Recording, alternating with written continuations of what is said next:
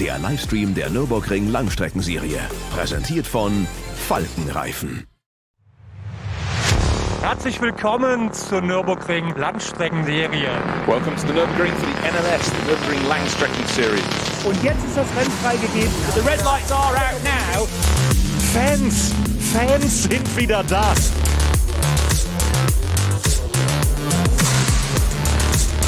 I would think that's very, very close. Jetzt kommt er ran, zieht sich ran.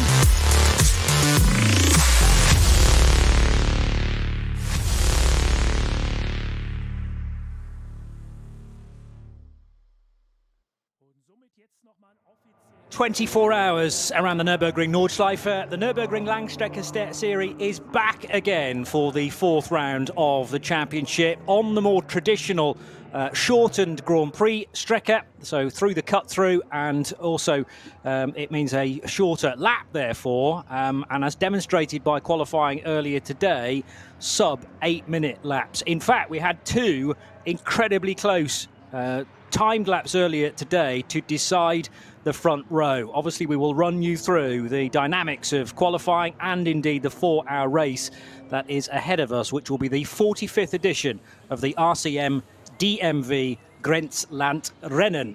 Delighted that you can be with us on RS1, part of the Radio Show Limited network of channels. My name's Johnny Palmer. I think this might be my first NLS action of the year, joined by Peter Snowden, and you and I were down on the list for an earlier NLS this year, and it went and got cancelled, didn't it? Because of, I think, snow that was predicted. Probably midweek the cancellation came through. Yeah, morning, Johnny. Yes, Hello. it was. It was the Wednesday it was predicted for, which was very odd because if you looked at the Nürburgring webcam at the time, it was absolutely beautiful and bright, and pit lane was bathed in sunshine. You were just like, what do they know that we don't? Well, obviously a forecast, and the weather's called it a forecast for that reason. And by Thursday, they were absolutely right to call it on Wednesday.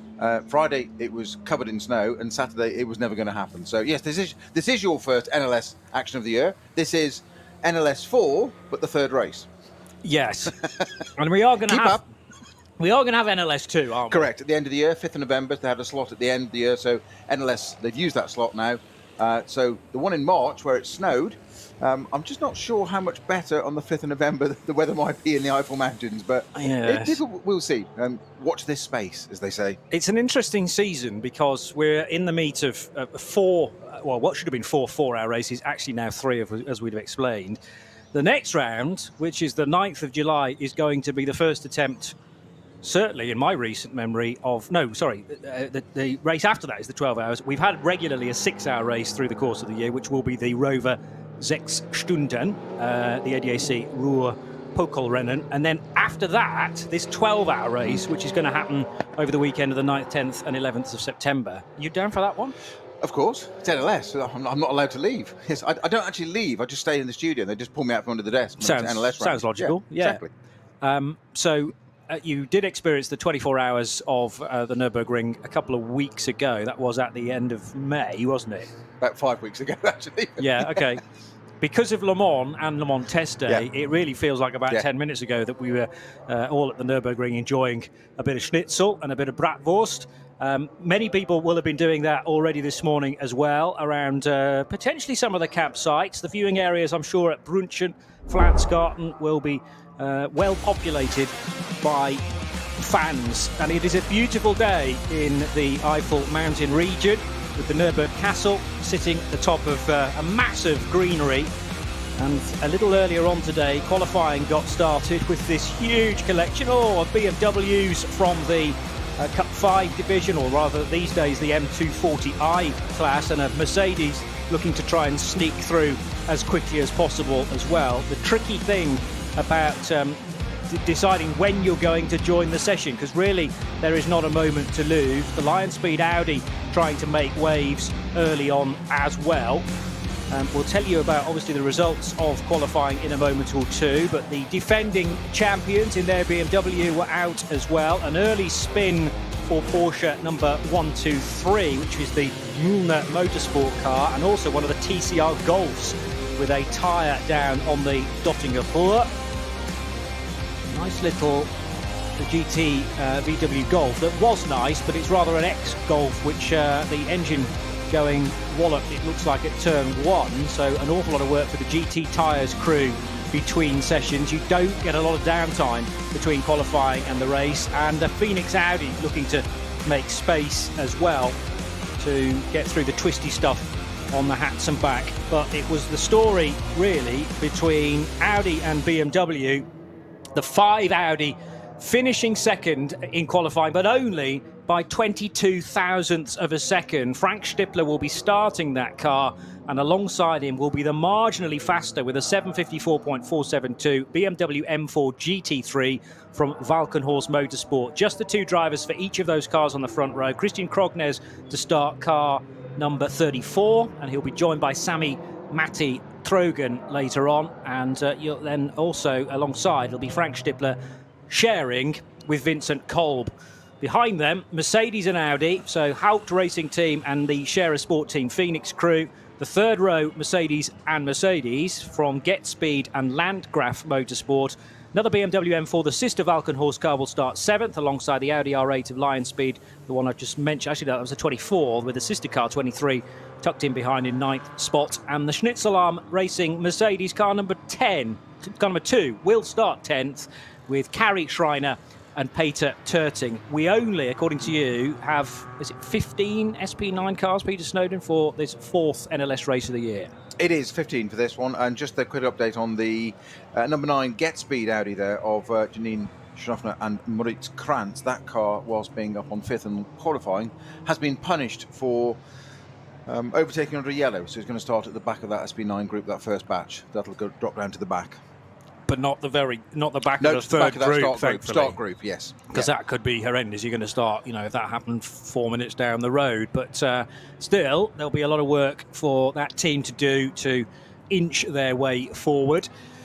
Remember, pit stops are a necessity in this race because it's 4 hours, and a GT3 car, modern-day GT3 car, can do about an hour on fuel. It, particularly the Dottinger Hoor, takes its punishment on fuel consumption because your throttle is wide open in that final and very short sector, which starts coming through Galgenkopf and heads all the way to the finish line through Tiergarten, and the final twist, the link road between the Dottinger Hoor and the main Grand Prix circuit. So cars will be fueling, well, they can normally make 8 laps, and particularly on this shortened Grand Prix track as well, with a green flag lap and a little bit of an out lap as well, because they will do a loop of the Grand Prix circuit before forming up on the dummy grid, then a full 16-kilometre lap, and then the race will start. So first stint's going to be about 7 laps, then 8 laps, then 8 laps, and we'll see how far they get. But the nice sort of tasty thing about strategy in this race is that if you decide to go short on your first stint, you get a nice short pit stop. On the other hand, if you do 8 laps, that means a good distance of the race is covered, but you need to spend longer in the pit lane because all these pit stops are timed and you can't breach that time. Well, exactly. You've got that aggregator at the end, haven't we? We'll talk about it a little bit more later. But we saw it during the 24-hour, didn't we, Johnny, of people doing different strategies at the start of the race. TF Sport, notably, with the Aston Martin, sending out, I think it was Nicky Thiem to start doing a 5-lap stint in the 24-hour race, but trying to get that advantage early on. The same applies here. Obviously, it's 20 hours less considerably, but the same theory can apply of get a run in first, get it quick, and then use your time later. So the later they can pit, the less time they spend in the pits. But it's a risk early on. It worked for TF Sport right way through until good few hours into the race when unfortunately Nicky Thiem was again at the wheel. I think it was about its 5th or 6th stint. Well, late into the night certainly when it went off on oil, which just couldn't be helped. So it is down to strategy. It favours favours the fortune. We saw it again at the N24 here. Of Phoenix when that little bit of rain came in. We had a glorious 24-hour race of weather.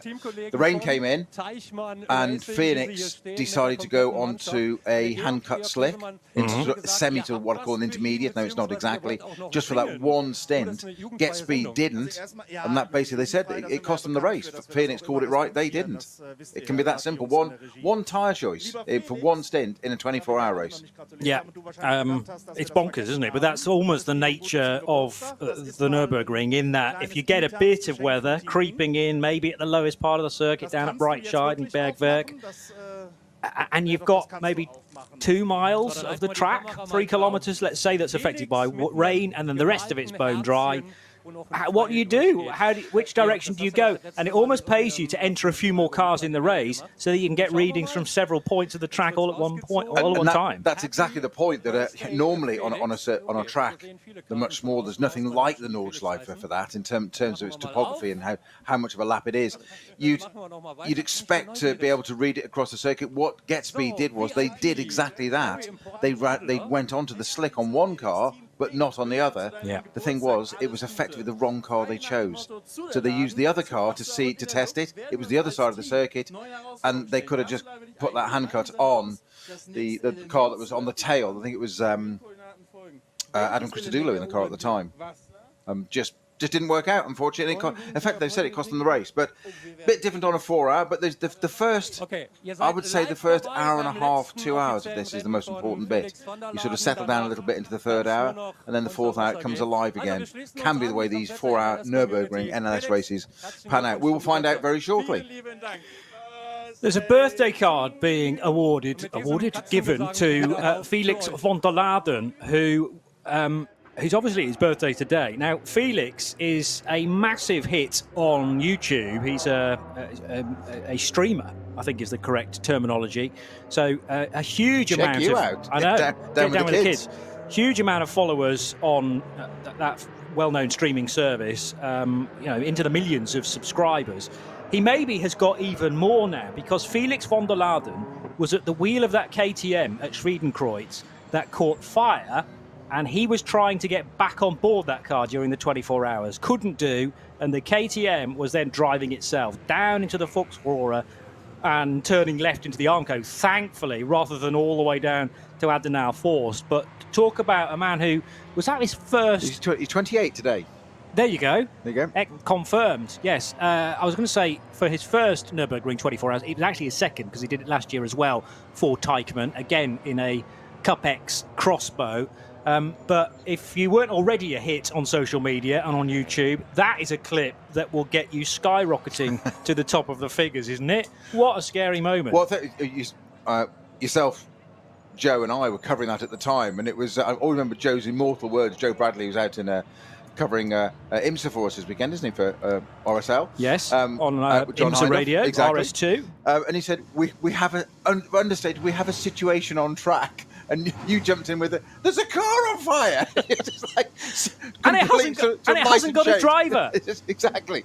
Slight point. And to see the car rolling down the track, driverless, at a fairly steep part was quite alarming. Mercifully, although it created more damage, it clipped the barrier on the right-hand side, turned itself left across the track and stopped the other side. Thank goodness. But that could have been...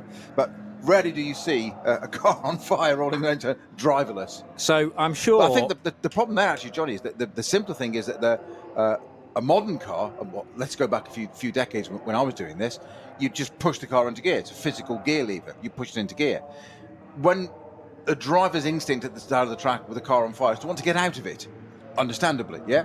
And you've got this paddle shift mechanism and buttons to press for neutral, so it probably just got it into neutral. You can't just reach back in and just shove a mechanical gear lever and put it into gear, so that was probably his issue. Just couldn't get in to get in gear. Just horrendous. I mean, first of all, your priority is, like you say, getting out of the car, making sure your radio is detached, you're not connected to the car in any way. Then you think, right, the marshals are on this now, because they were. Because they put the fire out, didn't they? They did. And the car...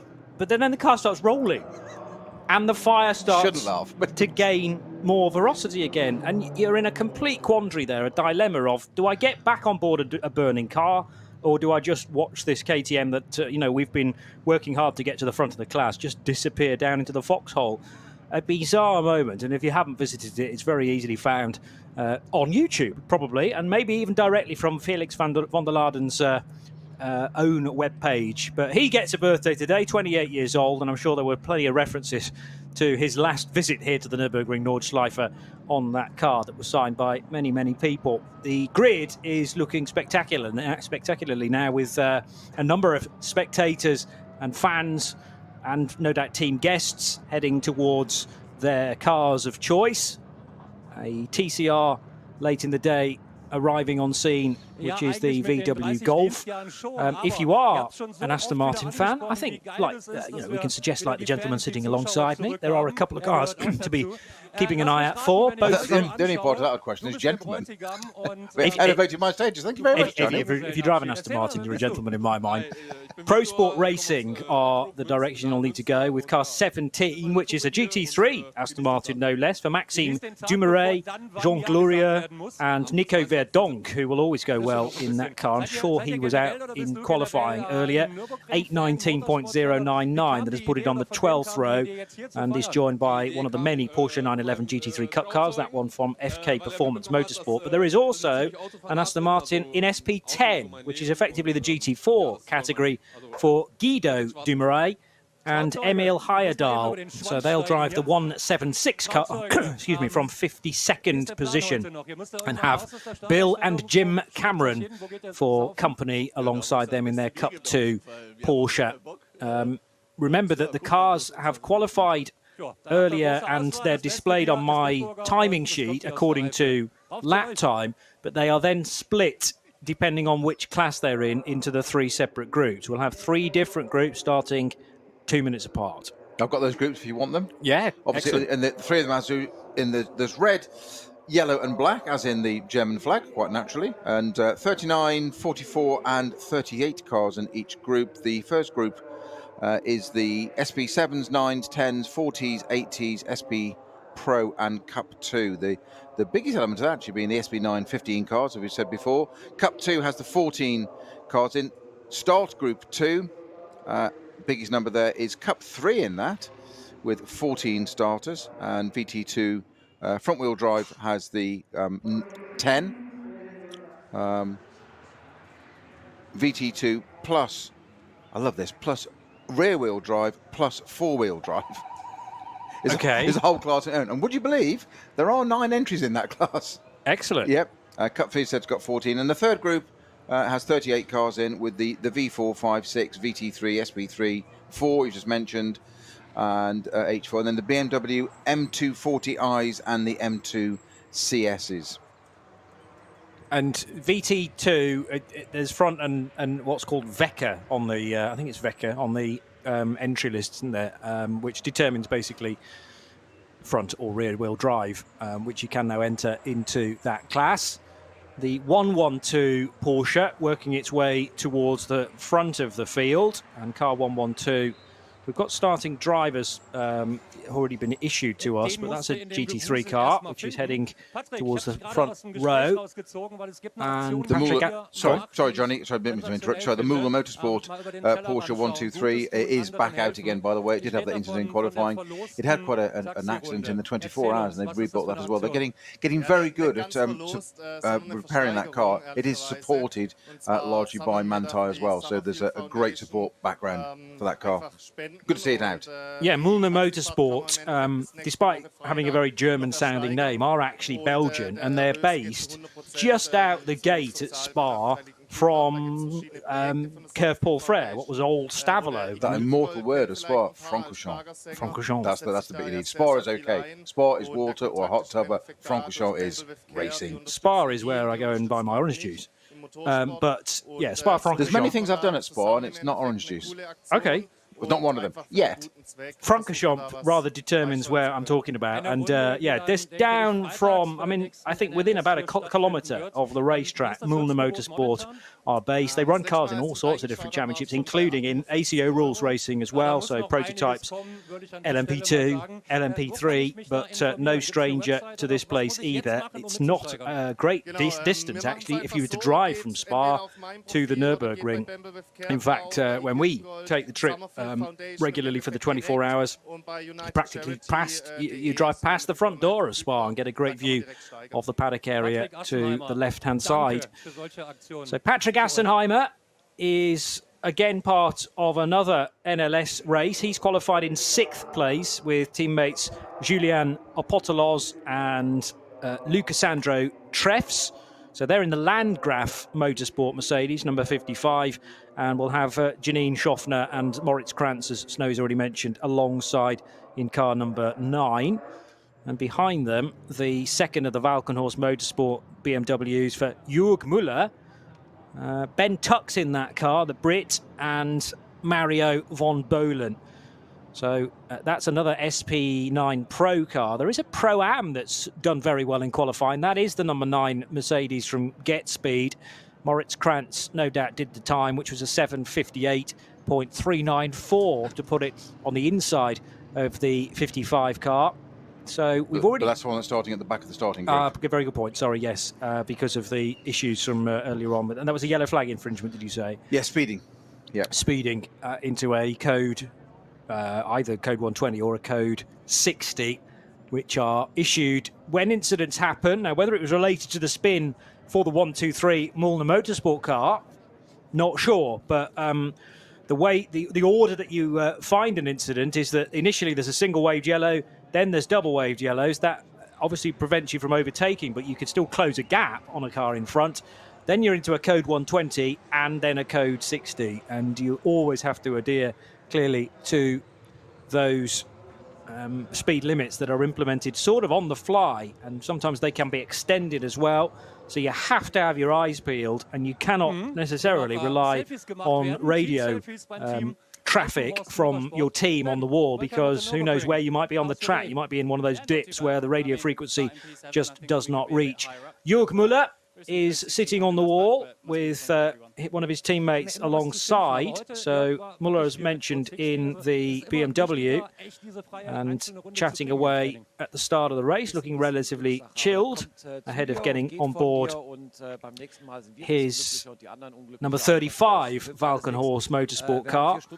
So Ben Tuck sitting just alongside, and Mario von Bohlen as well. SP9s then occupy certainly the first sheet of Zeit training, which took place earlier on. But one card to look out for at the head of the Cup 2 brigade will be the Team Mattol Racing offering. Cup 2 is a class entirely populated by Porsche 911 GT3 Cup cars, and number 107 will start in 14th position. That is the Zimmermann Brake Parts sponsored Team Mattol car for Arne Hofmeister and Dorian Boccalacci. I haven't heard that name for a little while. Presumably Dorian's done a few NLSs this year. Cup X right up there as well with a similar lap time. 8:12s these are, so 8:12.1 for car 107, 8:12.714 for the KTM Crossbow from Cup X. Black Falcon's Cup 2 car is right behind for Paul Harkema and Tobias Müller. And then another Teichmann Racing KTM Crossbow. So fascinating for me that both the KTM Crossbows at the front end of that class and the Cup 2 Porsches are able to produce very similar lap times. René Rast with a big grin on his face. Le Mans did not go to plan because he was involved in the incident that chucked the United Autosports LMP2 in the gravel at turn 1 of a 24-hour race. Exactly. Remember that? Off turn 1 of a 24-hour race, yes. Yeah, Yes. so I'm not about you, but I stood there with eyes almost popping out of my head, just thinking, it's the first corner. I know. Just how? Yeah, but not blaming porting any blame to anybody. Just, well, we did just have to not. portion. Oh yes, but at that point, just not what you expected to see. Yeah, well, René was clearly deemed the man at fault because he had to sit in the pit lane for a minute later on in that stint. But it was a bizarre moment, actually a pincer movement for United Autosports between two WRT LMP2s. And when René Rast was trying to make space for a hard-charging Robert Kubica, who got the real killer getaway from the second row in P2, he came vaulting up on the right-hand side, and Rast thought, oh, make space for him, and then just seemingly drove into the side of poor Will Owen in the United Autosports car. Anyway, René Rast with a smile on his face again. That was several weeks ago, wasn't it? 2 weeks ago, Le Mans. Yep. And he will have entirely dispatched that from his mind and focused on the Scherer Sport Team Phoenix initiative with Kuba Gimasiak, who is a former champion in the Porsche Super Cup, the championship that supports the Formula One Grand Prix, or a lot of them. And that might be a bit of a dark horse for Audi. Gimasiak and René Rast, there is no doubting the pace of both of those cars. Only did 7 laps in qualifying earlier today, but they were again in the 750s, 755.609. So far, Snowy, there have been race wins in NLS for the Manthey Porsche at the start of the year when Michael Christensen was part of that lineup, and Fred Makovici. There was a third driver as well, but it wasn't Kevin Estra. I need to check back on that. And then there was also been a win for BMW in NLS, what turned out to be NLS 3. So we haven't yet had victory for Audi, and we haven't yet had a victory for Mercedes, which could well happen today, but it is a BMW Audi front row, so it depends how strong Phoenix can be, obviously off the back of a very good result in the 24 hours. And I'll remind you, if you entirely missed that race, it was a victory in the end for Team Phoenix and their number 15 car. They actually crossed the line with a lead, a winning advantage of 55 seconds, but that was whittled down to just less than 30 because of a post-race penalty, and we had to wait an age to get the cars and the drivers onto the podium at the end of the Nürburgring 24 hours because of this doubt about a penalty, whether it was going to be issued or not. In the end, it was, but it fortunately for Phoenix did not affect the result. It sliced their advantage to 50%, but Kelvin van der Linde, Dries van Tor, Fred Vervies and Robin Freins were victorious for Audi again. That's something like 5 wins in the last 10 24 hours of the Nürburgring for Audi Sport Team Phoenix. And the car now resplendent at Goodwood Festival of Speed this weekend, exactly as it finished the race. I think they've actually lacquered it. It's all the filth and dirt and all that. Of course, like a proper racing car, it's got gaffer tape on the front on the air intakes. I was looking at it on Thursday and thinking, that's the car we were talking about. Mega. Lawrence Van Tor was the other driver in the Manthey Porsche at round 1. Yes, Van Tor, who got all the headlines during the Nürburgring 24-hour weekend for the wrong reasons, as the Van Tors quite literally came to blows at the end of the Dottinger Ruhr. Amazingly, that was the car, from Dries's perspective, with the side-to-side contact, that went on to win the race. And you think about how, you know, that sliding doors moment, it could so easily have been Dries in the wall as dramatically as Lawrence left the road, but he survived, and he brought the car in the end to the finish and to the top step of the podium. And just been announced as one of the new drivers in the new 963 Porsche LMDH. So, yeah, obviously, move on. It's happened, it's done. He did that very public and very brave, I thought, statement, saying that it was entirely down to sibling rivalry, unprofessional, my mistake. Yeah, we've been racing since karting, never given up. It was always going to get interesting. He wasn't trying to put two GT3 cars side by side into Tiergarten. It's always going to... Somebody's got to acquiesce at some point, and unfortunately neither did. And it was the merest of touches. And you said you couldn't have had a more dramatic result from that. That the last year's winner goes out in very dramatic style. Mercury just walked out of it. Testament to the strength of these cars these days. The other car goes on to win the race, and they're brothers. I mean, Hollywood couldn't write it any better, could they? No, but I'm sure they've been in touch to acquire the rights for a future film on the Nürburgring 24 hours. Noticing that one of the two Pro Sport Aston Martins has been stranded in the pit lane and also very slow away, in fact not even moving. The Lexus, isn't it? The 345 Lexus LC from Toyota Gazoo Racing. Of course, the Lexus is the prestige arm, the prestige brand of Toyota, and Hiroki Ishiura, Takematsu Matsui and Tatsuya Kataoka are the three Japanese drivers that are due to be driving that. Some of those pronunciations were correct. I'm in no position to argue. But 345 entered into the SP Pro part of the race and due to start from 34th position. And stranded behind it, therefore, was that the RPM Racing Porsche, number 57, blue car from SP7. Not actually having the required turning circle. It was parked so close behind the back bumper and the tailpipes of the Lexus in front, it actually almost needed a reverse to be able to loop around. But apart from those issues, for the Aston number 176, which is stuck in the pit lane, and that is presumably an infringement from earlier on in the day, so it can't join until the rest of that start group are heading into turn and out of turn 1, and the Lexus that we hope will get going, everybody else was able to leave the grid correctly. That was the SP10 Aston Martin, which is the GT4 offering from Pro Sport Racing. The formation lap, the rolling lap, is underway then, It is a beautiful day in the Eifel region for the 45th edition of the RCM DMV Grenzlandrennen.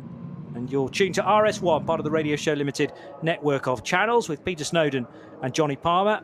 And the second group, Startgruppe 2, is just now heading down the start-finish straight with 2 KTMs at the front of the field. So these are the 2 cars from Teichmann Racing, nose to tail right now, but at the end of their formation lap they will need, of course, to be side by side as they whip across the line and begin their race. And timing do something very special to effectively subtract that 2 minutes, or make sure that the start of the race for those in Start Group 2 and Start Group 3 is timed from the point that they begin and head across the start-finish line. That means that there's some erroneous timing for the first lap or so, and then it all gets rectified very cleverly with the timekeepers. Just checking penalties, John. I've got, I think I'm right on this, so correct me if I'm wrong, as I'm sure you will. The number 23, Line Speed by Car Collection Audi, is also got a penalty and starting either at the back of the start group, this first group, or even possibly pit lane start. That qualified in P9. Okay. There's obviously been quite a lot happening in the qualifying session this morning. Yes, 2 of our top 10 cars starting at the back. Yeah. Not ideal, but the rules have to be enforced to, not only from a safety point of view, but also to send a message to everybody else how serious an offence it is. And we have, during N24s before, had ring licences stripped from drivers because infringements are so severe, or they're being repeated. And clearly the message isn't resonating with the drivers. You know, you get first punishment, and then in the next stint, the same mistake, the same error, the same speeding offence perhaps is done again. Yeah, exactly. It's not exactly, it's frowned upon once, but if you become serial at it, then yeah, you need to get the message somehow, or go home and go and play something else. Yes, you're told politely to do that, or maybe in some cases not so politely. Plenty of weaving happening then on the Grand Prix lap, the Grand Prix Strecke, for this middle of the 3 groups, including several BMWs, VW Scirocco in there as well, I noticed, which didn't take part in the 24 hours. It's nice to see. We used to have a whole class of Scirocco Rs, and there are 2 in this race, both from Matilda Racing, the Team Lavo car wash gang. So Felix Schumann is in 497 along with Michael Patz and Timo Hochwind. And then in 498, you got Timo Bert and Benjamin Cartery. So they are circulating now on the Grand Prix lap. And lap times for the Scirocco, actually there's quite a big difference between the fastest and the slowest. A 9:38.3 from car 497, and close to a 10-minute lap for the sister car at Matilda Racing. Different speeds going through turn 1, I noticed. The inside lane of Start Group 3 going quite a bit faster than the outside lane, where you really should be keeping formation as best as possible, although they're actually line astern right now. 4th in the line is the Hoffer Racing Bmw, which they have been multi-champions in the 24H series in the past. They brought their venerable M3 E46 GTR for Michael Kroll and Chantal and Alexander Prinz, the husband and wife duo. Chantal used to be a Kroll, but then married a Prinz. But still is racing after a fair period out, actually, concentrating quite rightly on family duties, but she's back again. And they did a 9:02.998, and car 605 qualifying as the 60th fastest car, but because of its class, which is H4, it will actually start in Group 3, Startgruppe 3. And now heading out of the little hairpin, which is used quite a lot through the course of the year. I know when the big truck racing meeting happens at the Nürburgring, European Truck Series meeting with a few others from around Europe, so the main European Championship together with some domestic ones, they run on that short circuit. Der für die allermeisten nie Realität wird, mit dem neuen Gran Turismo 7 aber ein ganzes Stück realistisch. Mit der neuesten Auflage des Kultspiels für die Konsole fahren wir zu den wichtigsten Streckenabschnitten der grünen Hölle. Because Die AMG-Arena. Erstes Nadelöhr nach dem Start und durch die unterschiedlichen Linien ein toller Ort für Positionskämpfe auf der Grand Prix-Strecke. Auffahrt Nordschleife. Nach der Vidol-Schikane biegen wir ab vom Grand Prix-Kurs. Hier beginnt der 20 Kilometer lange Ritt durch die grüne Hölle so richtig. Fuchsröhre. Mit Vollgas bergab, durch die Kompression und den Berg wieder rauf. Wie so oft auf der Nordschleife, kein Platz für Fehler. Breitscheid. Der tiefste Punkt der Nordschleife. Die Brücke über die Hauptstraße von Adenauer ist ein Zuschauermagnet. Das Karussell. Benannt nach Rudolf Caracciola, einem der ersten Heroen des Rings. Die alten Betonplatten der Stallkurve sind Kult. Brünnchen. Der Zuschauer-Hotspot. Ob beim Rennen oder bei Touristenfahrten, ob bei brütender Hitze oder im strömenden Regen, hier ist immer etwas los. Die Döttinger Höhe. Windschattenschlacht bei 270 km/h und die Überholmöglichkeit schlechthin am Ende der Nordschleifenrunde mit dem neuen Gran Turismo 7. Und damit von der virtuellen wieder zur realen Nordschleife.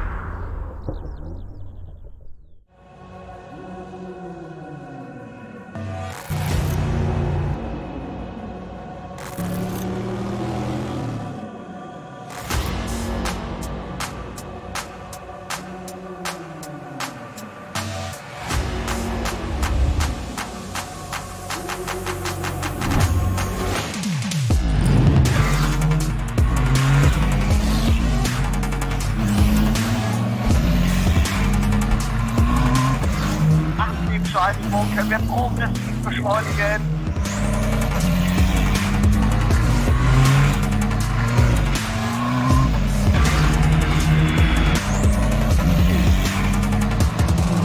Schön gefühlvoll, wird eingelenkt.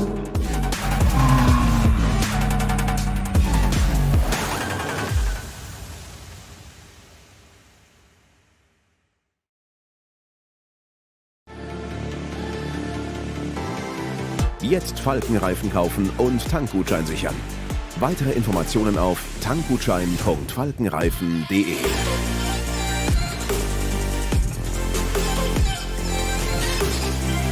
Falkenreifen.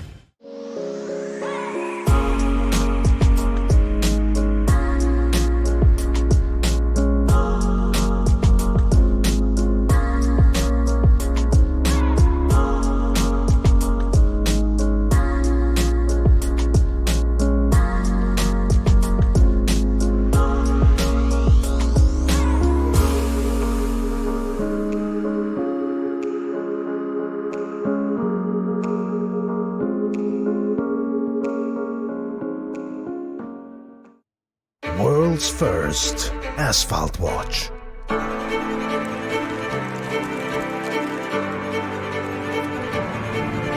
Die ersten Zifferblätter aus echtem Rennstreckenasphalt. Auf dem Asphalt wurden Legenden geboren und magische Momente erlebt. verlor.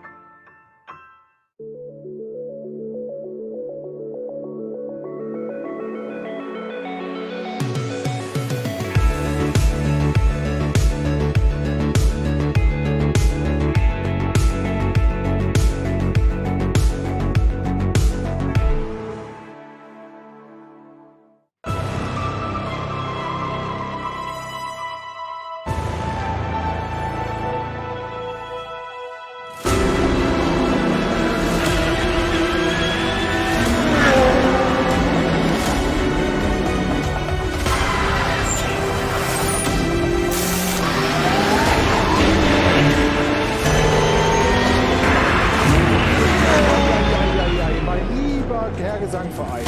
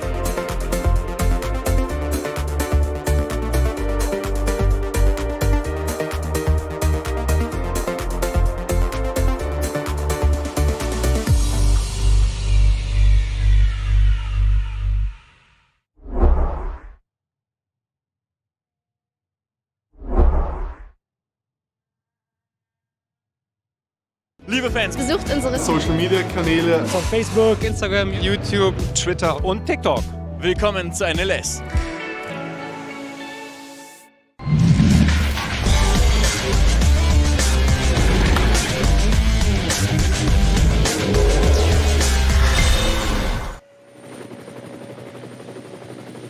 Cars nearing the end of their formation lap. We are at 3 minutes to the hour and start Group 1 with the BMW from Valkenhorst Motorsport at the sharp end. Christian Krognes, the Norwegian driver, to start this car then. I did see a flag of Norway fluttering on the grid, so that's no doubt support for their starting driver. And the team, of course, very much German and have entered 3 BMW M4s. Relatively quiet at Moispat on the Dottinger Höhe for road-going traffic. There are plenty more cars actually on the racetrack and still getting some of that important weaving done to make sure that the tyres are up to temperature ahead of this, what is billed as the 4th race of the year, but is actually only the 3rd because of the cancellation of NLS2, or postponement more accurately.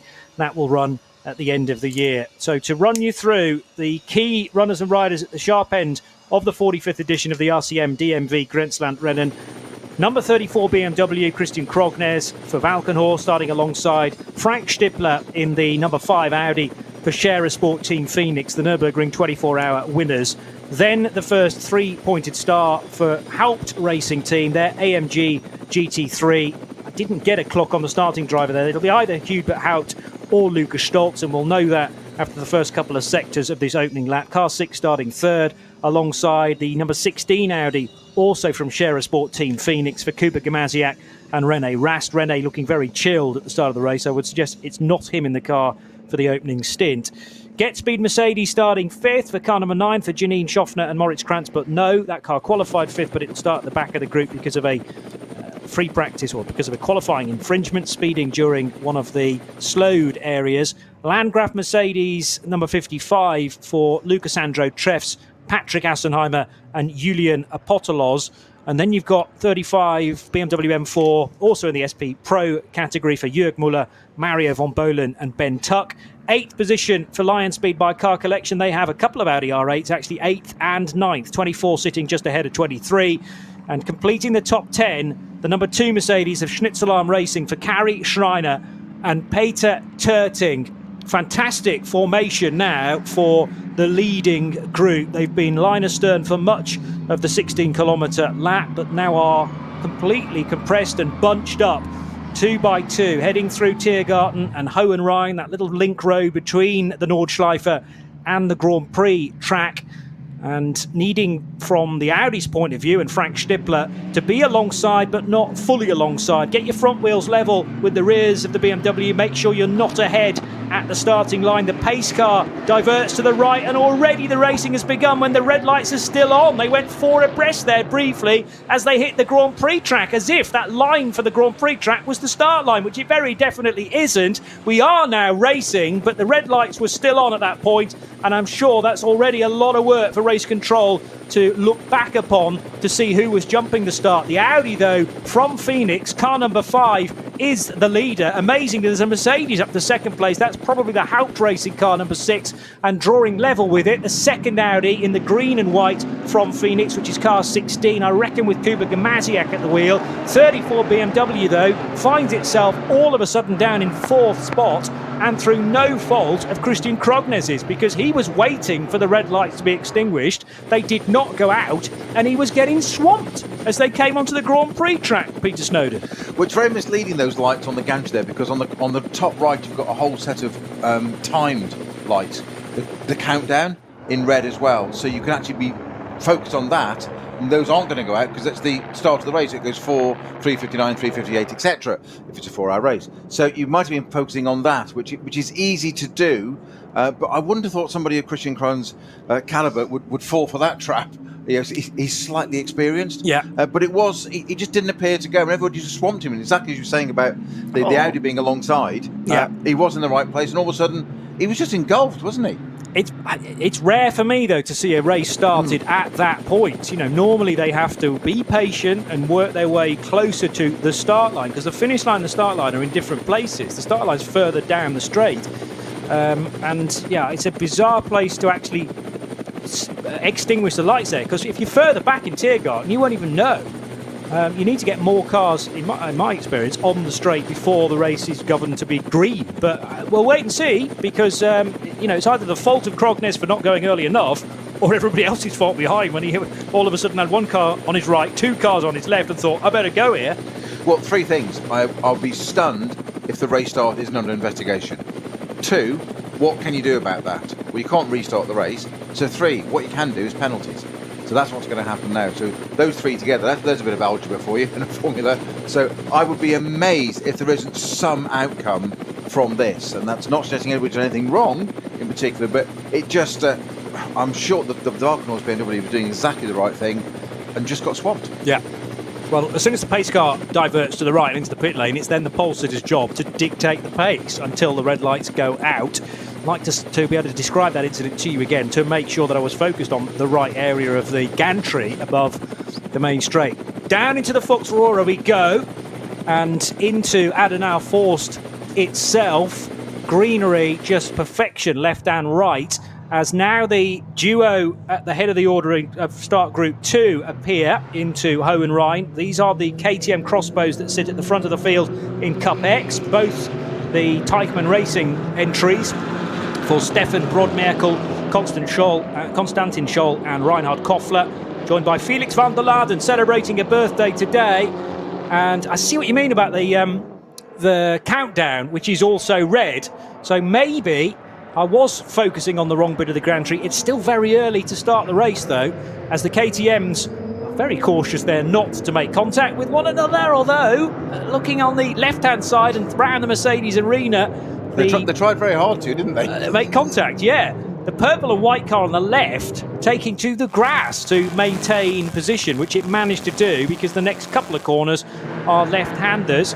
Schmickler Performance's car, number 969, which is one of the Manthey cars. Schmickler Performance powered by Ravenol for Mauro Calamia, Ivan Giacomo and Kai Riemer in 969. The cars hurtling their way into the cut-through now, and up the other side towards the tricky left and right-handers beyond the Michael Schumacher S on the Grand Prix track. There is more scope for making a mistake, I suppose, on the Grand Prix lap, particularly on your opening lap, because there's runoff, there's grass, there's gravel, which obviously you don't want to go anywhere near, but at least it's not as punishing as the Armco barrier you then find from Hatzenbach onwards and down towards Flugplatz and Schwedenkreuz. But the KTMs, really starting to show that, if anything, they don't belong in this group, because they are romping away first and second in Startgruppe 2 with a couple of Cup 2 Porsches desperately trying to hang on to their coattails. And a movement there a little further back from one of the touring car spec cars, VW Sirocco, going over the lip which separates Grand Prix track from Sabine Schmidt's curve, which was only named very recently as the link road again between Grand Prix track and Hatzenbach. Third group is underway. We're 5 minutes into the race overall, but all of the gang in the third of the starting groups finally get to start their race, 5 abreast at times through turn number 1. It's still a tricky right-hander, that, although not as difficult as the Haug Hook. 885 already in drama though, and has either been spun around or made a mistake on cold tyres. That is the ADAC Saxon entry, which is a BMW M2 CS for Dominic Fugel and Marcel Fugel. Everybody else in the background, though, heading around the banked Mercedes arena, including a little Renault Clio 456. Part of the third group is a Porsche Cayman from Team Young, KRS, Kaj Schubert and Lucas Daugard. And again, we've got cars on the grass, one romping the curb there, coming out of the cut through, the right-hander on the Grand Prix track, and heading now downhill towards the Vidal chicane for the first time. We're obviously keeping an eye on the race leaders as well, because that opening couple of laps is always fraught.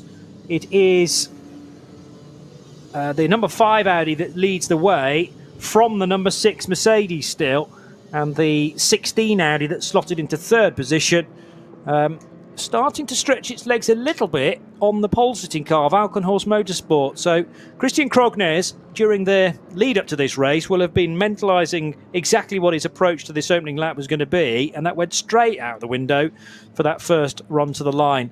Intervention vehicle being called, I notice, from its little stowaway there at the edge of the Grand Prix track. So has there been drama already on this opening lap?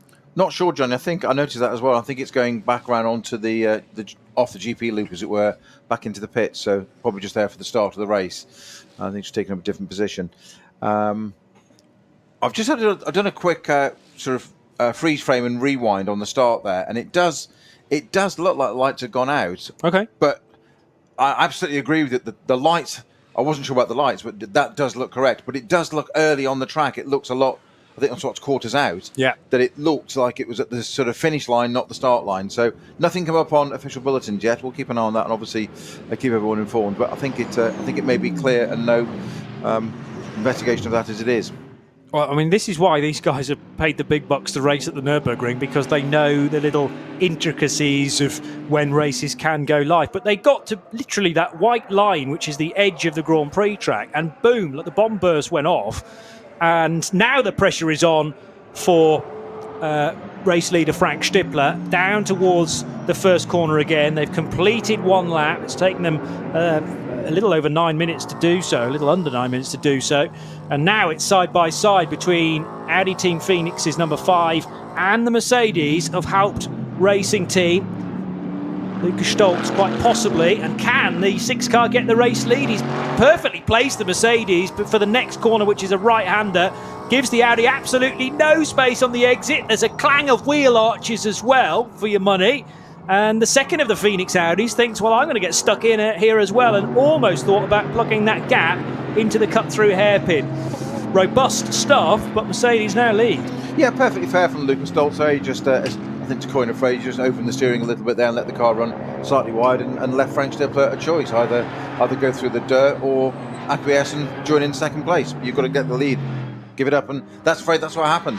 So Lucas Stoltz, great run there. That's put the 2 Phoenix Audis line astern now, and of course the Valkenhorst pole-sitting BMW at the back of this tail now did, as you said, Johnny, drop back a little bit on one of those sectors, but using all the curb possible there, Christian Krohns trying to look down the inside of the third-placed Phoenix Audi, not quite making it there, but as it did spear off onto the Nürburgring itself, the Nordschleife through Sabine Schmidt's curve onto the Hatzenbach. So Valkenhorst looking not to lose out there, but that's given Lucas Stoltz a bit of a run there. He's got a 3, 4, 5 car gap already, Johnny. Yeah, and he won't give up that opportunity, no doubt about it. So it is Stoltz, confirmed in the number 6 car. Kuba Gamasiak started the 16, the green and white machine.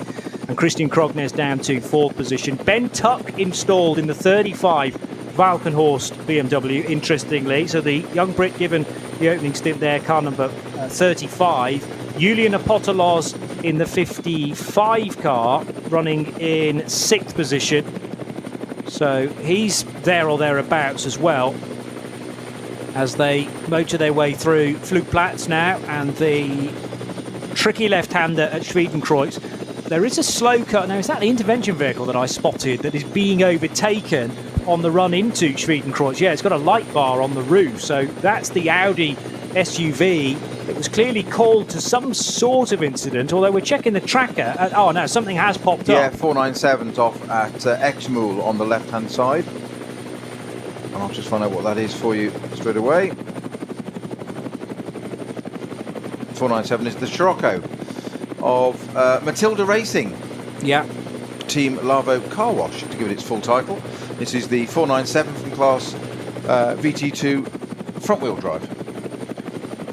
Okay, so that area affected by a speed limit, which the race leaders will obviously have to adhere to. They are not very far away from that, actually. Plunging downhill now through the double-hander at Metzgersfeld and Kallenhard. Versiphen, the tricky right-hander, to come next, and then Exmuller, which is where they will be greeted first of all by single wave yellows, then into doubles, and then into the code 120. And that might be a chance for Christian Krognes, well, actually the Audis of Stippler and Gamasiak, to close that gap again. Because remember, no overtaking, but there's actually nothing to stop Stippler and Gamasiak gaining that ground. That's exactly what they're doing into Exmuller. A little bit later on the brakes, perhaps. And the teams may well have been able to radio forward to them, but the steady yellow is now being waved, and yet that gap completely goes. That Scirocco is facing the wrong way on the track there, on the left-hand side, sorry, the right-hand side of the track.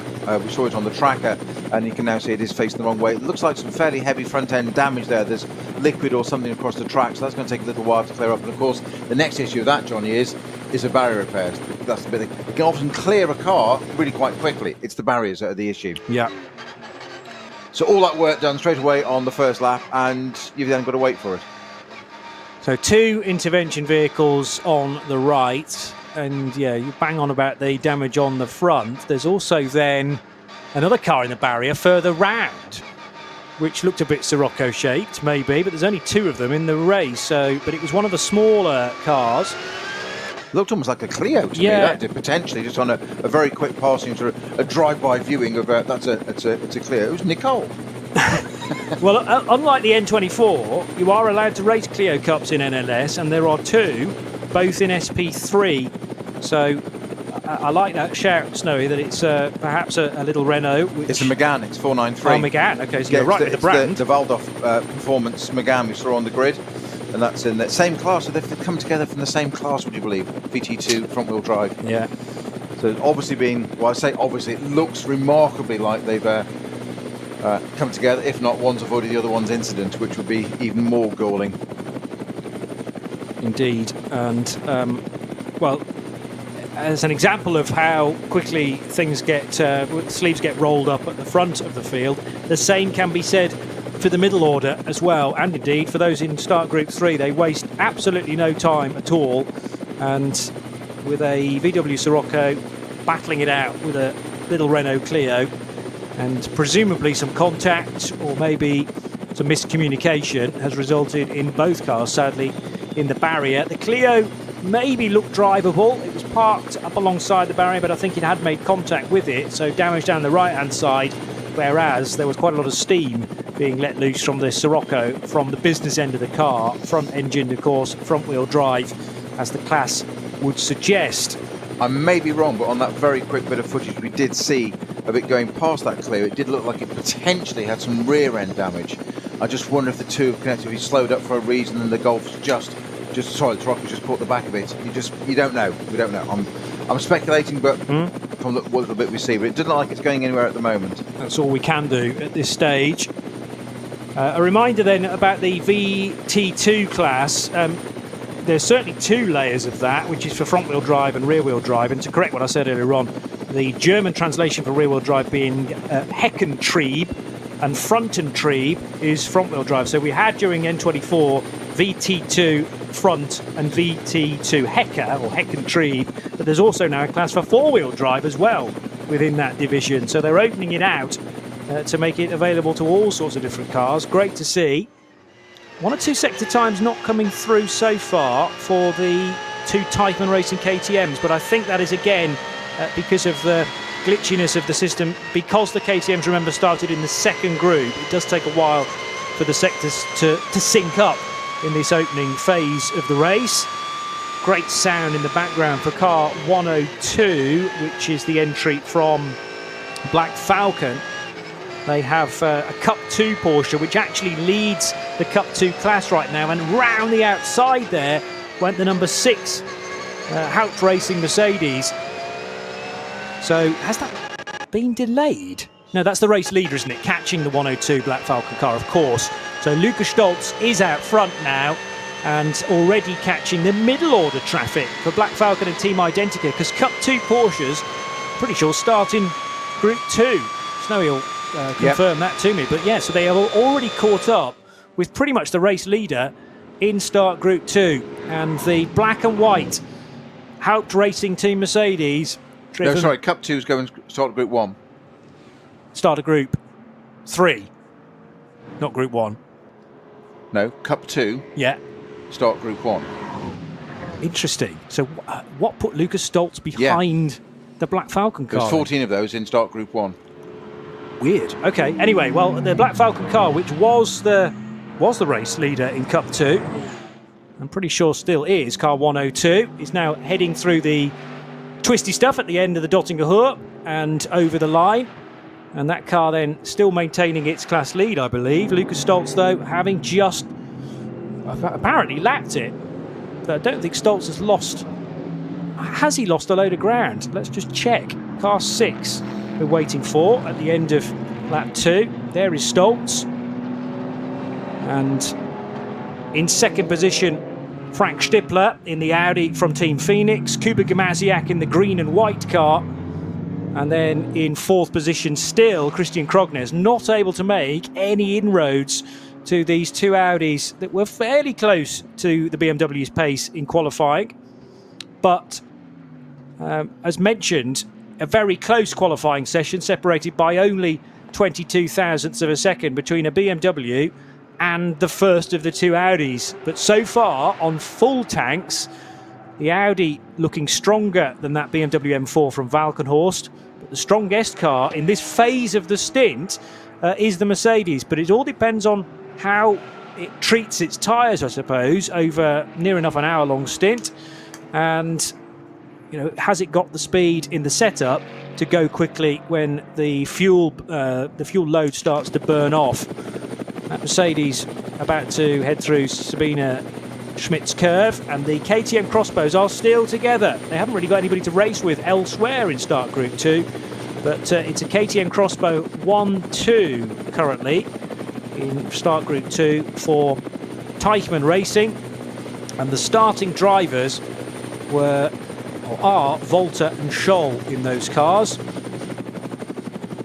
And so far so good for the team that have been developing these little Austrian machines built in Graz in Austria to a GTX configuration these days. And Yves Volta is just ahead of the sister car that actually started ahead of it on the grid, but Konstantin Scholl has now fallen behind. But the KTMs have certainly got the measure on everybody else within their starting group as they head through Schwabenschwanz. How is that? How's that intervention problem going on at Exmuller? Still, I believe, in place, Snowy. Yeah, absolutely, it's still there. We've still got 493, which is the Megane at the side of the track. I do believe the VW has been cleared. Yeah, I think the VW has been out of the way, so it's the Megane that's taking the time to pick up. Here come the KTMs down the Dottinger Höhe, and this might as well be a private track day for the two GTX machines because they have absolutely nobody behind them. And there is an argument here, I think, Snowy, to put the KTMs in the first start group because, okay, they're not able to keep up the GT3s, but equally, those cars that started behind them are no match for these KTM crossbows. They almost need a kind of subgroup that sits between one and two. Exactly, almost exactly what I was going to say. A start group 1.5. Yeah, that would have been perfect. But what it means, I suppose, for Konstantin Scholl is that he can fully focus on the road in front and trying to get ahead of Yves Volter, who currently leads. So they're running in the reverse order from how they qualified, otherwise matching each other stride for stride. And remember, it was the pink and white car of Yves Volter who was on the grass a lap ago at the first corner of a 4-hour race to try and avoid that where possible. Certainly trying them, wasn't he? I liked it. It was very Kevin Estre style, wasn't it? Pass on the grass. Full on elbows out stuff, which is great to see. And 969 being the Schmickler Performance, Mauro Calamir, Ivan Jacoma and Kai Riemer car. Still reordering screens here to make sure that I can give you specific drivers at the wheel of these cars at any one point. Remember, you can get in touch as well at RSL_studio for anything that we've not spotted, questions that you might want to chuck into the mix at RSL_studio. And if you stick in the hashtag, as many are doing already, NLS4, that'll make them a little easier to find as well. Intervention 1 heading to Exmola with 3 hours and just less than 40 minutes left on the clock. Good afternoon to Rob Chalmers, who's talking about the 102 car, providing camera coverage, also carrying some front-end damage, he noticed, as well as the two in the barriers. Right, so car 102, and that might be the reason why it was quite a bit further down. Although I thought as that 102 came over the line, it was still leading its class. It's 13th and is the highest of the Cup 2 cars. So I reckon that'll be Tobias Müller. Let's just check. Car number 102, which is a Black Falcon Porsche, and started by Tobias Müller, sharing with Paul Harkema, and he has behind him Dorian Boccalacci, and also in the same class, the 112 car is currently in third in Cup 2, driven by Brook. So they are very close to one another, practically nose to tail, and will no doubt stay like that for the first hour or so. Remember, Porsche Cup cars sometimes are quicker through the air on the straight line stuff than a GT3 car, because Porsche Cup cars by definition don't have anywhere near as much downforce as the GT3 cars that have those extra winglets and the massive rear wing on the car, whereas Porsche Cup cars can sometimes be a match straight line speed down the Dottinger Höhe for the modern day GT3s. Number of Hyundais in this race as well, which what we've got, the 490, I say a number, there's actually only one, so I've already identified which car this is. It's got to be the 491, which is the i30N from Druckregelt und Wappler. I love some of these team names, by Mertens Motorsport. It's one of the MSC Adenauer run cars for Daniel Mertens and Kurt Struber, and is now just heading across the line. I think you slowed down saying that just for fun, didn't you? Yeah. You enjoyed it so much. You're going to extract every ounce out of every syllable of that. I needed to make sure all the letters were included and possibly in the right order as well. Usually in the right order helps, doesn't it? Yes. So whereas we have had in the past, well, at the N24 we had an Elantra TCR car, we had a few other Hyundais as well, but 491 is the only representative currently, and it is heading now through the twisty stuff of the Mercedes arena and down towards the Link Road on the Grand Prix track behind one of many white BMWs, fairly nondescript BMWs of the larger format. And now very busy at the sharp end of the order, because Team Phoenix are heading into Hohenrhein, into Tiergarten. I noticed that the BMW from Valkenhorst Motorsport has got between the two though. So the order now is Mercedes number 6 for Lukas Stolz, BMW 34 for Christian Krognes, beg pardon, 5 Audi for Stippler, then Krognes, who's gained the place on Kuba Gmasiak. So change in that third position for Norwegian driver Christian Krognes, now ahead of Paul Gmasiak, and the 55 car of Julian Apostolos running in 5th place ahead of Ben Tuck. And then you've got Vincent Cole in the 24 car. Meanwhile, 35 is Ben Tuck, running in 6th place and is behind Julian Apostolos. Peter Terting has made a bit of progress from his starting position as well in car number 2. Remember, he began with Kari Schreiner as the co-driver in the Schnitzelarm car, as BMWs are overlapping in that U-bend on the Grand Prix track, heading towards the curbing through the fast left and right-handers on the Grand Prix track, and now downhill towards the very rapid right-hand kink at Hatzenbach-Bogen. Having to deal with all of this traffic from this point on, pretty much. And we'll have to wait a little bit longer before we get into the pit stop phase for the GT3 cars, because some may choose to pit after only 5 laps, which is the earliest point that you can make a stop. Some, though, should be able to continue to as many as 7 laps before needing to dive into the pit lane for fuel.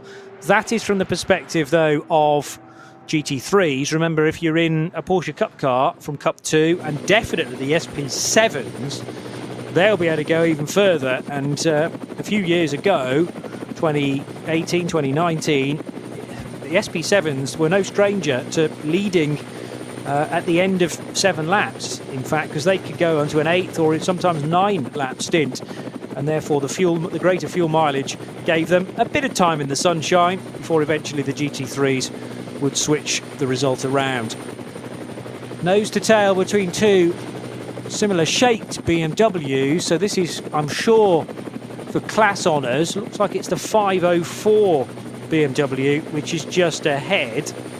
So 504 is the 330i, running in this new class when you compare Nürburgring 24 to this weekend, in the VT2 rear-wheel drive and four-wheel drive have been combined into one division, and the Team Zorg Rennsport 504 with Bjorn Simon and Eduardo Gugane, together with Moren Gott, the Londoner, or at least running on a British licence, is battling away, and it is a stonking battle, this, with the yellow and green BMW tucked in behind, I reckon, from the same class. And if I'm clever here and work out where they started on the grid, is that likely to be, where's the next VT2 car tucked in behind, or indeed slightly in front of that?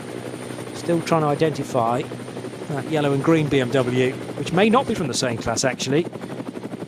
Anyway, they're heading now down the hill towards Exmüller with a GT3 Porsche up ahead.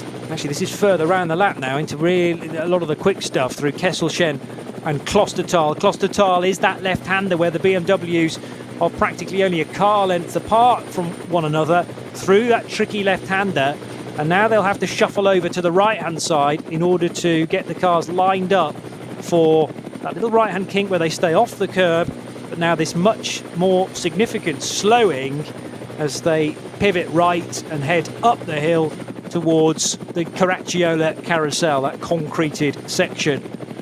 And there is an Opel just ahead of them. That will be the Opel Astra, probably from the VT2 front-wheel drive division for Tobias Young and Andre Kern.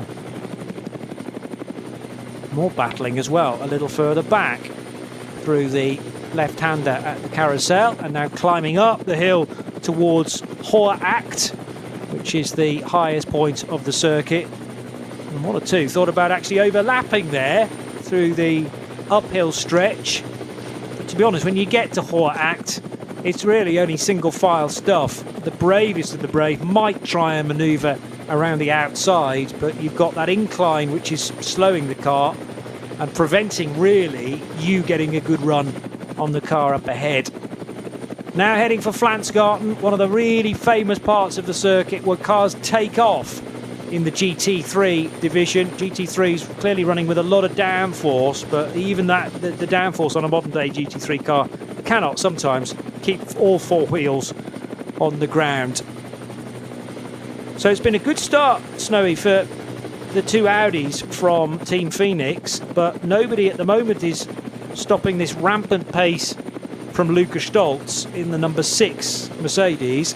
Christian Krognes will be pleased though, because he gave away 3 places at the start, it seems, and so far we haven't heard anything about that start being illegal.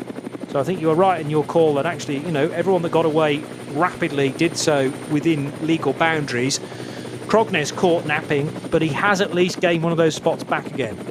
Yeah, it does appear they went on the lights, just that the lights appeared to be earlier than expected. As we said, I think that's what completely threw us, and it appeared to throw Christian Krognes and the BMW as well, but work to do there. We had 121 entries for this race. I was just trying to work out why we've only got 117 on track when 2 cars have crashed at the Exmüller, and that's because 119 started the race. We had a 833, the Audi RS3 LMS, didn't actually qualify. That's car was the 833. So we had 119 starters. We've only got lost 2 so far. As Johnny said, interesting up at the front. BMW M4 GT3 has been basically the class of the field this year, one way or the other.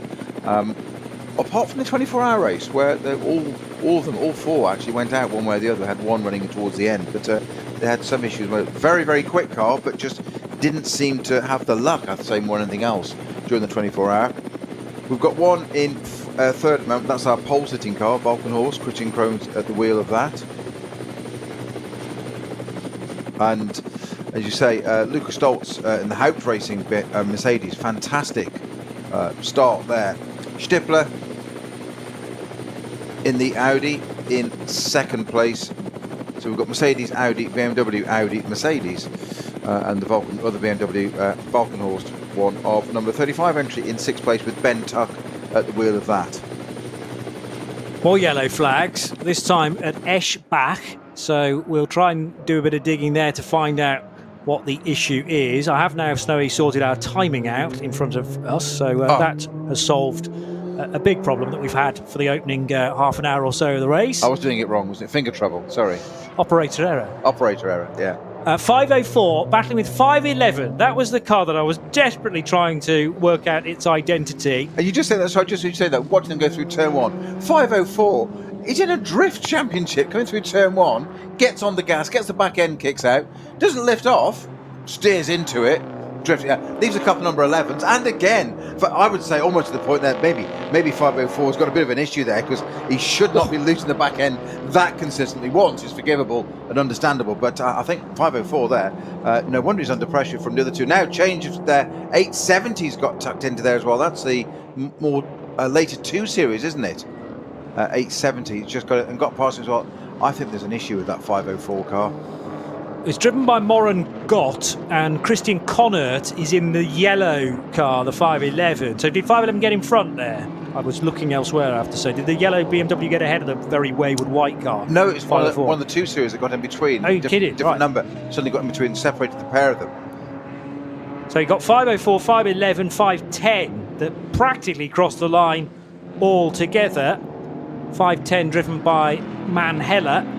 So that is Marcel Manheller driving with Harold Bart this weekend in the Manheller Racing BMW F30. Change of lead. Yes, Frank Stippler's now ahead of Lukas Stolz. So where did he do that? The Team Phoenix Audi in the blue, red and white is now in front of, up until this point, our only race leader, Lukas Stolz. So has Stolz got caught in the traffic somewhere? Yeah, but also we've got the Valkenhorst BMW in third place now, so where's the other Audi? Well, he'd been in third for a lap or so, Krognes, and Gamaziak had slipped back to fourth. Yeah, but where is it now? Long way back. 4 seconds. I think he did cross the line. But yes, again, because Krognes was able to make the pass, that's the issue, isn't it? You know, do you zig or zag sometimes? It's depending on which side of the knife you fall, because if the traffic doesn't treat you particularly well and you've lost a position, that gap is prized open sometimes for 5, 6, 7 seconds. It's not quite as bad as that for Kuba Gamaziak, but he isn't in the lead trio anymore, who were on the Hatzenbach and now have a slower BMW ahead of them. Yeah, so the yellow and blue BMW with the black roof having to make a bit of space for Frank Stippler, and almost didn't do that. They needed to go through, in fairness to the BMW driver, he had to go through Flugplatz at some point, and some feathering of the throttle required for Stippler certainly, and then for Christian Krognes behind. I think feathering of the throttle is a very polite way of putting what probably went through his mind there, Frank Stippler's. The car you mentioned off at S-Bach earlier is the 396, by the way. That's the Adrenaline Motorsport Cayman S from the V6 class. And that currently appears to be off at Marshall Post 162 at S-Bach, as you pointed out, Johnny. Okay. There's a yellow for that at the moment on that part of the circuit, naturally. And Eschbach, if you're not familiar with that part of the track, is between Wipperman and Brunchen. Yeah, so there are 2 affected areas on the lap currently. Stonking battle going on though in VT2 rear-wheel drive between at least 3 BMWs, possibly more, and Moran Gott under pressure, looking like maybe the tyres have gone on his BMW already. The leaders have reached this battle actually, so Frank Stippler will have to go on the right-hand side of car 504. 511 is already making space with Christian Krognes in his BMW having to go around the outside of Christian Connor there as they get to Bergwerk. It's very tight indeed. And the leaders, of course, wanting to get through with as little time lost as possible. But we've already focused on what is a class battle much further down the order, and it is no less fraught. You know, yes, they've got to keep an eye on their mirrors, but when you're driving a BMW, one of those middle order classes, you just want your class lead. You can very easily forget what's going on behind. Well, exactly. You're racing your own race anyway, but you're also told, and very strict part of this ring license is, race your own race, do your own thing. Well, the last thing you want as a faster car approaching a slower car is that they do something strange or random. So you want them to just stick to their line and you will get round them. But the problem that Christian Krone's had there is you've got to then read that in a nanosecond of, coming out of the corner, what seems logical, I'll go to the right-hand side. Well, also the car in front needs to probably take a slightly different line, a bit more of the track, because he's got less aero than the GT3 car. So he takes a sort of sweeps across the right-hand side, and all of a sudden Christian Krones is alongside already, and it's I wouldn't say it was 2 wheels on the grass, but it kicked up a bit of dust, and you're just thinking, if he comes across any more, that's the thing. In a split second, it can suddenly change the face of the race for both cars as well.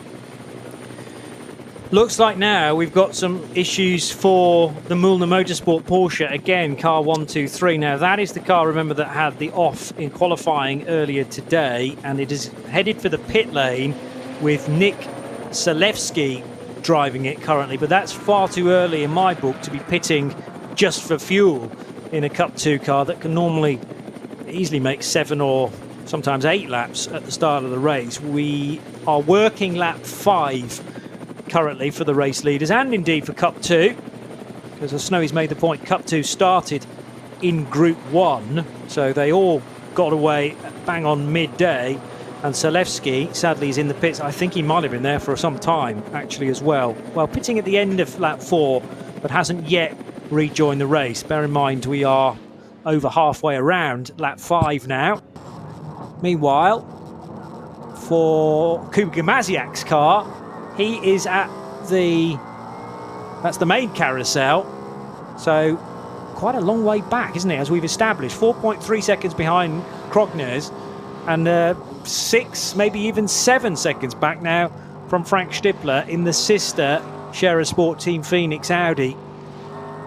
And I wonder what his lap times are like or indeed sector times. 106.5 is fine, 104.3, that's on the pace, and 222 as well. So there's no issue with the speed of the 16 car. I don't think he's nursing a mechanical gremlin as such.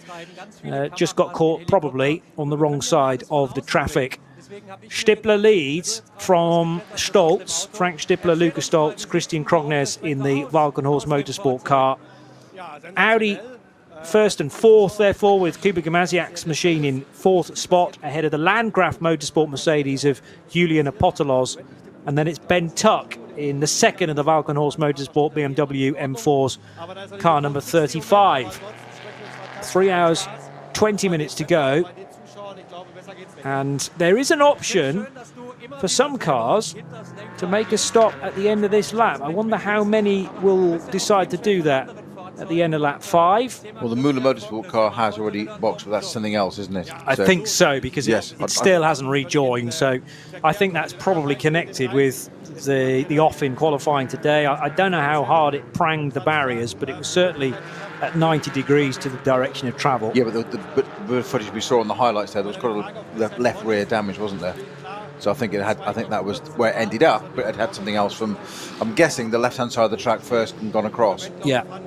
Well, they've obviously patched it up, and now it's got 45 minutes into, or 40 minutes into today's race.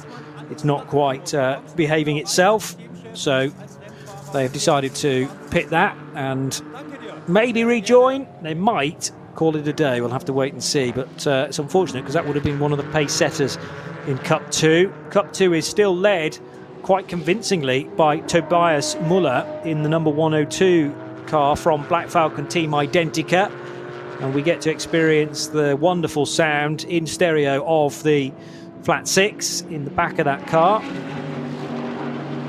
Meanwhile, Porsche's nose to tail on the link road over the public road, and now onto Hatzenbach 969, which is the Manthey prepared Schmickler performance car. 969 is being driven by who? Let's just have a little look. 969 in class Cup 3, and it's Mauro Calamia running in second position. So effectively he's chasing down 964, which is the class leader, and that's either Axel Friedhoff or Max Friedhoff. Unfortunately my screen doesn't delineate between the two, but one of the Friedhoffs is definitely driving that, has to be, and leads Cup 3 in 33rd position. More to the point, only 4.4 seconds behind him is Eichenberg in the Team Sorg Rennsport car, just literally number 345, just behind Eldenberg. Yeah, it's a tight start. I mean, you know, we're only 45, 40, 43, 44 minutes into this race. I use all those numbers, 40 something. I use all those numbers. Concentrating on the lead battle though, because the Team Phoenix Audi cannot shake the chasing Lukas Stolz Mercedes. More traffic to deal with, although it's quite a rapid car. It is not one of the Renault Megans, darting to the left-hand side to desperately try and stay out of the way of this definite lead trio now, and you cannot separate the top three. Three different manufacturers as well, as the Mercedes tries to draw alongside the Audi as they kink left and onto the Hatzenbach itself. BMW might be in the best spot here if the two ahead of him take each other out.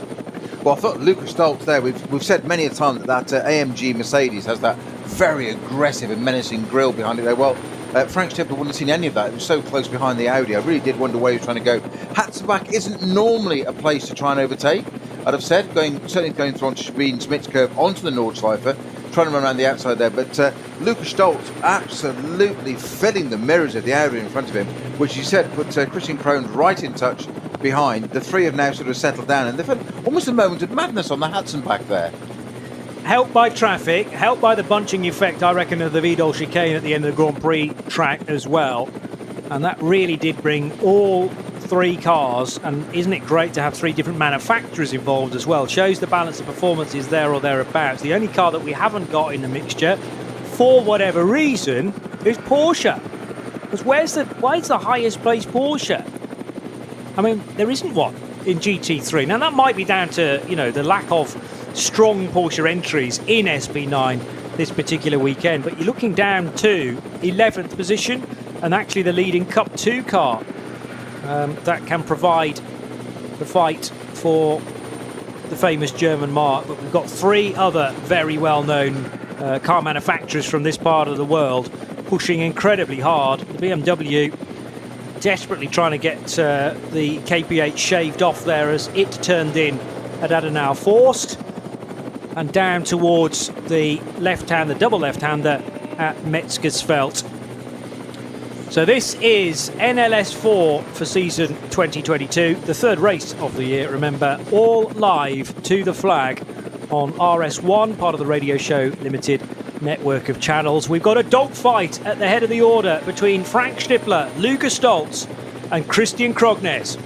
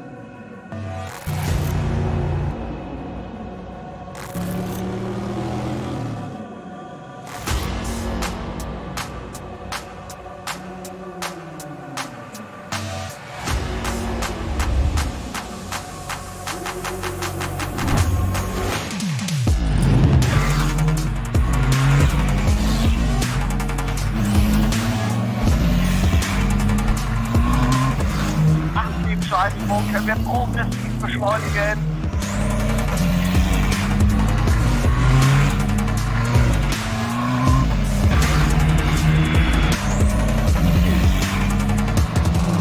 Schön gefühlvoll und eingelenkt.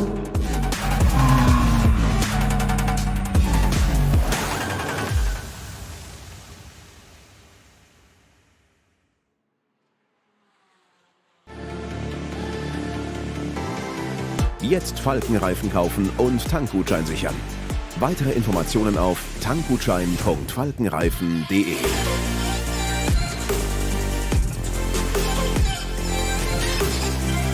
Falkenreifen.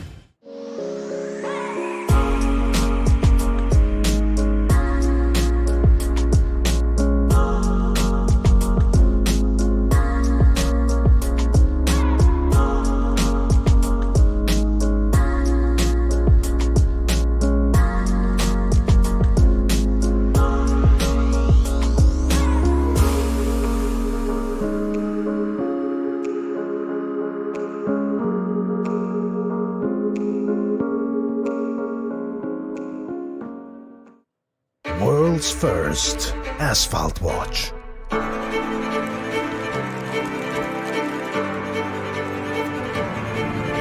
Die ersten Zifferblätter aus echtem Rennstreckenasphalt.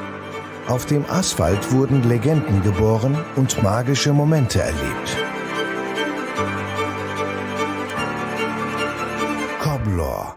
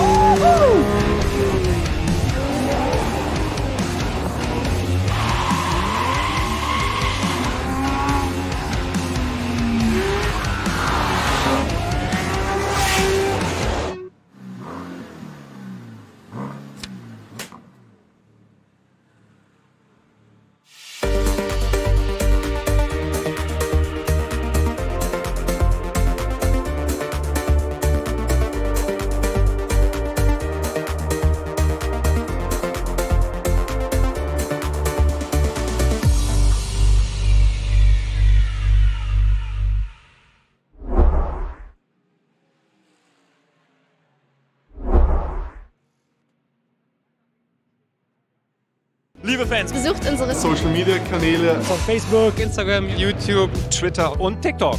Willkommen zu NLS.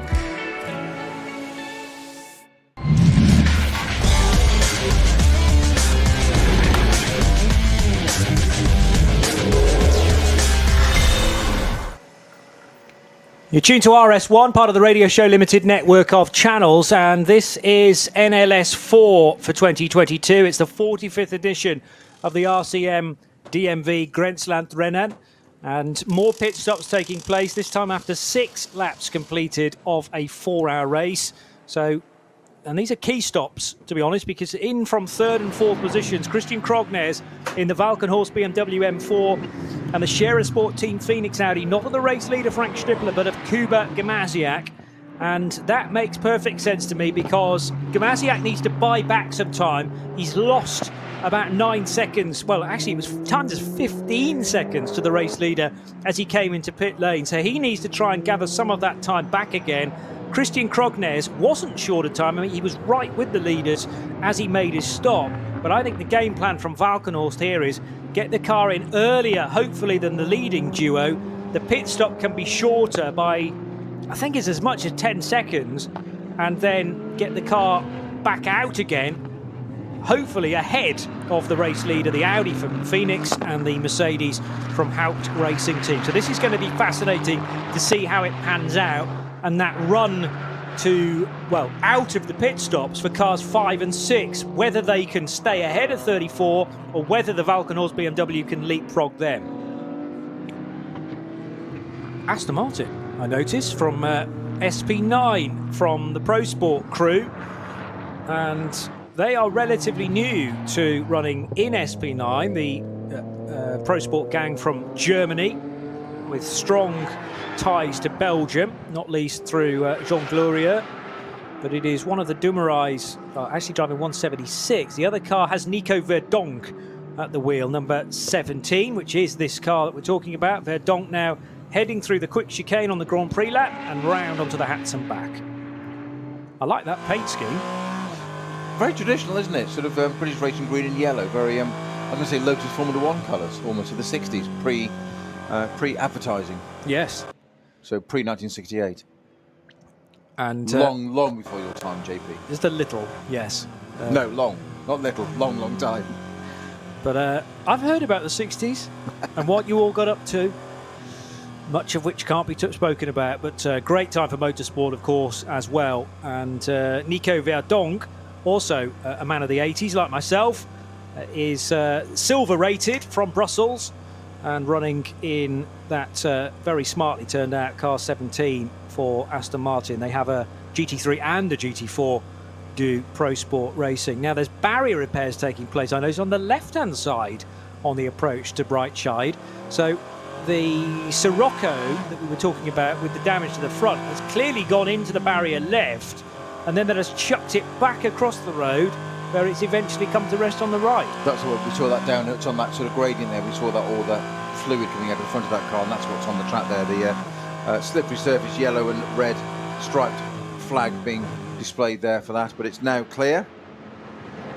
There's also a massive quick dry and sand down on the road surface, so not doing anybody any favours if you catch that. The idea, of course, is to mop up the fluid that has been spilt, coolant, most of it, no doubt, from the broken radiator, but you're going to have to take it relatively gingerly through there, and particularly when we get back up to race pace. So as soon as the flatbed or the Unimog with its trailer of Armco bits disappears down the road, everyone now knows the scene and the fact that grip levels are going to be at a premium on the left and the right hand of the circuit, and you're going to have to thread the eye of the needle. Good to see that the 345 numbered Lexus did take the start, because this car, when start Group 1 was waved away, just did not move, Snowy. No, it was just absolutely stationary there, wasn't it? We can't see why, but obviously how long it had to wait, I don't know.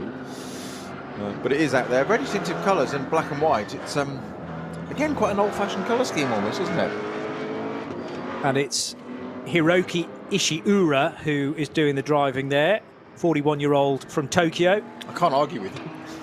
This guy, I tell you, is a bit of a demon because he's a former champion in Japanese Super Formula on 2 separate occasions, 2015 and 2017. So he is mightily quick. Great to have the Denso sponsorship on the side. It is a Gazoo Racing prepared car. So just like the hypercars at Le Mans a couple of weekends ago when they were running the GR010s, this is a Toyota Gazoo Racing prepared Lexus LC. Not strictly a car that runs to GT3 rules, so they put it in SP Pro, but it did an 8:36 this morning in qualifying. Now, bearing in mind GT3, absolute GT3 pace was quicker than 8 minutes, 7:54s they were doing.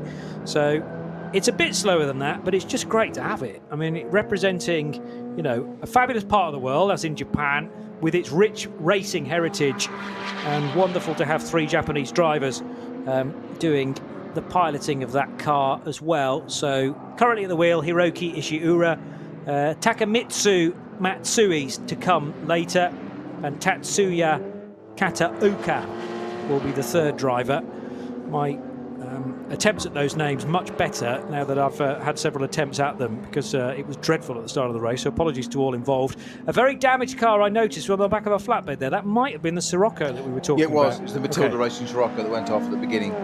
Very heavy, lots of heavy front right damage on there, which would suggest, well, there's some barrier repairs going on. And speaking of Toyotas, this is not a Gazoo Racing prepared car, but it is a GT86 Cup from Team Pit Lane, AMC Sankt Vit, with the driver simply known as Brody in inverted commas, suggesting that's not his real name, and also Bruno Barbaro, Jacques Deren and Olivier Mutjens. So again, a crew going with 4 drivers and needing to make sure that they pit at the right time to give all 4 drivers enough seat time, really, because they've all paid their money. They've all decided to commit their weekend to the Nürburgring Nordschleife. So I'm sure they've made a little agreement to say we'll take an hour each, shall we? Even if the Toyota doesn't quite fit into those windows from a fuel perspective. Underneath the M-Power bridge is a Porsche Cayman 964 turning right at turn number 1. 964 is a 718 Cayman GT4 Club Sport 982 iteration for Axel and Max Friedhoff. We've already spoken about those guys, actually. They are the Cup 3. They were the Cup 3 leaders. They are the Cup 3 leaders. Red, white and silver coloured car with not quite the fox tail of the Manta waving on the aerial, but there is something that has been attached prior to the race, which is flapping in the breeze, and it heads towards the cut-through hairpin on the Grand Prix track. We're not a million miles away from completing a quarter distance here, just 1 minute and 20 seconds to go, and the first hour will be done, and the leaders into the pits. Yes, both of them. So bear in mind, we've already had the 34 car in from 3rd position. There was a driver change there as well, which we've not mentioned. So car 34 is now being driven by Sami Matti Trogan, taking over from Christian Cole Krognes. And they kept Kuba Gamaziak in the 16 Audi. So he was happy to stay on for another stint. That suggests to me that Gamaziak will do stint 2 and René Rast will do stints 3 and 4 to bring it home. Also in from 7th position, Peter Terting in the number 2 Mercedes of Schnitzelarm Racing.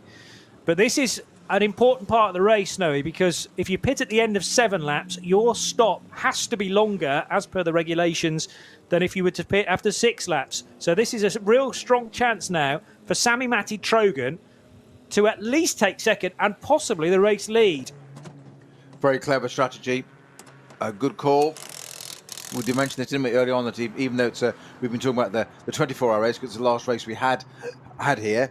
This is only a 4-hour one. We've got one of the BMWs coming on. In fact, the number 1 car, that'll be the 325i, won't it? The Lyson at the wheel, that from the V4 category. That's the championship winning car from last year, with the front left completely devoid of tyre. It's most of it, well, there's a little bit on the inside, but also a big ring of that just spreaded itself and left itself right in the middle of the track just after the kink. Not what you want to find as you come down there. A piece of it went off to the left-hand side, but well, that's got it moved anyway. came and just run over it. That looks to me, that the bit that's just got run over, to be more like inner wheel arch rather than tyre. It was more substantial and actually didn't deform like I would have expected rubber to have done. But I mean, even so, it has sort of swept it a little further off the racing line. It could still be caught by our race, well, not race leaders because they're in the pits, but I'm fascinated to know where Finnish driver Sami Matti Trogan is now. And looking out for car 34 and his location, has he made it onto the start-finish straight quite yet? No. So therefore, he may well be on the Dottinger Hoor with the other Lion Speed Audi in the pit stop as well. So 9 out of the top 10 in the pits now. Couldn't get my tongue around that one. 9 to top 10. And Tobias Müller in his Cup 2 Porsche might actually lead by this point. Car 102. Yellow flags being displayed now at Sabine Schmidt's curve. It's a Toyota GT86, the number 288. The GT86 Cup. That's Geisel and Bauer. They've just had in the SP3 class. Now I thought it was just a spin going on to the Nordschleife that should be in Schmidt's curve, but actually they've got it turned round facing the right way now, Johnny. But it's now rolling back out of the way down the sort of almost go. I think what he's just done is got it out of the way while he gets it restarted and reset, which is quite a wise thing to do rather than intrude on the race. Double waved yellows there for the moment, then immediately into greens as they get the 288 numbered GT86 Toyota going. I got that right, didn't I? Very good. Wow. And Sebastian Geisel. I'll be doing Japanese names next. Hey, the invitation's always there.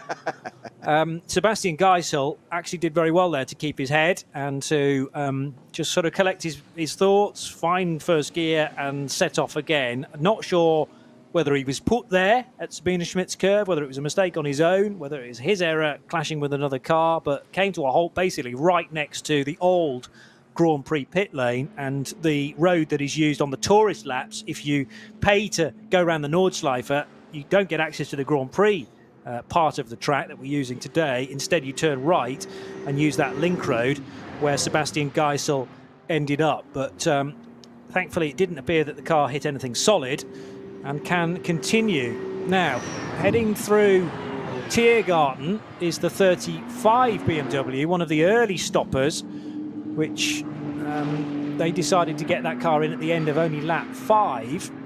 Over the line, we're still waiting for the first car through that has already made a pit stop. That's now jinking to the right. I think that was the 117 Porsche heading down pit lane.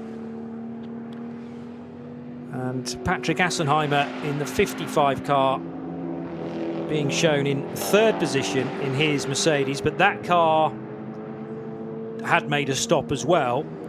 So we're looking out for the first car across the line, and I think that is Tobias Müller, amazingly enough.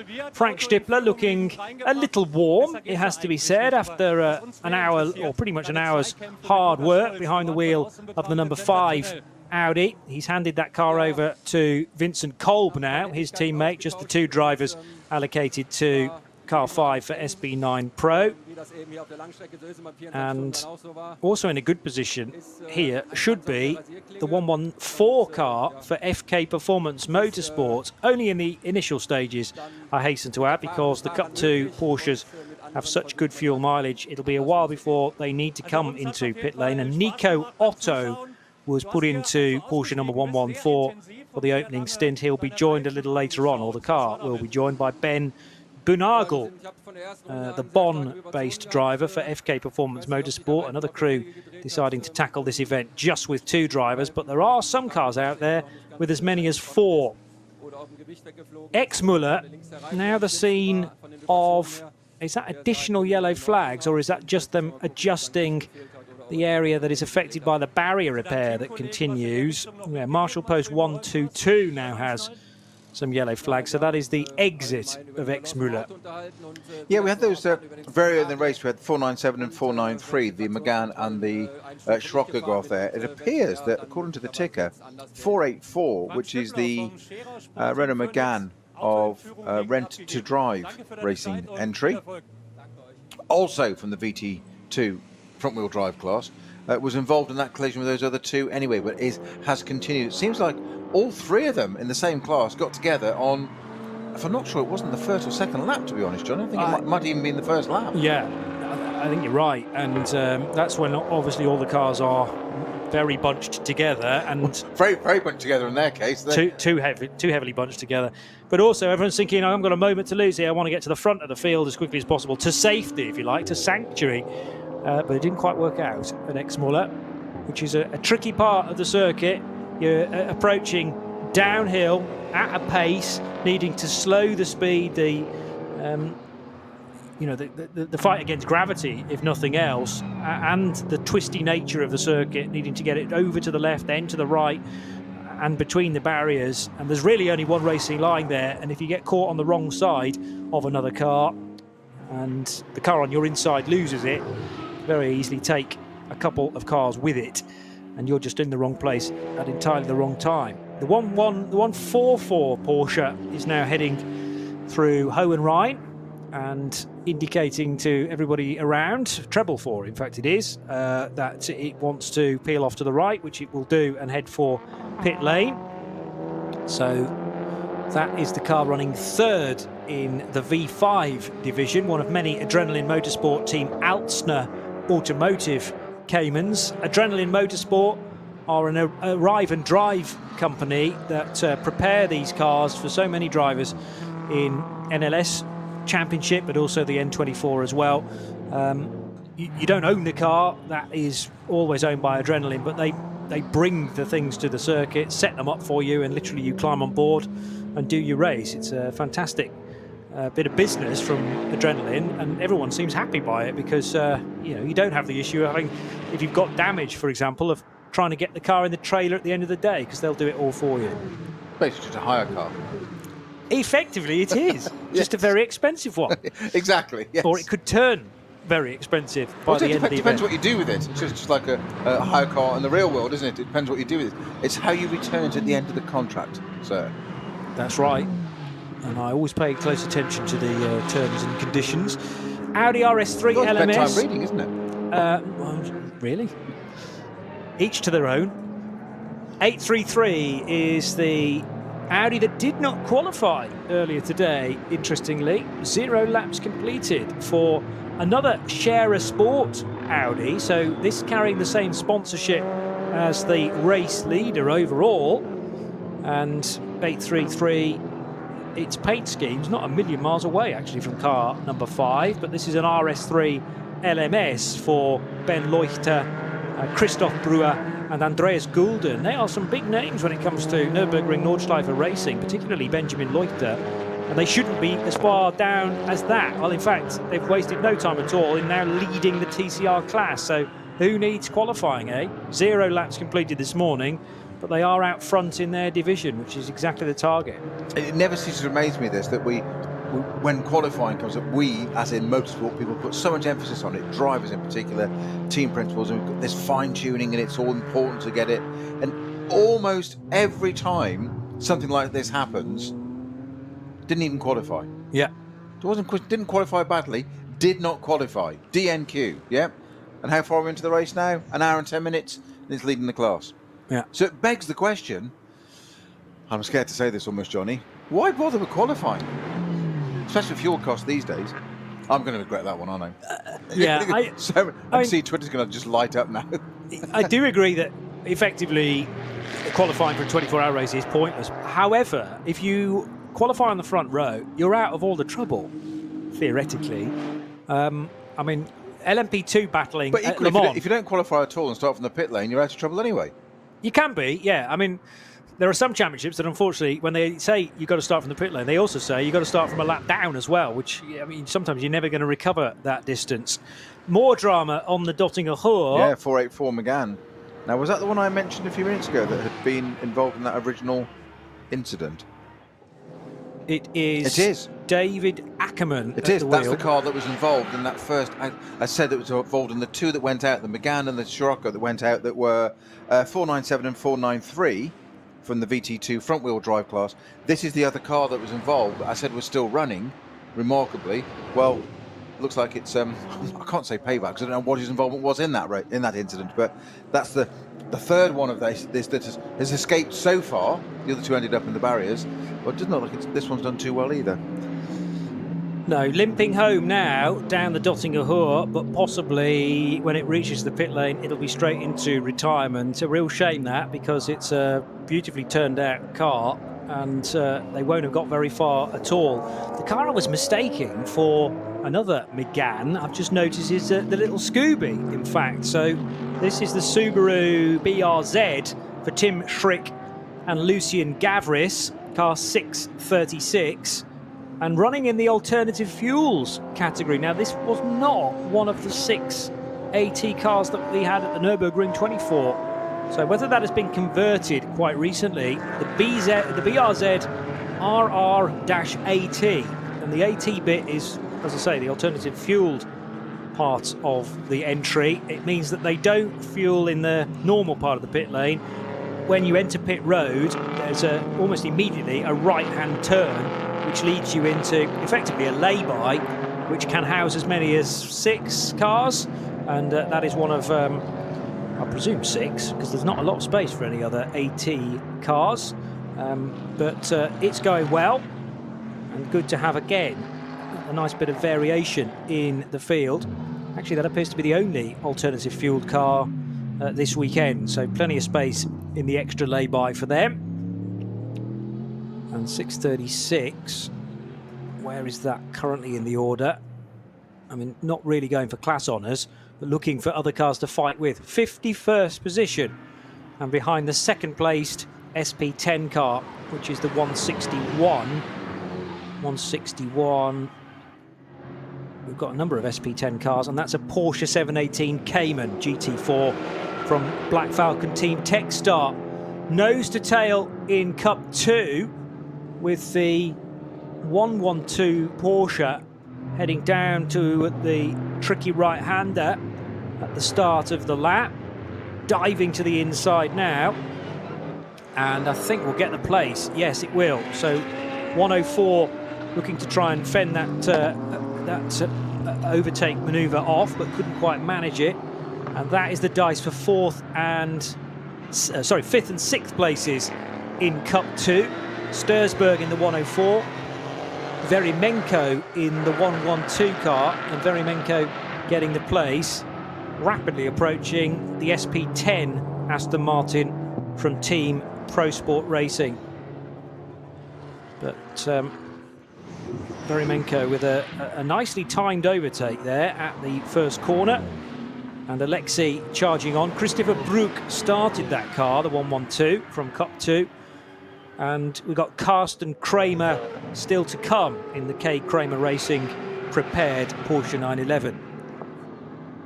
And also from the same class, 113 diving into the pits, I notice. Cup 2 Porsche, very well subscribed, that division this weekend.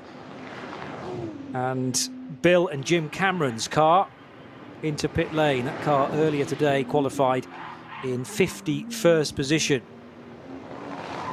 BMW nearing the end of the lap.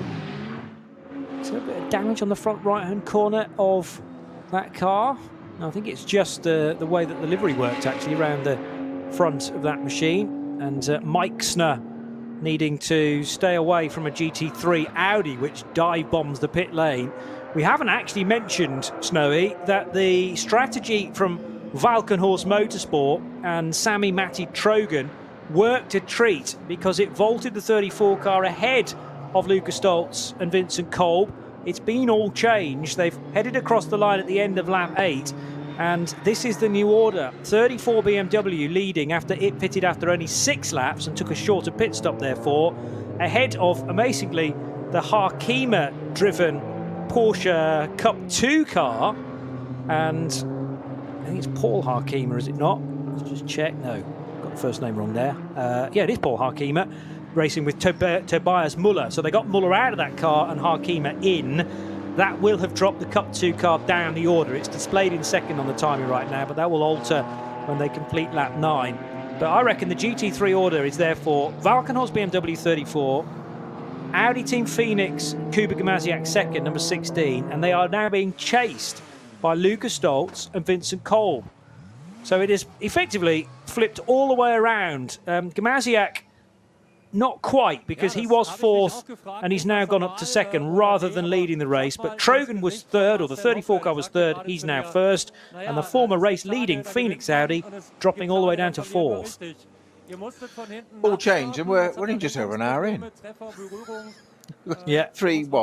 Not quite, 2 hours 45 to go, 2 hours 44 to go. The quick update on the Müller Motorsport car. Thank you to Marcel Duke, one of the technicians on that team, explaining that they had a spin at Hohenrain chicane earlier on and went the tyre barrier back, which is where I'd seen that damage on it earlier, and then some scratches at the front where it ricocheted across onto the track, onto the other side of the track where we saw it on the qualifying highlights. That explains the damage to that car, and also we've just seen it leave the pits with a new black unpainted rear bumper unit, which is obviously one that replated after qualifying.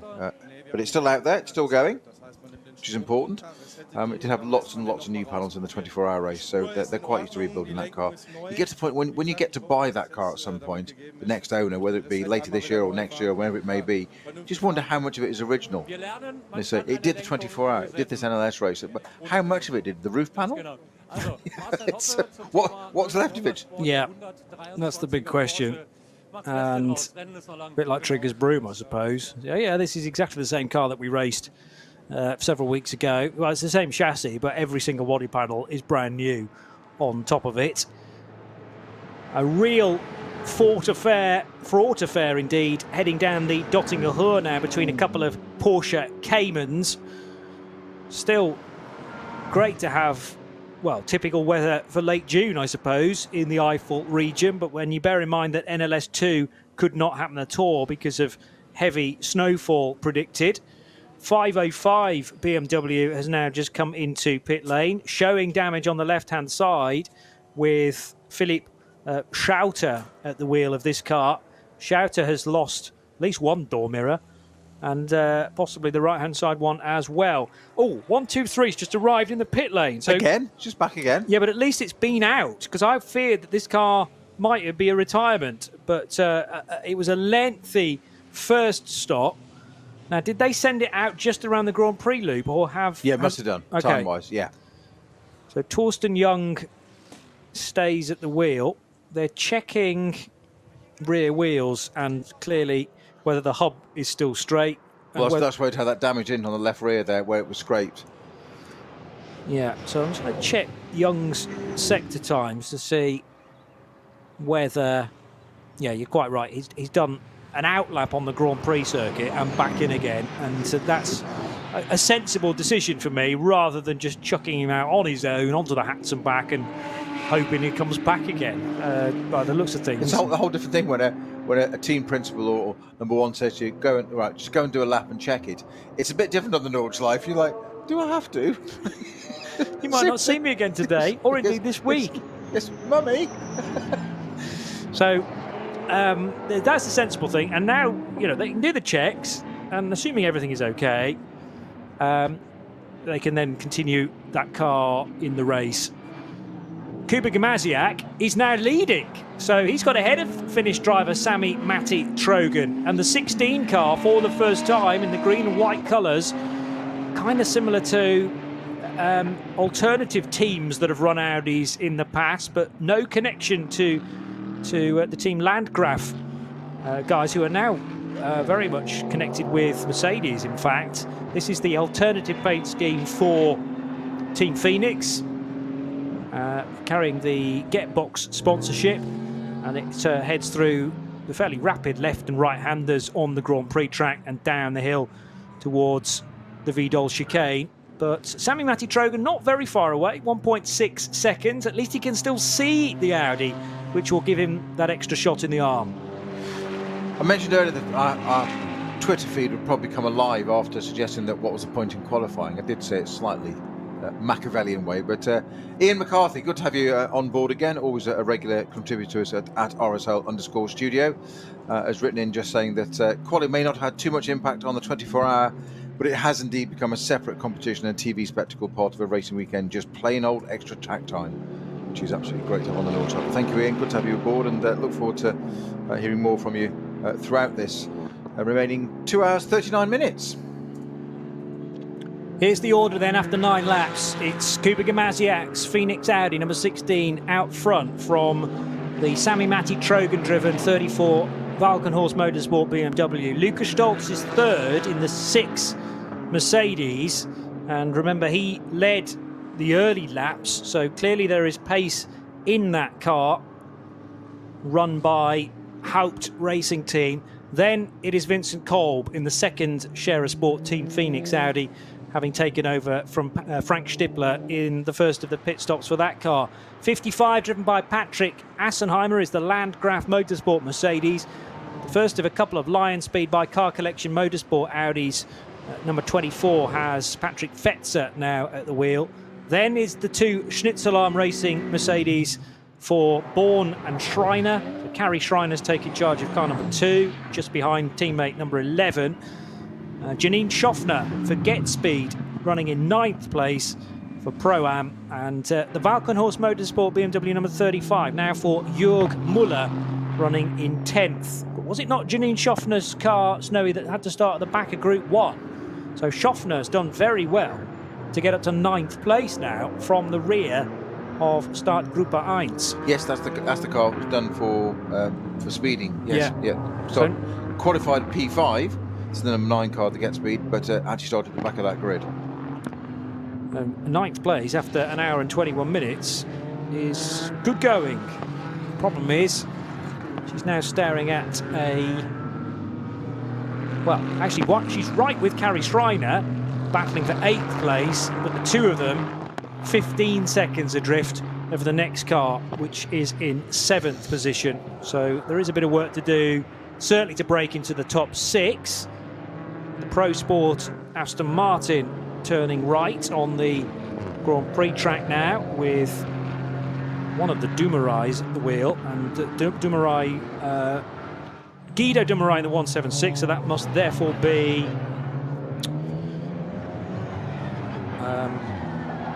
mean Maxime Dumoulin is driving the number 17 Aston Martin, and he started that car, so Jean Gloria still to come.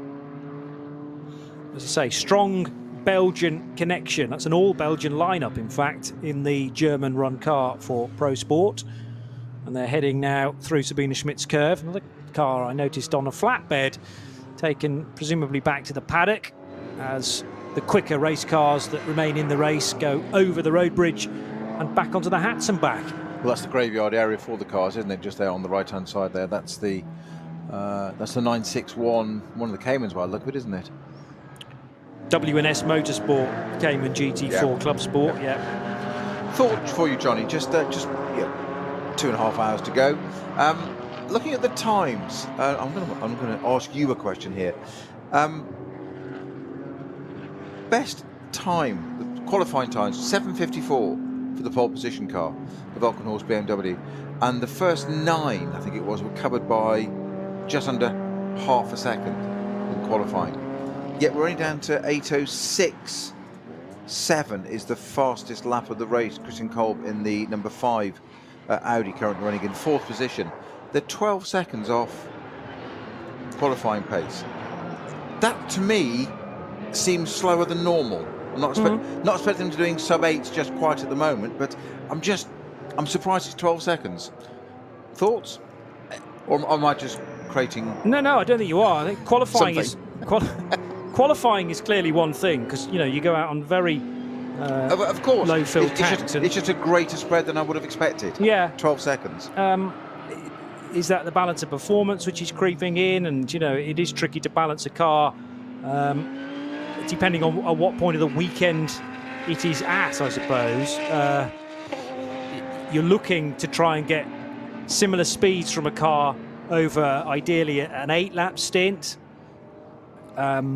And the balance of performance is very carefully policed at this event. It's actually outside, I believe, global GT3 regulations. They kind of do their own thing. They do.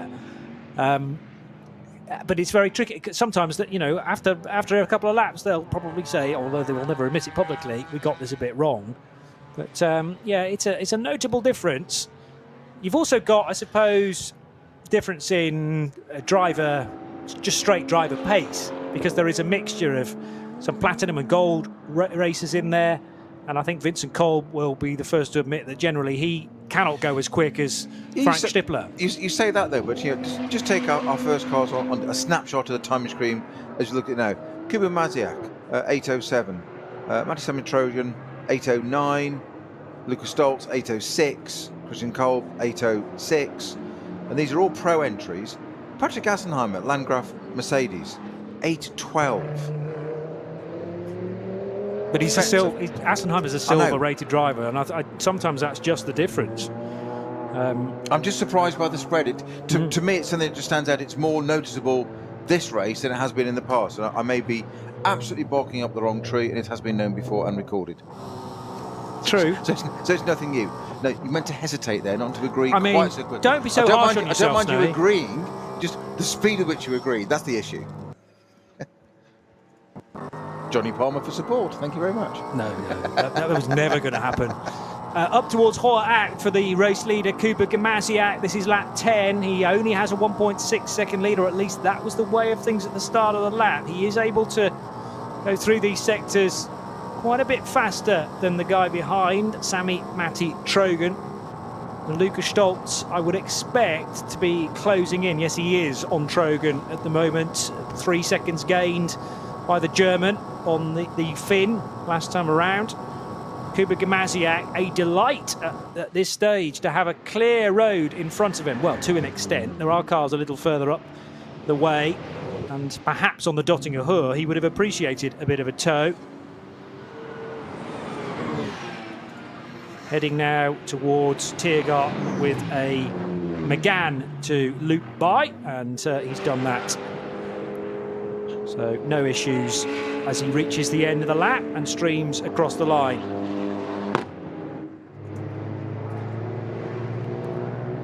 I think the 885 M2 BMW M2 CS Racing entry from ADAC Saxon entry, that's got going again. I think that's had an issue at it's an X-Muller now. I think it's back up to speed again.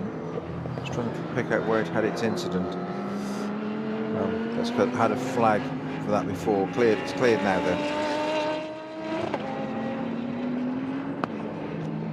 Just over 2.5 hours still to go, and the green and white of Scherer Sport Team Phoenix now heading through the Grand Prix lap, and slower cars again to nip by. Just noticing that the fuel cap is waving in the breeze on the number 16 Audi as well. That's not going to be a massive issue because the actual locking system will have located fine, but the flat that then goes on top has detached itself, but it is at least held on by a thin strip of plastic, so that will just be rattling on the side of the car. Nothing more serious than that. As Kuba Gamaziak focuses on the road in front, has to deal with an intervention vehicle as well, which is just joining the track from the old Grand Prix pits, and as Snowy put it, the graveyard area where the heavily damaged cars end up at the end of the weekend. It was also quite a sight to behold at the end of the Nürburgring 24-hour event, to see every single car that survived the 24 hours parked up, something like 6 abreast in that area at the end of the race as well. That acting as parc fermé for all of the cars needed to be checked, clearly at the end of such an important event. Second collision for the 885 BMW M2 CS from the class of exactly the same title. This is the ADAC Saxon run car. That's the one that had an issue a few months ago and had a second issue. This is the Fugel and Fugel car. It's had a contact with the its 871 counterpart, which is from exactly the same class, but that's the Adrenaline Motorsport car. So I think those two have come together at some point and had a bit of an incident. It's certainly taken out the 885 Fugel car. Meanwhile, Jörg Müller in the 35 car from Valkenhorst works his way through the Mercedes arena for the 11th time, and behind him Janine Schaffner in the class-leading Pro-Am SP9 car. Paul Harkema still punching above Cup 2's weight, you would argue. That car has made a stop now, leading Cup 2 and 11th overall, and ahead in turn of the Dumoulin piloted car number 17, which is the Aston Martin, second of the Pro-Am cars, and just about to head back onto the Grand Prix lap, having negotiated the Dottinger Hoor. At certain spells of the race, Dottinger Hoor is absolutely flooded with cars, left, right and centre, and then in the case of Kuba Gamaziak not too long ago, he just had an open road in front of him, and that is just the luck of the draw, which is entirely associated with this race. Sometimes it goes for you, sometimes it very much goes against you, and in the case of the number 9 car, a little bit of a delay there for Janine Schaffner through the Vidal chicane, but nicely recovered from that. The gap at the head of the order is extending, as I thought it might, because Kuba Gamaziak, gold rated by the FIA, and certainly a master when it comes to Porsche racing in the past, but he made the alteration to Audi not too long ago. He actually had a significant time out away from motorsport, about 5 years. He'd raced in LMP2 for Greaves Motorsport on a couple of occasions, raced at, well, certainly at the Le Mans Test Day in 2016, and a couple of races for Greaves in their Ligier JSP2 as part of the European Le Mans Series in 2016 at Silverstone and at Imola, and that was pretty much the last we saw of Kuba Gamaziak before he then reappeared in a Valkenhorst BMW in the 2021 running of the Nürburgring 24 Hours. He also raced for Conrad that year in NLS. So, I mean, this was a case of Kuba weighing up his options, really. Yeah, because last year he did NLS 4 for Mercedes, he did NLS 5 for Lamborghini and 6 for Conrad and their Huracan, and then finished the season last year in an Audi. So Gamaziak going, well, you know, I'll race for everyone here, but maybe struck up a bit of a deal with Phoenix by the end of the year, and that final Nürburgring run at NLS 9. Of course, the advantage of that to another team is that you've had quite a bit of experience of other manufacturers and how teams run and how their cars drive. So it might appear to a driver initially that you're not getting any traction, no pun intended, anywhere with one team and getting consistency, but you are still getting drives. Then all of a sudden that one-by-one thing happens where it suddenly, if someone was arrive and drive, suddenly becomes an advantage where, well, actually they've got quite a bit of experience in the same category. How does that compare? How does that compare? And that drive becomes, basically, the stock goes up a little bit. Yeah. The Müller Motorsport car, by the way, the 123, has rejoined the race. Good. It did around the Nordschleife. And it's now doing a full lap. Sorry, did that lap on the Grand Prix, so it's now back out again and fully involved in the race. For now. Yeah. I get the feeling that this is a little bit of a tentative run into the unknown to an extent, but 1, 2, 3 is now being driven by Marcel Hopper. So we had Nick Zalewski doing the stint where the problem struck, because Zalewski brought the car into the pits. They then put Torsten Young in it for one lap, and it was only a Grand Prix lap, so he was in it for less than a minute, quite probably, and then taken out of the car, and then now put Marcel Hopper in. But I would think that's probably because Torsten Young is likely to be the most experienced driver, quite possibly, in the Müller Motorsport car, so they put the gun driver in, say, Torsten, what do you think? Have we managed to repair this car sufficiently before we put Marcel in it? Like I say, no pressure then, but normally, say, we mentioned this earlier, go and do a lap. Well, you can't do a lap of the Nordschleife, but he did a lap of the Grand Prix circuit. There's enough on there to tell, if you're that experienced, and you as you described the gun, then you'll know pretty well whether it's right or wrong. You don't need to go on the Nordschleife. No. So absolutely just a perfect example of teamwork there. Pop that pro driver in. What's it like? Yeah, it's okay, it's fine. Right, let's carry on. So we keep our fingers crossed for all those involved with car 1, 2, 3. Yeah, Torsten's been racing at the Nürburgring for 7 years now, so he does rather know his way around this place. Started off with MSC Sinzig in a turbocharged Audi TT in the 2015 running of the race.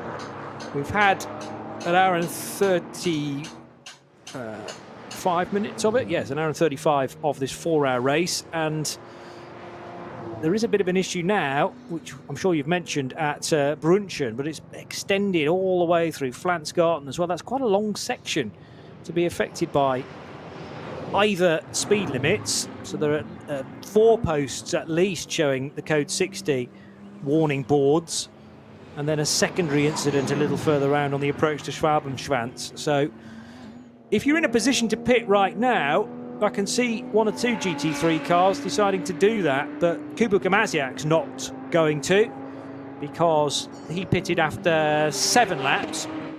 So we're only now, well, just completed 11, so only 4 laps in to this current stint. But if that long section of yellow continues, I'm sure Team Phoenix are wondering whether they can make use of a pit stop after only 5 or 6 laps in this stint as well. The benefit, of course, is that you are coming in to do your stop and get the fuel in whilst a significant portion of the racetrack is under caution. It's a little bit like pitting during a safety car or a full course yellow. Your opponents on the racetrack can't go as quickly as they would like to, and you stand to benefit. We'll wait and see. That will be another 8 minutes or so before we get an answer to that. Phoenix well placed, and now nearly 10 seconds to the good. So that's an indication of how much more quickly Kuba Gamaziak's able to pedal around here compared to Sami-Matti Trojan. Trojan in the 8:40s, whereas Gamaziak's last tour 8:36.5. And Trojan has just gone across the line at the end of 11 laps. But interestingly, Lucas Stoltz lost even more time. So that suggests to me, Snowy, look at the difference here between Trojan's time and Lucas Stoltz's time. 19 seconds. Yeah. There's a code 60 that's come out between Trojan and Stoltz going through those areas. Because Stoltz had been chiseling about 4 or 5 seconds per lap out of Trojan's efforts. And you don't just lose 19 seconds through traffic. You know, something has clearly kicked in. So whether that's the extension of what's going on at Flansgarten or what, but all of a sudden Stoltz and Assenheimer and Kolb were paid for that big time. I think that was car 112, which is the Kramer Racing GT3 Cup Porsche that stopped at Schwabenschwanz. It's now going again, but that would tie in exactly with that. So has that all of a sudden turned it into, to some degree, a 2-horse race? Gamaziak and Trojan are still, to an extent, benefiting from that early pit stop where they gained something in the tune of 10 seconds because they pitted after only 6 laps, whereas the race leaders at the time came in after 7 and needed to spend longer in the pit lane. But that might be a stroke of genius from Team Phoenix and car number 16, and indeed the 34 car. And Lucas Stoltz must be thinking, what do I need to do here to try and take the time away from the Valkenhorst BMW? And he was doing that expertly well. You know, the best time from car number 6, Stoltz's mount, at 8:06.9, and the 34 BMW, even with a quicker driver on board, Christian Krognes, could only do an 8:09, so that's already a 3-second deficit. But then 19 seconds goes for a Burton on 1 single lap. Confirmation of the current standings then after 11 laps. 16 Audi from Team Phoenix leading the way by almost 10 seconds over the Valkenhorst BMW M4 GT3 of Sami-Matti Trojan. Then it's the 6 Mercedes of Lucas Stoltz, heavily delayed in that either initiated or extended code 60 on the lap that he was on going through. You know, it literally was put out as he arrived on the scene. The 55 Mercedes also delayed, being driven by Patrick Assenheimer. That is 4th, ahead of Vincent Kolb's Phoenix Audi, number 5. The 24 Audi of Lion Speed with Fetzer at the wheel. Then it is the 11 car of, that's the 11 car being another BMW. Double check on that. No, Mercedes, beg your pardon. So 11 car is the Mercedes for driver Born, and then it is the BMW M4 of Jörg Müller, also for Valkenhorst Motorsport. And a 3-way dice over the line now for Cup 2 honours, not for the lead battle, but that's the 112 Porsche in the red and black colours, battling with 104, so it's Verimenko, Stursberg And is that Brunagler on the tail? Yeah, it is. 114 as well. And this will be for 3rd, 4th and 5th places in Cup 2. Proper getting your elbows out stuff. Brunagel looks for a way up the inside of Verimenko in the red and black car, and around the outside goes Mike Stursberg. 3 abreast. How close do you want it? Brunagel thought about it on the inside of the run, that short run from the Mercedes arena to the cut-through loop. And Brunagel does get a place on Stursberg, so he now plugs the gap in the orange and silver car. This is what I love about this race. Yes, we're focused on GT3, but what about this? In the brand new spec of Porsche Cup cars, Cup 2 is really turning on the style to decide the final step on the podium in this brand new class. Flashing of the lights now from Brunagel. Confirmation that is car 102, Paul Harkema, that leads the division in the Black Falcon team identity car, and Team Mattol's Hofmeister is in second, but it's 3rd, 4th and 5th where we're putting our focus. They'll have to go around the outside of a Toyota GT86 next.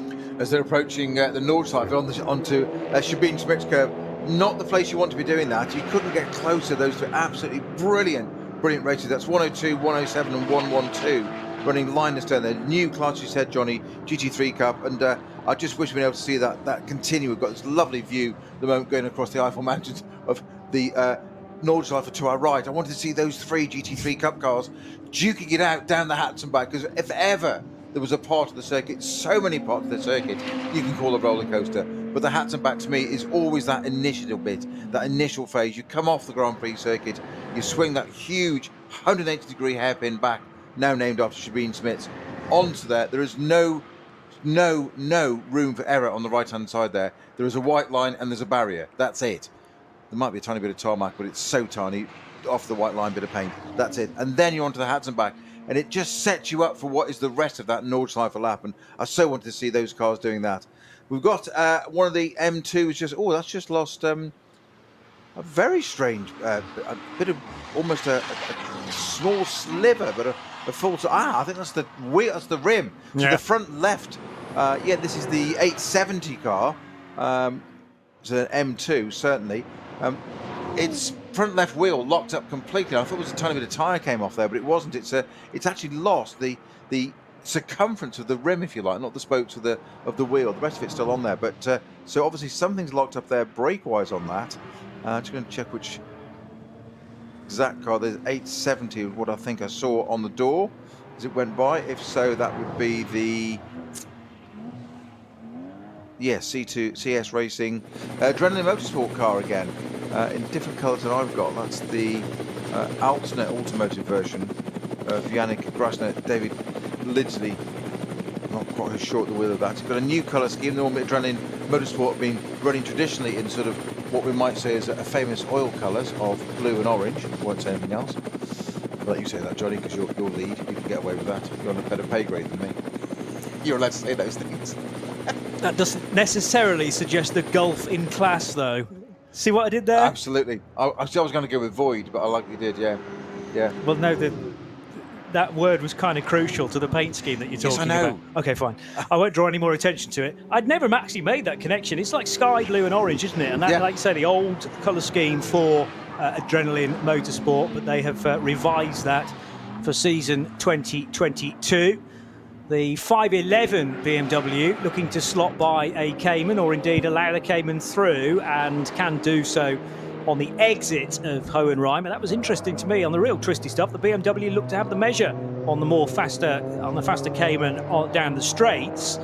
Again, balance of performance coming into the equation. Great lap from race leader Kuba Gamaziak, the fastest so far. So on tour 12 of this race, an 8 minutes .293. See, well, I was telling you, now we're talking. And Lucas Stoltz goes even quicker, 7:59.711. So clearly we are completely back to green now on the run through Flansgarten and on, well, Brunchen, Flansgarten and Schwalben-Schwanz as well. This is RS1, part of the Radio Show Limited network of channels. Johnny Palmer and Peter Snowden giving you live coverage of NLS4.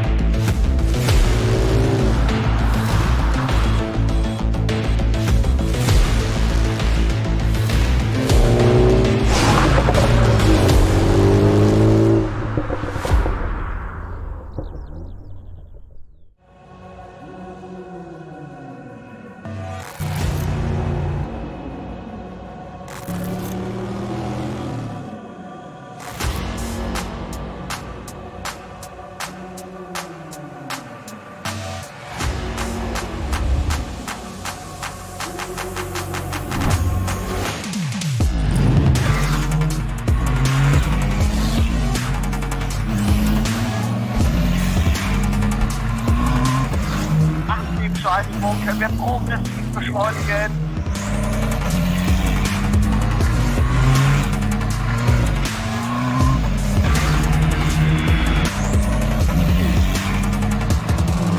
Schön gefühlvoll und eingelenkt.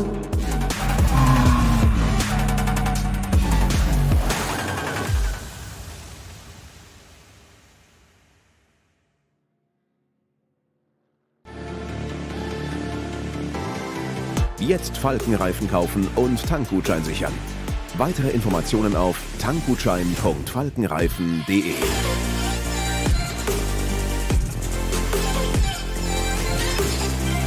Falkenreifen.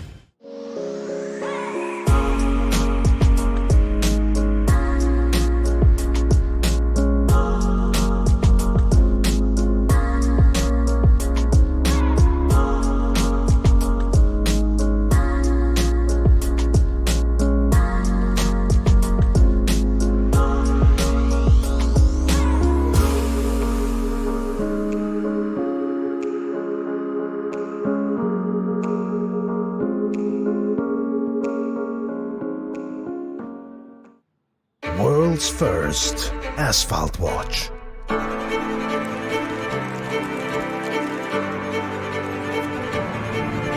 Die ersten Zifferblätter aus echtem Rennstreckenasphalt. Auf dem Asphalt wurden Legenden geboren und magische Momente erlebt. Cobbler.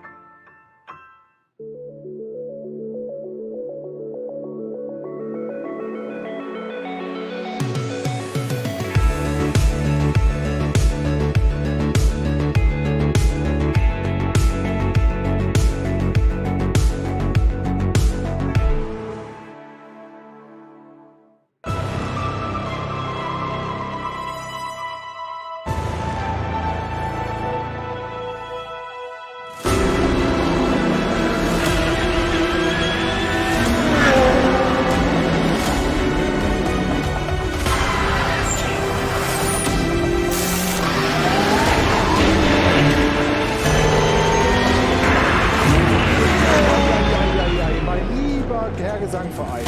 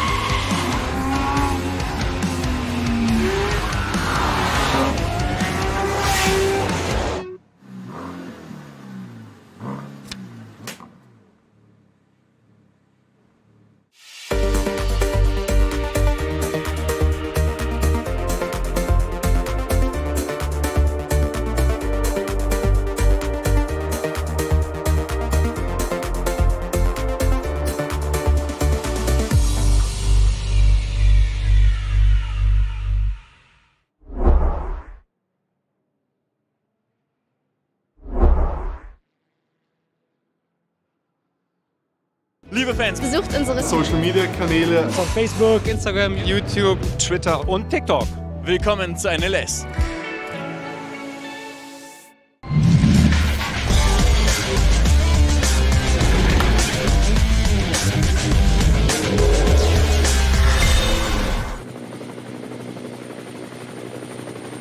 The Cup 2 battle, which is for the brand new 992 generation Porsches, really putting on a great showing here, and we are delighting in the fact that the Brunagel car, which is running in 5th position in Cup 2, is chasing down Alexei Verimenko, and they are 3rd and 4th. So Verimenko 3rd, Brunagel 4th.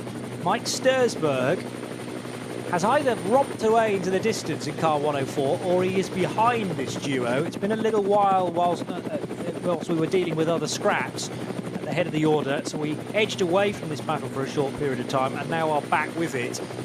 But it's the red and black car, definitely, of Alexei Veremenko ahead of the orange and white car of number 114, Brunagel. Third and fourth in Cup 2. And will they elect to perhaps work a little bit together now in an attempt to catch up with Arne Hofmeister, who is in second place in car 107 within Cup 2. Over some of the painted areas of the racetrack where fans have left their own private messages here, there and everywhere, hoping that the camera picks those up. Hello, Mum. Probably not. And down towards the blue and white Mulner car, so Mulner type colours. That is the 400. Yeah, my eyes don't deceive me. You're right. And no, it's a Schmickler car. I always get those two mixed up. Schmickler Performance powered by Ravenol for Albert Egbert and Thomas and Christian Heukemeyer are the two drivers from the Bad Ems area of Germany, or Bad Ems. So these two Cup 2s descending towards Exmuller, and earlier on, a massively affected portion of the track by Armco barriers. Teams put into early work in the race to repair several layers of damaged metalwork on the left-hand side, but thankfully they vacated that scene a good while ago now. Past the second entry road for tourist laps at Breitscheid, and this is where the really quick stuff now unfolds in front of these two drivers, and they can get the pedal well and truly to the floor. Well, they would have been able to had they not had to negotiate a slower car, which might be the Subaru BRZ, that to be confirmed. Meanwhile, in the lead of Cup 2, it's the 102 car, and that's the glorious sound of it through the gears, coming out of the concreted section at the carousel, and now up the hill towards Hoher Acht. And a splendid job being done so far by car 102, being driven by Paul Harkema, and keeping the Hofmeister-driven car 107 at more than an arm's length, because there's actually a cushion of the Dumoulin-driven 17 Aston Martin tucked in behind. So car 17, which is a GT3 entry, running in 13th position overall, with Maxime Dumoulin at the wheel. Jean Gloria and Nico Verdonk. Well, Nico did the opening stint, Maxime on board now for this one. Jean Gloria may well do stint 3, and then Nico Verdonk, I would have thought, will be strapped on board for the final stint to the flag for that Aston Martin from Pro Sport Racing. You mentioned the Scooby earlier on, the 636 car. That's just stopped on the side of the track just before Flansgarden, which is a yellow for the moment. It's not got into a code at the moment, Johnny. I'm suspecting it's just stopped and therefore be able to roll in behind the barrier out of safety, out of the way, sorry, into safety, out of the way, get the right way around. But it's just there at the moment, and I think it's gone green now again. Now it has indeed, just as I said. So yeah, they've got it behind the wall as I was talking. Good. But the Scooby is now, that one is out of the race. So into the pits is Muller in from 8th from the 35 Vulcan horse car, which actually dropped off next to 7th at the moment. And of course we just had the other Vulcan horse car which just left the pits as well, with Christian Krohn back at the wheel. Yeah, now was that a full stop for what was actually Sami Matti Trogan bringing the car in and handing back?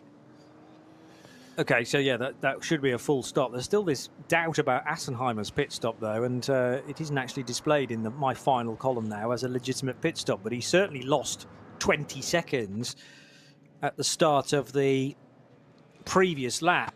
The run through the Grand Prix lap this time for Patrick Assenheimer seems absolutely fine in the Landgraf Motorsport Mercedes. He did lose a spot, though, to Vincent Kolb, which was my fear, and Miklas Born was about a minute back actually in the Schnitzelarm Racing Mercedes, number 11. So Jörg Müller brings the 35 Valkenhorst Motorsport BMW in. That might be the end of the stint for Jörg Müller. And he will potentially hand over to one of 3 teammates in BMW 35. Remember, Ben Tuck started that car, and we've still got Mario von Bohlen to come. And I would imagine von Bohlen, well, certainly won't be able to display the same pace as Jörg Müller. Mario von Bohlen is silver rated and started racing only in 2020 on the Nürburgring. He did 3 NLS races 2 years ago, and the mighty 24 hours for Valkenhorst Motorsport in an SP9 BMW. We've got the number 24 line speed by Car Collection Audi, travelling very, very slowly on the Dottinger Hohe, struggling to make it on the almost uphill bit towards the kink there. It's now mostly downhill the next bit, which is reassuring, but of course then it goes uphill again towards Tiergarten. So this is the car that's got, obviously number 24 has Fetzer at the wheel, doesn't it? Dennis Fetzer. Dennis Fetzer, which was running 16th, wasn't it, the number 24 entry, which started P8. Yeah. They got the 4th row of the grid, so that car struggling. It has made its way up through Tiergarten, I think now, or must be getting very close to it. It's out of our sight. East has arrived, and it's obviously going to dive into the pits now. So what's wrong with that car? We'll try and find out in a few minutes. That's a strange one, because I think all the tyres are inflated. Yep. Doesn't look to be any damage to it. It all looks square. Right-hand indicator works. So that's good. Time to do that. Let's get into the pits. It's just a lot slower than we would have expected for GT3 pace.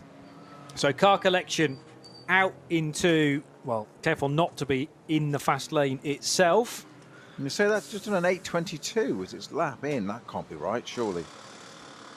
The word Coventry stamped on the front of that Audi as well. I didn't realise the Four Rings had a connection with the city in the West Midlands, but I don't think it's the same one somehow.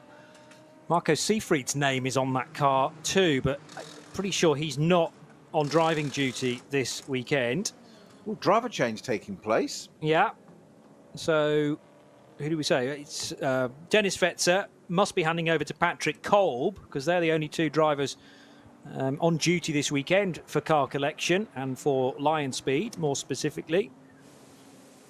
Both of their cars, 24 and 23, qualifying really well. 24 marginally faster by only half a second than the sister car for Leon Kohler, Lorenzo Rocco and Jörg Fiebahn. You didn't finish it? No, because he's down on the entry list as simply Lorenzo Rocco. Go on. But the Toro Padula is the best bit. Lorenzo Rocco di Toro Padula. Fantastic. But in honour of Bruce. Yeah, very good. Bruce Jones, who's on duty elsewhere this weekend, but I'm sure, I think almost certainly will be back on NLS duty for the 5th race of the season in July, which is the 6 hours.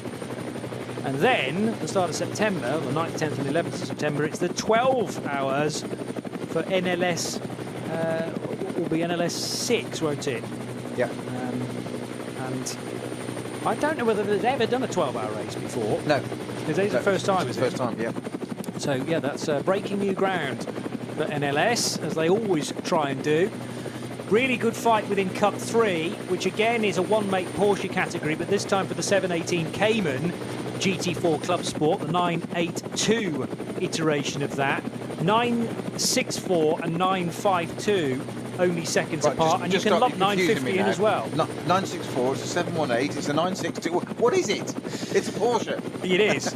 And yeah, the race numbers, the door numbers, unfortunately, although probably deliberately, are also Porsche generation or Porsche model numbers as well. Like, yeah, in 6th place, there's a 944. Or 944, I think is the correct termination. Tomato. Yeah, exactly. I fully agree with you. Anyway, down the hill towards the really fast stuff goes the scrap then in the Cup 3 part of the race. Just trying to get some driver names involved with this as well. So 950 we say, leads the class. No, is third, with the race lead then in the hands of the Friedhofs, 964. Then you've got 952, which is currently being driven by Francesco Merlini. And then the 950 car that I've mentioned with Schmickler at the wheel. So that is Stefan Schmickler in the Schmickler performance car. So he will be of the Schmickler family that run that those initiatives, and several Porsches, in fact, from that crew in the race today. Horst Baumann sharing the 950 with Stefan. And I think Horst started the car, handed over to Stefan Schmickler at the first pit stop. Lucas Stoltz, before deciding to pop into the pits, as Kubica Maziak has as well, just decided to set his fastest lap of the race and just popped in a 7:57.172. Yeah. Well, briefly, the fastest lap was in the hands of Gamaziak. He was down in the 7:59s, but the last lap around was an 8:08 because that was his in lap. So lap 13 was very good indeed from the pole. But now, as you say, a full 2 and a bit seconds faster for Lucas Stoltz. Nearly 3. And what was the pole time? 7:54. Okay, so we haven't quite got down to that. Only 3 seconds off it, though. Yeah, and in race trim, that's mightily impressive. Now, Lucas Stoltz did the maximum 7 laps to kick off the race. He could go on to a 15th lap here if they wanted to in the Haupt Racing Team Mercedes. I tell you what's more impressive, Johnny, actually, that 7:57 at halfway through the race. Yeah. Latter part, normally we've seen it before, we've seen the likes of Nicky Thiem famously in the Aston that time. Was it last year? When they crossed the line with a matter of seconds. And I don't mean 10, 12, it was 3 odd seconds to go. Started the last lap and then just popped in almost an unnecessary lap, as in if he'd feathered it by, I think it was literally 3 or 5 seconds, he wouldn't have to take that extra lap. But it was Nicky Thiem, it's a Nordschleife, he's got an Aston underneath him. What's he going to do? Well, he's going to drive it anyway, and just to prove the point, he set the fastest lap of the race on the last lap. That we see quite often. He's not the only person to have done that, but to have set a pace there, Lucas Stoltz, in the Haupt Mercedes, halfway through the race, almost exactly half distance, of 3 seconds off qualifying times, is pretty impressive. I reckon that Lexus has caught a couple of Porsches and is trying to thread its way through. 3:45 is the Lexus LC, and has now found the Cup 2 battle. Now, whether this is Alexei Veremenko and the Brunagel car, tricky to tell you from this distance. Nice to see the Scottish Saltire painted on the road surface on the right-hander at Bergwerk, I think that was. And now the long run up the hill towards the carousel and beyond. And yeah, the Lexus actually has just dealt with a Porsche Cayman, in fact. And even though it is now past those cars, not easily stretching its legs, heading up the hill. The Scherer Sport Audi RS3 from the TCR category is also in this little gaggle too, as one car just very nearly stepped across the path of the Cup 3 runner. Cup 3 for Caymans, remember. Cup 2 is for the brand new spec of Porsche 911 Cup cars, and that is no less fraught. Well, not necessarily for the class lead, which is still in the hands of Paul Harkema and the Black Falcon Team Identica crew. But then next up in Cup 2, you've got Dorian Boccolacci for Team Matol Racing, and then Alexei Veremenko ahead of the Brunagel car. And Veremenko and Brunagel still separated by only 1.8 seconds. And right on their tail was Mike Stursberg as they started this lap. All of those 3 cars for 3rd position in Cup 2 are currently in that short sector that ends the lap down the Dottinger Hohe. So we're keeping our eyes out for Porsche 112, the 114 car and the 104 that are 3rd, 4th and 5th positions. Actually now timed as 2nd, 3rd and 4th, because clearly one of the cars has dropped away. That must have been the pit stop that put Dorian Boccalacci back at the wheel of his car. So Boccalacci replacing Arne Hofmeister, who was running second. And that is the reason why car 107 has slipped from second place back down to fifth. Think of those lap times I mentioned, Lucas Stoltz qualifying time, which put him, were they third, was it? Yes, they were third, weren't they? P3, second row. It was a 7:55.5, so he's only 2.4 seconds off his qualifying time halfway through the race. It's a good pace. Very good pace. Christian Krognes in the sectors is lighting up the timing screen though now on lap number 15. He's already made his second stop, remember. He's just done a 105.5 on the Grand Prix lap, a 102.7 through sector 2. I don't remember seeing a 102 to this point, so he's pushing on, and this is potentially an even faster lap now than Lucas Stoltz is, assuming he can find the gaps in the traffic, and it really opens up for Krognes, but mighty fine pace in the first 2/5 of this lap. Meanwhile, the 120 car, which is one of the Avia Zorg Rennsport cars from the Porsche Cup division, I believe, not in the leading gaggle. That's a car for Daniel Blickel, Tim Scheerbart and David Jahn running in Cup 2 as well. We were always going to have an influx of Cup 2 cars with the introduction of the brand new Cup car around the world, in fact, and everybody claims that it is a big hit within the domestic championships, and they are very well represented in this race as well. I make it 15 Cup 2 cars in today's race. It's very impressive. Yeah. It's a very impressive category to racing as well. Fancy a go, Johnny? Should you go and do it? Yeah, definitely. I'm up for that. I mean, they're really smart cars. 14 there are, in fact, in the entry. So if we turned up at the next NLS, would you get the 15th? Yeah, we'd get the 15th. Yeah, that would work in my mind as well. It's got our name on it, hasn't it? All over it. I think so. You can do the deals. You know, lots of people in this pit lane, Snowy. Here comes Lucas Stoltz. Now, is this going to be even better than the 7:57? It won't be, because this will be an in-lap, I reckon. He's just done 8 laps. Yeah, and to the inside he goes. Right across the line there. Always boggles my mind how close they get to the Armco, but it is perfectly within the control of Lucas Stoltz. I still flinch. I have no doubt in any of their abilities, but I still flinch from the camera angle we see. But I'm sure it's a little bit different in the car. But that's a bit with last N24. We're watching it from opposite there, slightly different position to today, and it still looks close. You think, oh, it still makes me flinch. Breathe in. Yeah. And out gets Lucas Stoltz, as cool as you like. I was going to say, very casual, wasn't it? Like, yeah. It's like he's just done a lap on the Grand Prix circuit. Yeah, the car's fine, yeah. You can send it out again now. But he's just done 8 laps on that stint. Now, it looks like always that the car's going to be pushed into the garage, but no, they do this for every pit stop, which is turning it through to virtually 45 degrees.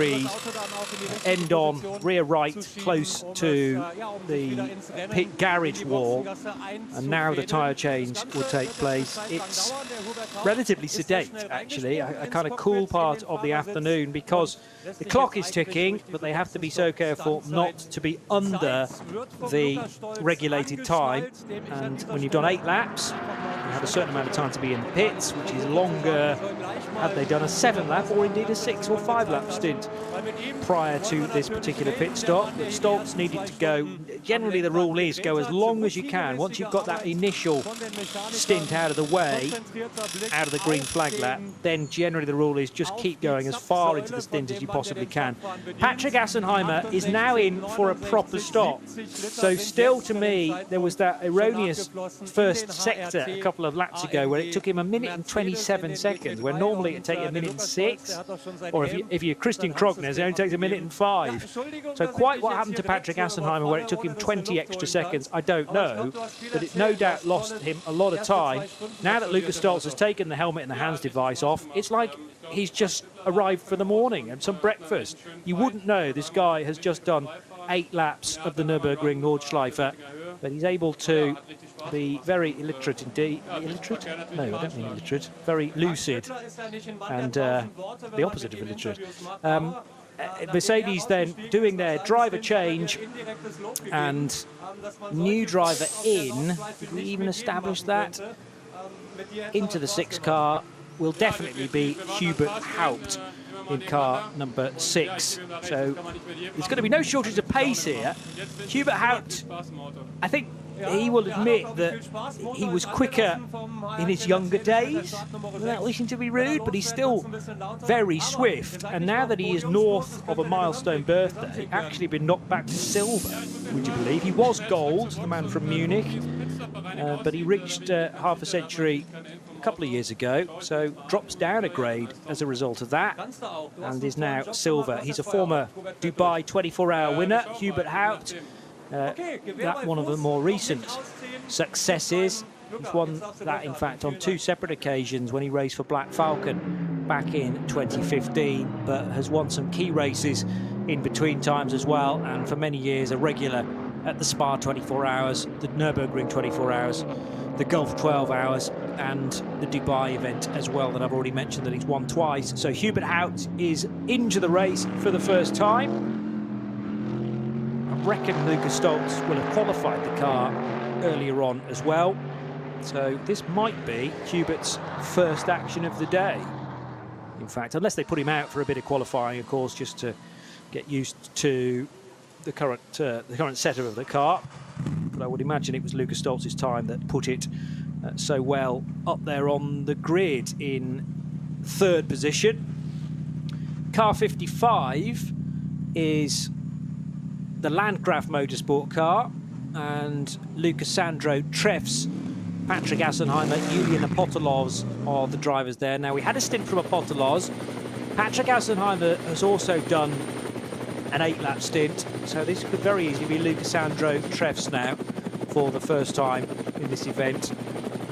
Treffs, if you're not aware of Lucy, as he's known to his mates, another silver graded driver, only 20 years old, Lucy Treffs, and he is a former champion for Lippert Motorsport in the European GT4 category. He raced in 2019 in that and managed to win the Pro-Am part of that championship for the German squad. No doubt, if it's Lippert, they were racing a Mercedes. I was about to say Lamborghini, but it was actually Mercedes in GT4.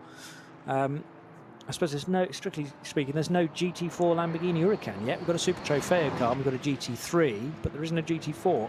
Do you know, I'd never thought of that. You're absolutely right. Yeah, I'm scratching my head. I shall research while you do that, but yeah. I think you're absolutely right. We've seen many Super Trofeos, and those cars, again, are magic down the straight, similar to Porsche Cup cars, because they don't have anywhere near as much aero, anywhere near as much downforce. But Lippert Motorsport, I'm sure, would love to run a Lambo in GT4, but I don't think there's the option to right now. So they run a Mercedes instead, or they did in 2019. And Lukey Treffs taking charge of car 55. That'll slot him, well, initially back into 2nd place, but will allow the timing to rectify itself in a lap's time, which will be the end of lap 16, and that will drop the 55 car back down the order.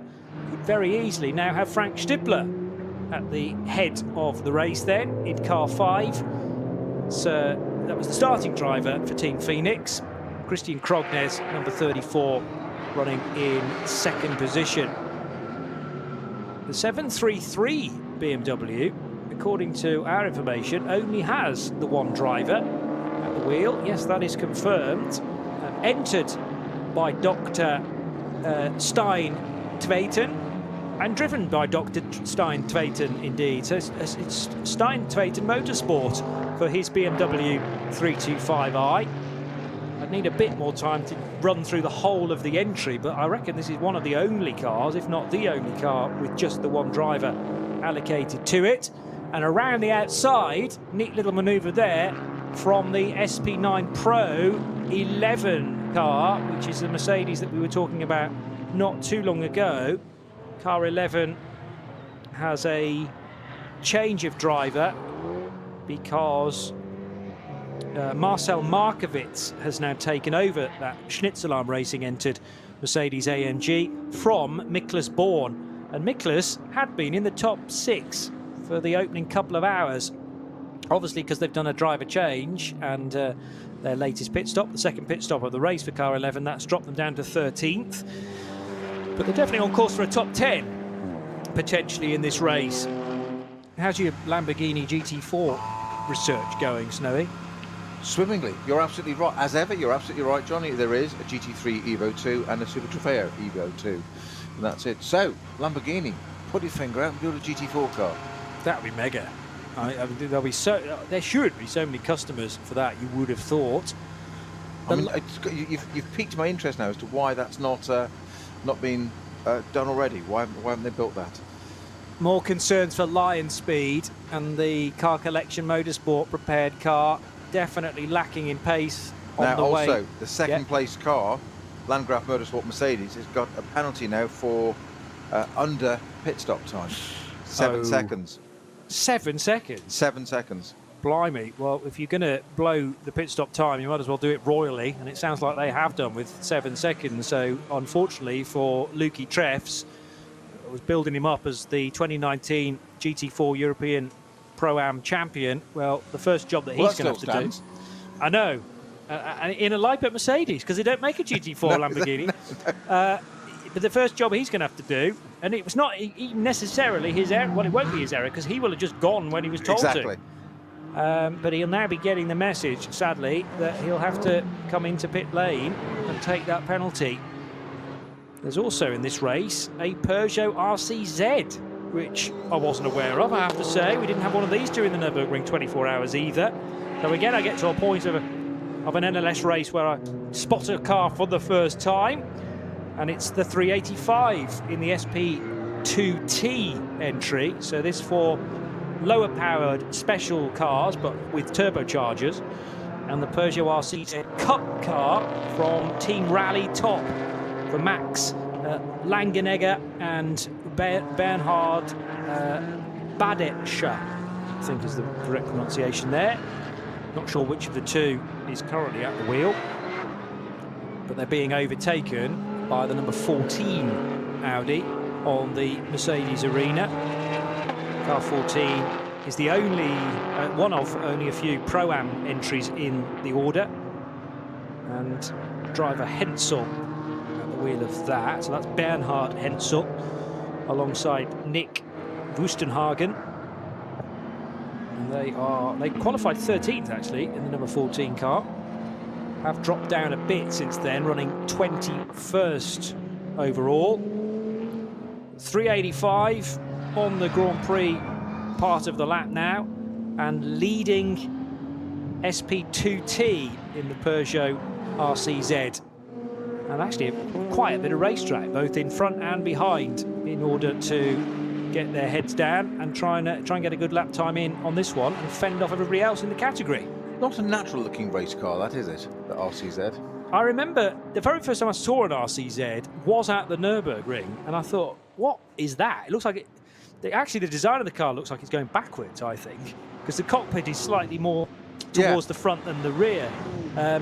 But I learned to love it on that event, which I think was probably the 2012 running of the Nürburgring 24 hours. Hadn't seen one on the road before that, but that's the great thing about this race, is that so often you see future road cars debuting in race trim at such an important event as this, or certainly the 24 hours of the Nürburgring. Line speed Audi going slowly again. And actually overtaking an even slower car, I noticed. But yes, I made the point that the 24 car was unfortunately touring earlier on in the lap, because this is one of a few cars which brings us some sound coverage as well as visuals, if you are joining us in sound and vision as part of the Radio Show Limited network of channels, because it's got one of the onboard cameras inside the cockpit car 24, and just the resigned look of the driver, knowing that the issue had crept back in again. At the wheel of that now. Yeah, so it took over from Dennis Fetzer in the previous stop. But what was the other car coming down the Dottinger Höhe even more slowly than that? And probably heading for the pit lane. Didn't grab a good enough sight of Was it the Lexus? No. It was probably a... It's very definite. It wasn't a Pro. It wasn't an SP Pro car. It was a car that most likely started in the third starting group, actually. So maybe a hot hatch. Also, the Audi RS3 is now stopped on the Grand Prix track and being overtaken, and the headlights turned off, turned back on again. That is a classic reset for the 811. Did we not say that this car was leading its class when we last checked as well? So 811, no, 801. 801, yeah, 801 is, I think, the only RS3 in the order. Let's check, hang on. There is an 811 as well, I believe. So I might be getting my Audis mixed up here. Audi RS3. Mailer Build Motorsport entry, the 801 TCR. Yeah, crucially, it's not the 833, which is the number I didn't mention at all in that sentence, and that's the one that we were talking about earlier on. That's the LMS one, Shearer Motorsport car. Yeah, and I reckon 833 and TCR. Yeah, I reckon 833 still lead their class with Christoph Breuer. 801 were having a decent event to that point, and they are going again, crucially. So it just shows, doesn't it, the old Control-Alt-Delete. It was almost like a glitch, wasn't it? Because it came through Tiergarten onto the Grand Prix section, absolutely fine, and then suddenly it just stopped. As you say, that telltale lights off, lights back on again, reset it, it fired up. It took a moment then to actually get moving, which was slightly odd. That might just been a gear selection, but it was almost like it needed an electronic reset. So very bizarre, that one. Yes, but the good news is it's running again now, and we'll see how far that car can get for the remainder of the race, which stands at 1 hour and 37 minutes still to go. It's an all-Norwegian lineup, I reckon, for car number 801. Yeah, for Moller Bill Motorsport and Hakon Sharin. It's terrible Norwegian pronunciation, probably, but Hakon has been doing Nürburgring 24-hour races since as far back as the year 2000, actually, in A2 cars, so has raced Honda Civics. That means I've raced against him. Were you in the 2000 edition? Fabulous. So there you go. He was a little bit further down, no doubt. I'll check the results before you say that. It's very kind of you. Thanks. I can't find your name at all. Was it that bad an event? Yeah. Okay. That might be the reason why. We'll move swiftly on. 490, the GT tyre VW Golf, drawing alongside the 600 BMW, which is second in H4. And I wonder where in the overall standings therefore. Car 600 running in 76th position, currently on an outlap. And the David Ackerman driven car, sharing this M3 E92 GTR with a driver simply known as Moritz, and David Ackerman sharing car 600. So they're running second in H4. H4 for the older machinery, although I'm reliably informed the H does not stand for historic.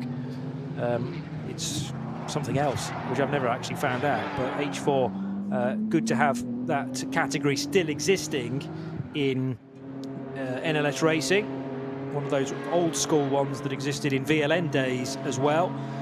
And there are 2 cars entered in H4. It's also the class where we find the Hoffer Racing M3, the E46, rather than this car, which is an E92. And the E46, as we mentioned at the start of the broadcast, being driven by Michael Kroll, Chantal Prince and Alex Prince. Car 605. 1, 2, 3, sounding absolutely fine over the line. This is the car that had the dramas earlier on, connected with the off that it had had in qualifying, but it's done a number of flying laps now, so let's keep our fingers crossed that Mühlner have solved the issues. 38th was the answer you're looking for. In the 2000 Correct. edition of the Nürburgring 24 Hours. Okay, well, that's pretty good. Where was that in class? I think 4th off the top of my head. Oh, okay. Yeah. Well, don't say 38th to anyone that asks you in the future. You'll finish 4th. You've got to paint the picture. You're identifying the flaws in my career. Well, yeah, maybe. Yes. Got to be as self-promotion, not good. Could do better. Indeed, room for improvement. 3 cars on an outlap again. Now that's the Cup 2 battle. So Verimenko, Bunagel, and Kaya So Kaya's the new driver into 104, and 104 was being driven by, let me think, Mike Stursberg, I believe. Yeah, Mike Stursberg's just handed over to Mustafa Mehmet Kaya, the Turkish driver. Jörg Bergmeister's part of that lineup as well. They've got to be keeping Jörg Bergmeister back for the final stint. What did you just see for the Müller Motorsport? It was just coming off the end of the Grand Prix circuit, on that bit we've talked about so many times, the start of the Nordschleife, the Sabine Schmidt curve, and it was, I wouldn't say it was a late lunge, but I'm not sure. I think they both wanted the same piece of tarmac at the same time, and then decided that it was better if they didn't. But it was just, it was because it's the Müller car again. I was thinking, no, please don't, and they just edged the nose inside and got away with it. So I think the two drivers worked together, but for a moment, it did raise my heartbeat a little bit. Yeah, I could tell. Falkenhorst Motorsport's third car, which is the 36 machine, entered into AM, straight AM. So this is the only AM car in the field today. Clearly, as it keeps running, it is winning its class, therefore. The BMW M4 GT3. They've acquired 3 of these brand new cars very swiftly indeed at Falkenhorst, but they're a big mover and shaker within GT3 racing around the Nürburgring. And it is Falkenhorst himself actually at the wheel of that car. So good for that to be the case. Henry Falkenhorst and Jörg Brewer are the drivers that share car number 36, monstering the curbs a few moments ago. Race leader Christian Krognes leading by 18.3 seconds over now René Rast. So 2 different driving strategies being utilised by Scherer Sport Team Phoenix, in that for the 16 car they put their first driver in for the first 2 stints, i.e. Kuba Gamasiak. So Gamasiak did a double, and I'm fully expecting this René Rast stint to evolve into a double as well. Whereas for the 5 car, part of the same team, they put Stippler in for stint 1, then changed to Kolb for stint 2, back now to Stippler, and I think Kolb will need to go in for the final and the 4th and final stint to the flag, unless one stint will do it for Vincent Kolb. But I think he needs a bit more driving time in his favour. Kolb from Frankfurt, and the number 5 car qualified in 2nd position in qualifying today. 285, one of a few Clios in the entry, and this car running in the SP3 class. It is Holthaus at the wheel currently, and Holthaus will be sharing with 2 of the drivers. So Gerrit Holthaus, Mark Weilach and Michael Bora are the 3 drivers in this Clio Cup car, entered by X85 Racing, but it's another MSC Adenauer prepared machine.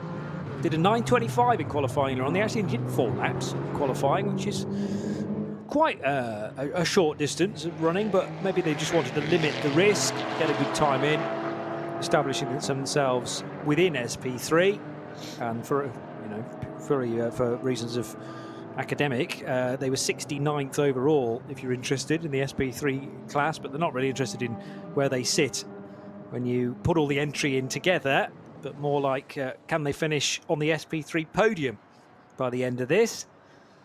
And at the moment, going the right way about it, with Gerrit Holthaus now taking charge of that car.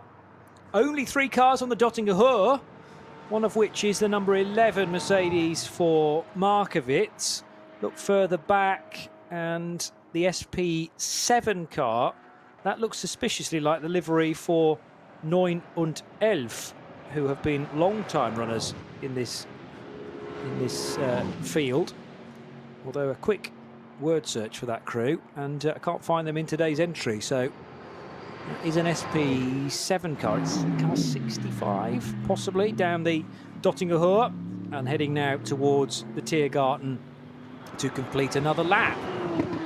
SP7, only 4 cars in the entry this time. And it is number 65 for Georg Goder, Ralf Omer and Martin Schluter. Again, names that sort of trip off the tongue when it comes to middle order running in more old, or the more venerable Porsche Cup car. Overtaken now these days by 14 of the brand new Gen 992 cars, but it's good that the organisers of these events still find a class, SP7, for the slightly older 911 GT3 Cup cars, so you're not necessarily racing at the sharp end of Porsche Cup racing, but nevertheless SP7 is massively competitive. Some chaps we talk about more normally, but we did mention a little bit earlier on, the BMW Junior team of Max Hess, Dan Harper and Neil Verhagen out in the, not the GT3 version today, but the GT4 version of the M4. They started 30th on the grid, which was leading SP9 AM class. Sorry, SP7, no, what was the class? Because concept car, isn't it? Because it's concept one, that's why it's different. They're obviously in front of that, but they've dropped down to 105th at the moment. And it's on an 8:36, which is slightly surprising me. SP8T, that's my apologies, was the class it's in. So not had a good run for them. And I think they're the only car in SP8T, yes they are, not eligible for SP10 yet, because it's not a legal car, it's being tested. Bit like when we had the M4 GT3 in some of these races last year. Yes, we did. Prior to homologation. Very busy indeed on the Dottinger Hohe, with the 833 TCR class leader needing to get to the right-hand side of the track where possible to allow Aston Martin number 17 through. And the driver of 833 did a very good job there in occupying a bit of road space, which clearly they are able to do, they are allowed to do, but trying not to slow down faster cars down the Dottinger Hohe. Two Caymans peel off almost as one, and that is a fraught class battle, you have to get the feeling. The mechanical warning flag now being waved to somebody, the black flag with the orange spot on it. Fortunately, can't see the other side of that number board to tell you specifically who it's being sent out to, but that's maybe some smoke trailing from a car or some damaged bodywork, which is concerning the race stewards, and therefore the instruction is to pit the car as soon as possible and sort that problem out. You will be allowed to continue if you can solve it. There's a glimpse there of the VW Golf AU, which is the VT2 front-wheel drive, front and Trieb class leader, and 490 is being driven by one of the Schmidts. Let's just check. That will be Andreas, no, not Andreas Schmidt, Ulrich Schmidt, joined by Axel Jahn and Robert Hinser in the 490 car. So they are one of a few run by GT Tyre Motorsport, the car running on GT tyres, unsurprisingly. GT competition tyre, and effectively run by WS Racing with the brand sponsorship on top of that. They did a 10:02 earlier today and are now leading the front-wheel drive part of VT2. At the head of the order, Christian Krognes is on lap 18 now, with a gap of 18 seconds, so that's easy to remember. 18 laps nearly completed, and an advantage of just under 20 seconds from René Rast. Now, it's going to be very interesting to compare the lap time from a Christian Krognes piloted BMW and the René Rast driven Audi at the end of this particular lap. Where are they in the sector? They're on the Dottinger Hohe now and due across the line at any moment. In fact, there goes Christian Krognes in the black and white BMW. So it's an 8:01.557 as his last lap. René Rast yet to cross the line in the number 16 Audi from Team Phoenix. I still reckon, you know, that this is a bit of a two-horse race now, depending on how far back René Rast is. And the gap was forced open during a code 60, or code 120, code 60, around the Flansgarten, Brunchen Wippermann area, and it extended virtually all the way through to Schwabenschwanz as well. So a long section that was instigated kind of between the second and the third placed cars, which has put this false gap between René Rast and Hubert Haupt. But Haupt is closing it down, in fairness. Now, is that a true gap? No, beg your pardon. So there's another 27 seconds from René Rast back to Hubert Haupt. So we now have a similar divisions between the top 3 cars. Remember those first few laps in the opening stint that we were mightily enjoying, where the top 3 were nose to tail, 3 different manufacturers, could not be separated. It is a different story now, because the race leading BMW has a margin of 22 seconds back to the number 16 green and white Phoenix Audi of René Rast, and it's a further 27 seconds to Hubert Haupt, who's just taken over the number 6 Haupt Racing Team Mercedes. So I think a mixture of traffic and some yellow flags, code 120s, code 60s, has rather disrupted this lead battle and only served to widen the gaps, which is a shame, because it was set to be a really close run to the flag had that not happened. Different story now, and what can Frank Stippler do about trying to close that gap in car number 5? He is expected across the line at any moment. Last time around, he did an 8:01.949, which is his car's best lap of the race. Well, he's backed it up with an 8:03, so he's 2 seconds shy of the car's best. The real problem for him now, he's got to find 75 seconds on just the car in front, let alone Christian Krognes's BMW. So Frank Stippler is 2 minutes adrift now of the 34 BMW, and it has all of a sudden become BMW's to throw away this, when previously Audi and Mercedes were well in the hunt. It is a different story though now. Meanwhile, down in 6th position, the number 11 car of Markowitz, still charging hard and trying to pick up any pieces that might head his way. Marcel Markovic sharing the number 11 Mercedes AMG with Miklas Born.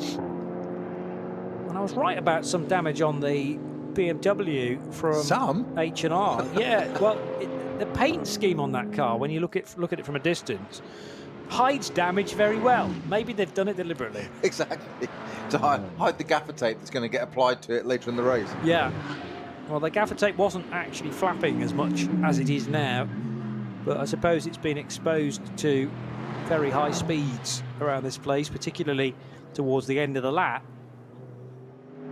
Marcel Markowitz, Peter Terting, Moritz Krantz going faster than they've managed all race long. They are running all of them in SP9 cars. In the case of Markowitz and Terting, they're SP9 Pro entries. But from the Pro-Am leader, Moritz Krantz is doing really well. Down in the 805s now, 805.2, which is so good for a Pro-Am entered car. Jean Glorieux behind in number 17, the chasing Aston Martin, cannot take a flame to that sort of pace right now. 821.8 for Jean Glorieux versus Krantz's effort, an 805.2. The treble 6 car on the Grand Prix lap is one of a number of BMW M240i Racing Cup cars. Not mentioned a great deal about this class so far, but they were renamed. These cars used to run in Cup 5, then very imaginarily titled the BMW M240i class. So they've basically taken the model of the car and incorporated it in the class name these days. There are 7 of those cars in M240i, and the best of the qualifiers was 673, leading M240i right now is the 650 car, in fact, and 650 has Riemer doing the driving there. Now, Riemer previously, I think, has been a champion in Nürburgring racing in NLS. So he will be one to watch, and not a surprise to have the 650 car now at the sharp end. In Cup 2, Dorian Boccolacci has worked his way to the front, and he's now 9 seconds clear of Tobias Muller in the 102 car. Just going to spot that, and hunting down is the BMW right in front, isn't it? It's the Valkenhorst car. That's a different category, isn't it? That's SB9 Pro, sorry, but that's where it's behind. On track with, quite extraordinarily. Yeah, that might be a quirk of where the 35 car is in its pit stop strategy, I suppose. Might just, well, it hasn't just done a stop. And the previous lap time for Mario von Bohlen indicates that wasn't an out lap either, because he did an 8:23. But von Bohlen, again, is not going to show the same sort of speeds that we've had from Lucas Stoltz in this race, from Christian Krognes. So I would expect von Bohlen's car, number 35, to just drop a bit down the order, and they might even provide a chance for Dorian Boccolacci to fashion an overtake. You have to be careful, I suppose, though, if you're leading a class, not to be drawn into unnecessary overtaking.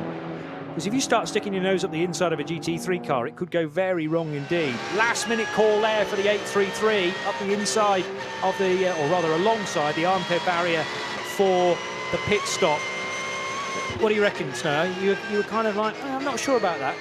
The difficulty is Boccolacci could be being slowed down by von Bohlen, and he's got Tobias Muller at a safe distance right now, 9 seconds. But if he is a bit half-hearted and thinks, I don't need to get involved in this battle, he'll have Muller on his tail before he knows it. So maybe it is a move he has to go for. 100% so, and that's the point. Is he being held up? And it's all down to radio comms here, really, the team telling him where it is and what's important. And you can then, what you need is your team giving you the information and just the facts.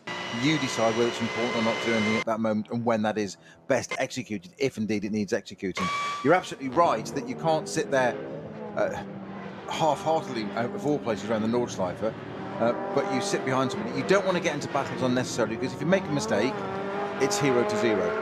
You're just like, why are we battling with that? Equally, that car probably shouldn't be there. And we looked at the times here. They were only 2 seconds apart on lap times on their last laps, 21 and 23. So it's all to play for there. And if you've got somebody coming up behind you in your class, then you want to keep going. The whole idea of racing is to keep going forwards. Well, von Bohlen's car, Mario von Bohlen's car, is capable of an 8:12, but unfortunately, for whatever reason, he's down in the 8:23s. So he's losing 11 seconds per lap. That might have just been a duff lap in terms of traffic, and just, he had to get out of the throttle a lot during it. So we may well see the 35 car pick up speed. On the other hand, Boccolacci is best to judge it, as you've mentioned, because he will be on the boot lid now of Mario von Bohlen, and working out where that car is quick and where it is slow in comparison to his Cup 2 race-leading, class-leading Porsche. Meanwhile, speaking of Cup 2s, a couple of them arriving now at Tiergarten, together with some Caymans from the Cup 3 class as well. So they have found one another, you will see. You mentioned earlier about how strict they are with the penalties on this. I'm going to get myself into trouble here, but the Klickverecherung team, the 119 GT3 Cup Porsche, has just had a penalty for speeding under the code 60 of 88 Ks. So it's been given a 105-second penalty. 105, oh dear. Yeah, that's, I mean, it's draconian, isn't it? But they do that for a reason. And lesson, hopefully, will be learned by the end of it. Focusing on the 111 Porsche from Fricadelli Racing Team, heading now out of the Mercedes arena and down towards the cut-through. This is the car for Klaus Abelan, Leon Kohler, and the driver simply known as Jules. This is RS1, the Radio Show Limited network of channels.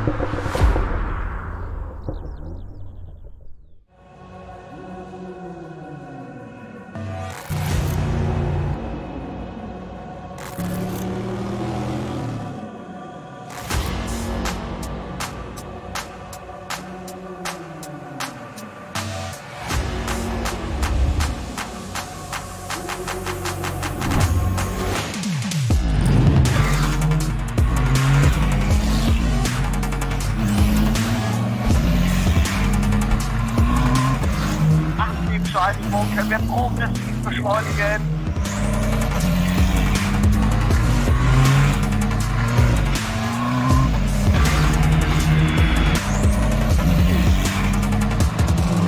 Schön gefühlvoll und eingelenkt.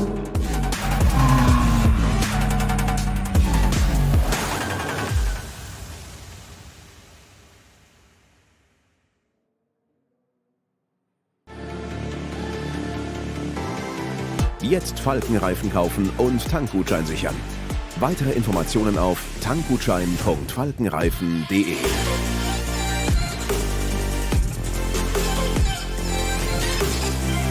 Falkenreifen.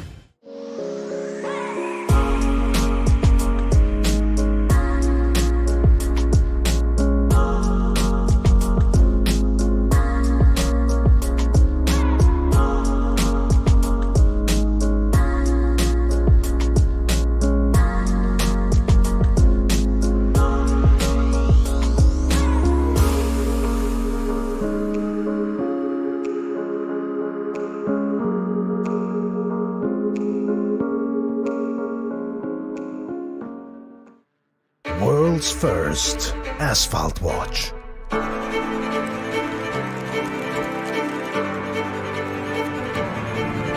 Die ersten Zifferblätter aus echtem Rennstreckenasphalt.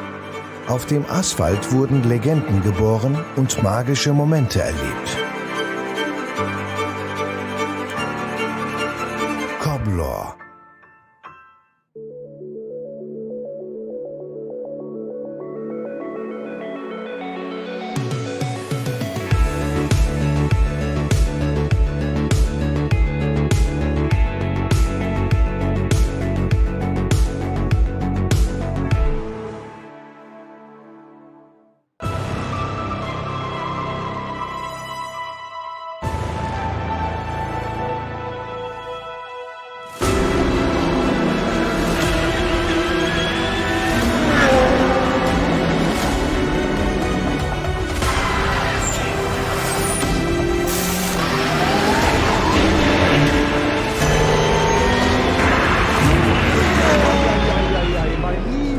Gesangverein.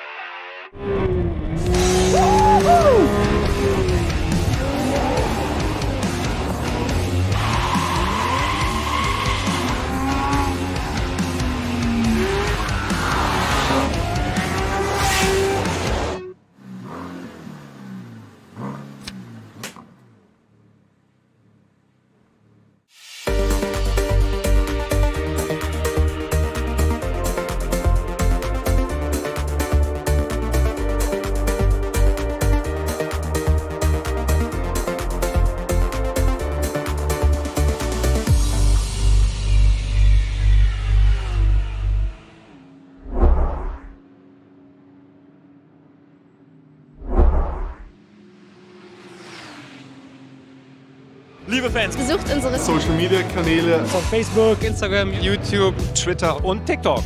Willkommen zu NLS.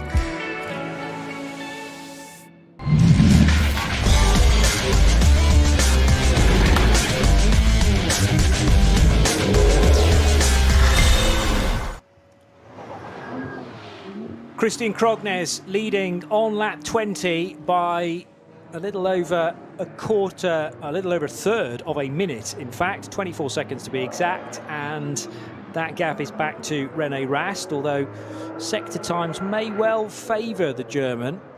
Let's just have a look at Rast's progress so far. Now, if anything, Christian Krognes is extending the gap, because through sector 4, which takes cars 3 and a bit minutes, Krognes quicker again. So the pace of the Audi, similar to what it was at the end of May, actually. We could tell that the Audi was not the quickest car during the 24 hours. Clearly that was actually the Aston Martin, with the BMWs very close behind. The BMW can easily have the lap speed today on the Audi and the Mercedes that were fighting with them only an hour or so ago. Similar speeds over the line at the end of lap 20, but that gap's been opened up again for Christian Krognes. René Rast is obviously no slouch, the multi-DTM champion, but at the moment, it seems to me that René Rast just doesn't have the machinery at his disposal. This M4, brand new bit of kit, is, to me, the quickest car out there, Snowy. Well, it has been all year. It just hasn't been able to convert it in some of the longer races. We've seen it do it already, but it's certainly got the pace. But we've seen it, haven't we, with the Conrad Lamborghini as well, a car that does not lack in pace, but just seems to either not quite achieve it, not have the luck it should do. We've had a great position at one point. We had a wheel bearing failure, didn't it, when it was leading? Now, what have we got slowing on the Dottinger Ho? That's one of the Mercedes. Is that Lucas Stoltz's car? I think it's Hubert Haupt now, but in the car. Sorry, quite yes. possibly it's the 6. That's got a left rear tyre failure by the look of it. Or is it the... No, I'm pretty sure it's the 6. It looks very much like the 6 in the windscreen. That's confirmed as Hubert Haupt, the third-place car. And all of a sudden, the fight for the podium opens up because here comes Frank Stippler in the blue and red Audi from Team Phoenix, and will go through into third position before the end of the lap. That looks like possibly damage to the rear left. Yeah, totally. Oh, no, it could just be the tyre. Just look at the it was totally got a massive amount of toe in there. Yeah. Hubert Haupt looks like he's going to potentially retire the car onto the grass at the right-hand side. The tyre is deloaded, but actually better. He's pulled it over. He's retired the car. Now, unless there's an actual wheel failure that's caused the tyre to go there, I can't see any other damage to the car. Everything looks intact. But Hubert Haupt retiring the eponymous named car number 6 into the area. He's actually reversing it as well out of the way. Mind that hasn't got the reversing cameras on. Very, very neatly put it. You couldn't get more considerate than if you tried there. Trying to hide it from the cameras, I think, more to the point. But so a left rear tyre failure. I thought for a minute, like you, Johnny, when we got that first glimpse, it got a massive toe in. So I thought maybe a toe link tapped the wall or something. But I don't think anything else has gone on that. If that's just a tyre failure that close to home, surely the carcass is still on the rim. Try and get it that last little bit. He's in the car. He probably knows more than us. And the team are looking at telemetry from the car as well, no doubt. And perhaps that was the advice to Hubert Haupt to stop it right now if it's done damage to any of the drivetrain. But that was either an optical illusion showing that the wheel had, a broken hub on it, or indeed, as you say, a tracking arm which had gone, or it was just the tyre and the angle of the popped Michelin that looked like the wheel was out of alignment. I mean, it wasn't crabbing as such down the Dottinger Hohe, but it is puzzling to both Snowy and I that Hubert Haupt wanted to pull that car, or didn't want to, but seemingly that was the only option for him, to park it rather than run over the grass at Tiergarten and then get it into the pit lane. Maybe he just thought, I've lost so much time here, we weren't going to win this race because Christian Krognes is so dominant and René Rast in clear second place. So let's just scrap it and come back for NLS 5. But it's a sorry end to, well, it's still the car that holds the fastest lap on the race at 7:57.1, set earlier on by Lucas Stoltz. I would assume that when Hubert took the car over from Luca, they gave him a brand new set of tyres. That's normally the way for a new driver into the car. So that rear left has expired a lot sooner than they would have expected. Flags back in again at Dottinger Hohe, marshal post 3 at Dottinger Hohe, and 197 when you count them all up. Callenhard was briefly affected by yellows as well, the exit of Callenhard, but that's... No, he'd done 3 laps on that set of tyres. Assume it's a new set. Well, I think it would have been, because it's, as I say, new driver spin in the background for the Krone Racing 101 Porsche. Whichever of the Porsches is the Krone 101, entry. yes. Yeah, right. Tracy Krone himself, in fact, racing with Nick Johnson as this 20-year-old plus driver partnership continues. They've raced at Le Mans on numerous occasions in Ferraris and Porsches before, and the 101 car is part of the SP. Is it? Oh, actually, this is a Cup 2 car. Yes, it is a Cup 2 car because it's a brand new GT3 Cup 992 iteration machine. So Tracy Krone, Nicholas Johnson The man from Houston, Texas, though, Crone, looping it very slightly, but he actually mopped up that moment on the Grand Prix circuit, didn't hit anything solid, and can continue. Car 101 being shown in 23rd position overall. More punctures. 58. This time for lower down the order, and not a sight you want to witness when you're going so fast. That's the RPM Racing GT3 Cup entry, 911. 911. 91.1. Any more nines you can throw in? He did a 978 this morning. That's an 822.978. Now, Haupt Racing, the Mercedes, has come out of that area. It's now back on track, limping it back round to Tiergarten with an intervention vehicle behind him. So Hubert Haupt's had a change of heart and decided to get that car back to the pits. Well, this is the more sensible way of doing it, because at least he has the protection now of the intervention vehicle, not physically blocking the path of anybody approaching, but at least they have a warning. They've got yellow flags waving, some white flags too, and the illuminated light bar on the roof of said intervention vehicle saying that there is a car stricken on the right-hand side. Down to 60 kilometers per hour for one of the Porsches from the SP7 class. And speaking of SP7, car 58 is from that division as well. The RPM Racing crew for Christopher Gerhardt, Yang Han Choi, Philipp Hamprecht and Lucas Moosken. It's now to the left-hand side. Jean Glorieux, I think I put in car 17. Let's just check. Aston Martin, yes. Aston, yeah. For Jean Glorieux, a former Michelin Le Mans Cup champion, and he heads across the line. Nico Verdonk, I reckon they'll put back into this car. He did the opening sting, Verdonk, and when Glorieux comes to the end of his fuel window, every chance that fellow Belgian Nico Verdonk will be put back into that car to bring it to the finish. Running again on Michelin tyres, as did the TF Sport example that led for many, many hours a couple of weekends ago, until it got to about 11 o'clock at night and Nicky Thiem had his moment on some oil that he didn't know was there, approaching Schwabenschwanz, got onto the very slippery stuff, and that immediately put him into the fence, and a sorry end to what was an incredibly strong car, the number 90 Aston Martin from Tom Ferrier's outfit.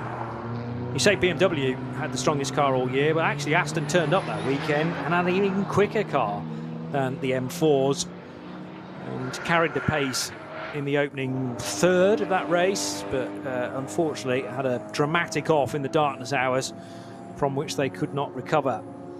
Well, the speed's proving that, Aston, isn't it? Because in its GTE form at Le Mans, TF Sport took that to a class win as well. So, bit of redemption 2 weeks later. Yeah. I'm still intrigued at Hubert Haupt putting that car behind the barrier there. There's safety considerations, I get that. We thought maybe there's more damage, maybe the radio, being told on the radio by the team to box it, or sorry, not box it effectively, and very neatly, it was very precisely reversed back into that space like it was finished, game over. I'm surprised you'd do that if you're going to wait for the intervention car. I absolutely get the sense of having an intervention car bringing you in at Tiergarten at the end of the dotting hour, on the fastest part of the circuit potentially, cars arriving there. So I understand that safety net, if you like, of that intervention car, but to park it behind the barrier then come out again, it's an extraordinary amount of time to take. I'm not quite sure why he just didn't continue limping it, as you said, on the grass, even if that's not the best place for a GT3 car, to be honest. You're probably better off on the track. At least it's smooth, it's level, you've got your one corner down because of the tyre, but it just seems an odd sequence of events to me there, and it doesn't quite all add up, but we're not on the inside, we don't know. And we're not Hubert Haupt either, who is so experienced exactly, at the Nürburgring. So yeah, he's got his reasons. I'm just trying to work it out. I'm not saying it's wrong. I'm just trying to work it out. I think safety was the top of his thoughts there, and wanted to get it home. He might have even got out of the car to assess it, because you can do that. As long as you don't. I'm not sure the 10-meter rule is actually utilised in this event, but at Le Mans, again, the regulations allow you to undo the belts, clamber out of the car, and as long as you don't stray more than 10 meters from the car, you are still in the race, and that allows you to assess the damage, because it's very tricky from his vantage point to know how bad it was at the back. But would the 10-meter rule apply when it's already behind the barrier? Yes. Yeah. It still does, I think. Yeah. But as I say, 10-meter rule is a Le Mans rule. I'm not sure it's used here, because we've seen many times cars brought back to the paddock on intervention vehicles, on flatbeds, and then returned to the racetrack. But he may well have just wanted to think, okay, how bad is this tyre? Has it started to wrap? Have the cord started to wrap around the drive shaft?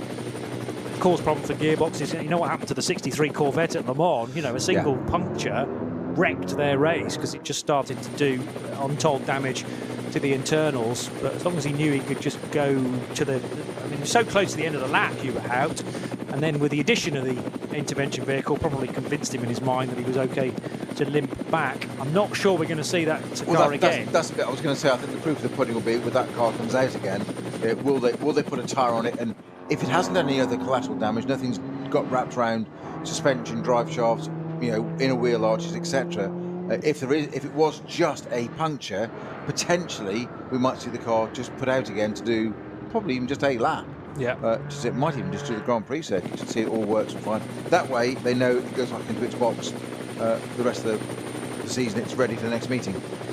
Now, Christian Krognes has just made a pit stop and is returning to the racetrack. That is the third stop of the day and should be the final stop for car 34.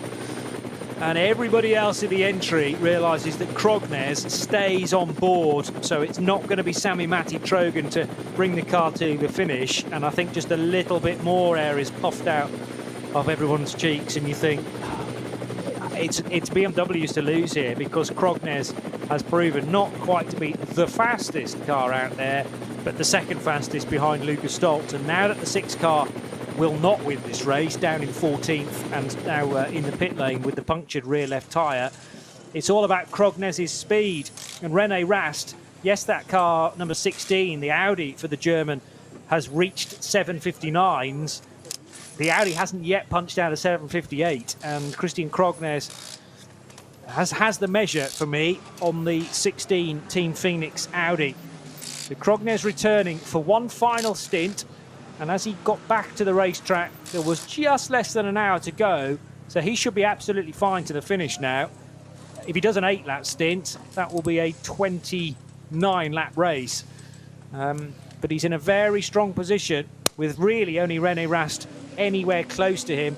Everybody else was affected by that very long code 60/code 120. When I mean very long, I mean in distance rather than necessarily the time it was out for. But it affected, you'll remember, from Rundstr all the way through to Schwabenschwanz. And crucially, when that was initiated, the leading duo had already got through.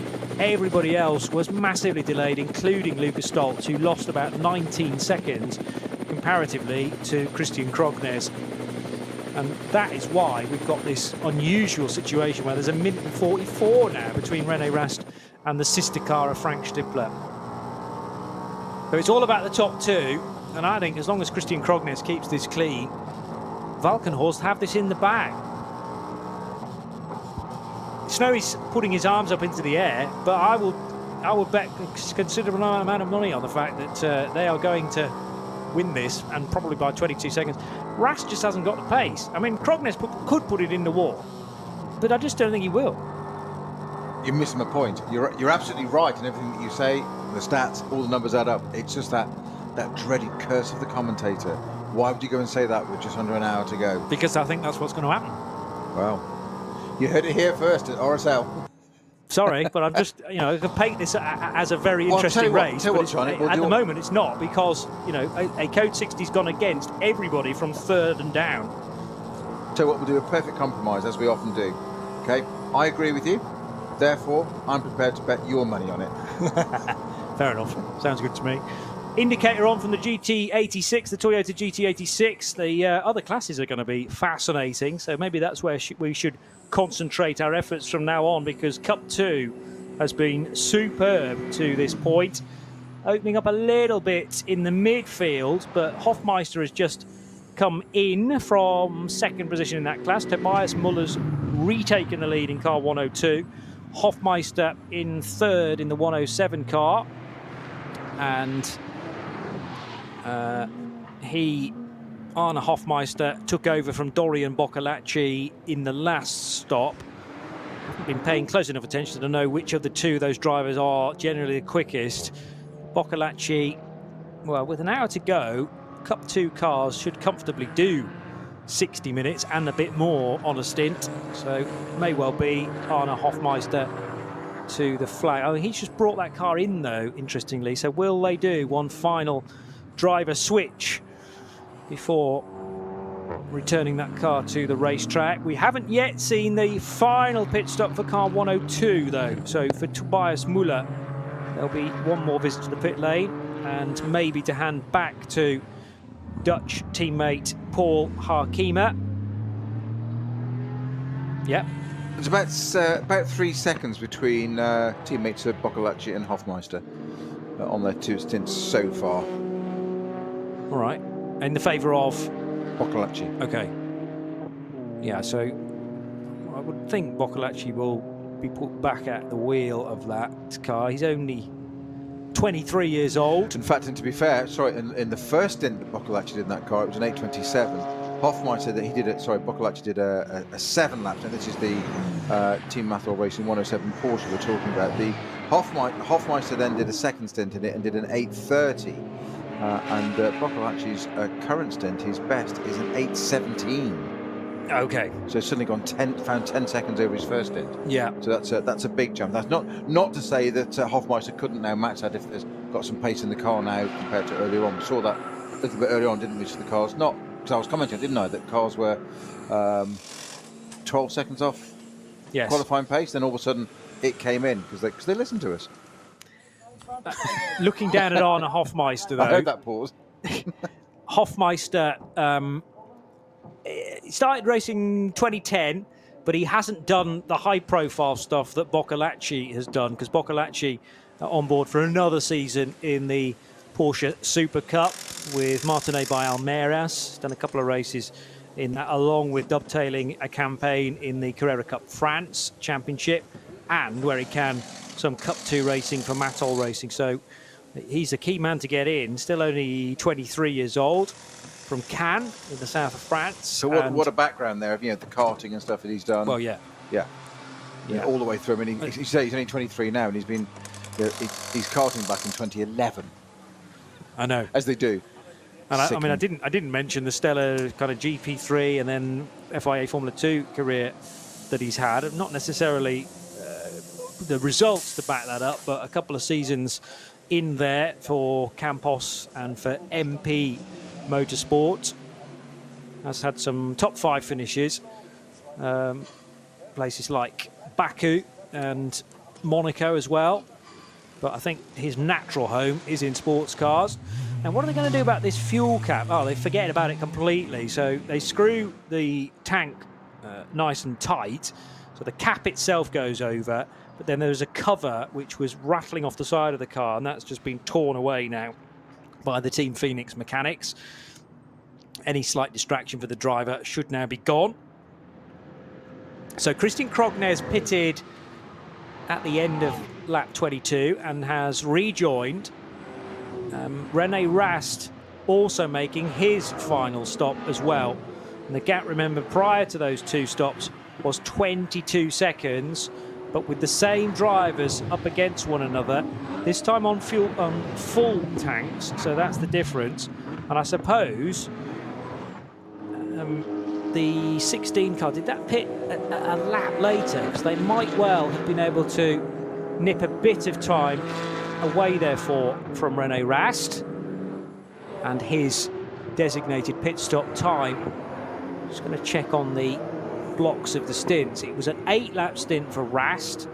It was an 8-lap stint for Krognes, but they pitted a lap apart. Yes, so Krognes came in at the end of lap 21, Rast at the end of lap 22, and because Rast is a lap closer to the finish, his final pit stop was quicker, but only by a handful of seconds, so that will make a difference. And I'm not necessarily going to reframe what I said about Valkenhorst Motorsport and the BMW, but I think it's going to be closer than we might have imagined. Oh, here we go. This, ladies and gentlemen, is called backpedaling. I still think Krognes has got the pace on Rast. Oh, absolutely. I never doubted any of that. The considerable amount of your money, did we say? No, we did say mine. We could use Tim. How about Tim Gray? Tim Gray, our executive producer, doesn't part with any cash at all, so that's not going to happen. Oh, okay. But I did do a flight of fancy there for a minute, didn't I? Yeah. Yes. Well, sorry, Tim. I'd said that this race had developed into it being rather predictable. Stick with this, folks, because now that the Rast car can pit or could go further into the stint than we'd expected, or than I'd expected, then he was able to do that stop a little shorter than Christian Krognes, and I wonder how that will develop. It will certainly bring the 22 seconds down by a margin. Still, though, but all about those top two cars, because you're looking at a minute and 45 seconds back to Frank Stippler in what will be third position when this all unfolds. Luki Treffs in the Landgraf Motorsport Mercedes running in third right now, which should develop into fourth position. And Markowitz in the Schnitzelarm Mercedes, car number 11, running in fifth place. I'd be surprised if Markowitz can break into the top four by the end of this. Marcel Markowitz sharing with Miklas Born. It was Born who did the opening stint. I think Marcel has done every stint since then, though. And it is clearly very comfortable in the car. Brought that in from fifth position.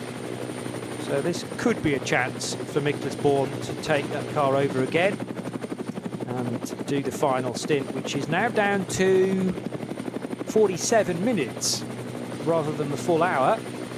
Obviously, the further you can go into this final stint, the more beneficial it is as far as the fuel you need to take on board, but also the way the rules work, your pit stop can be quicker as well, as we've said on many occasions. The Hoffer Racing Bmw reaching Schwedenkreuz, rounding that turn, and now down into the Fuchsrohre.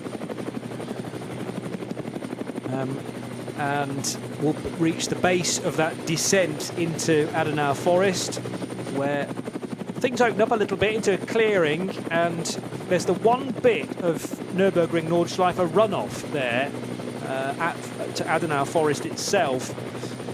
Left and right, you can have a bit of a tank slapper on and still not hit the barrier necessarily. And I've seen several videos through the years of tourist laps going a bit wrong at Adenauer Forst as well. Thankfully, cars can rattle over the grass there, do damage potentially to the underneath, but at least you're not smashing into corners in the Armco, which is so easy to do around the rest of the lap.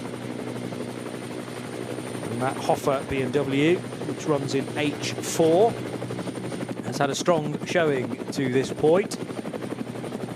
Elsewhere in the classes, Cup 2 still topped by Tobias Müller. Has he made his third and final stop yet? No, not quite. So the Black Falcon Team Identica car has a false advantage out front. And once Tobias comes in car 102, that will even things up between him and the Hofmeister car, Arne Hofmeister.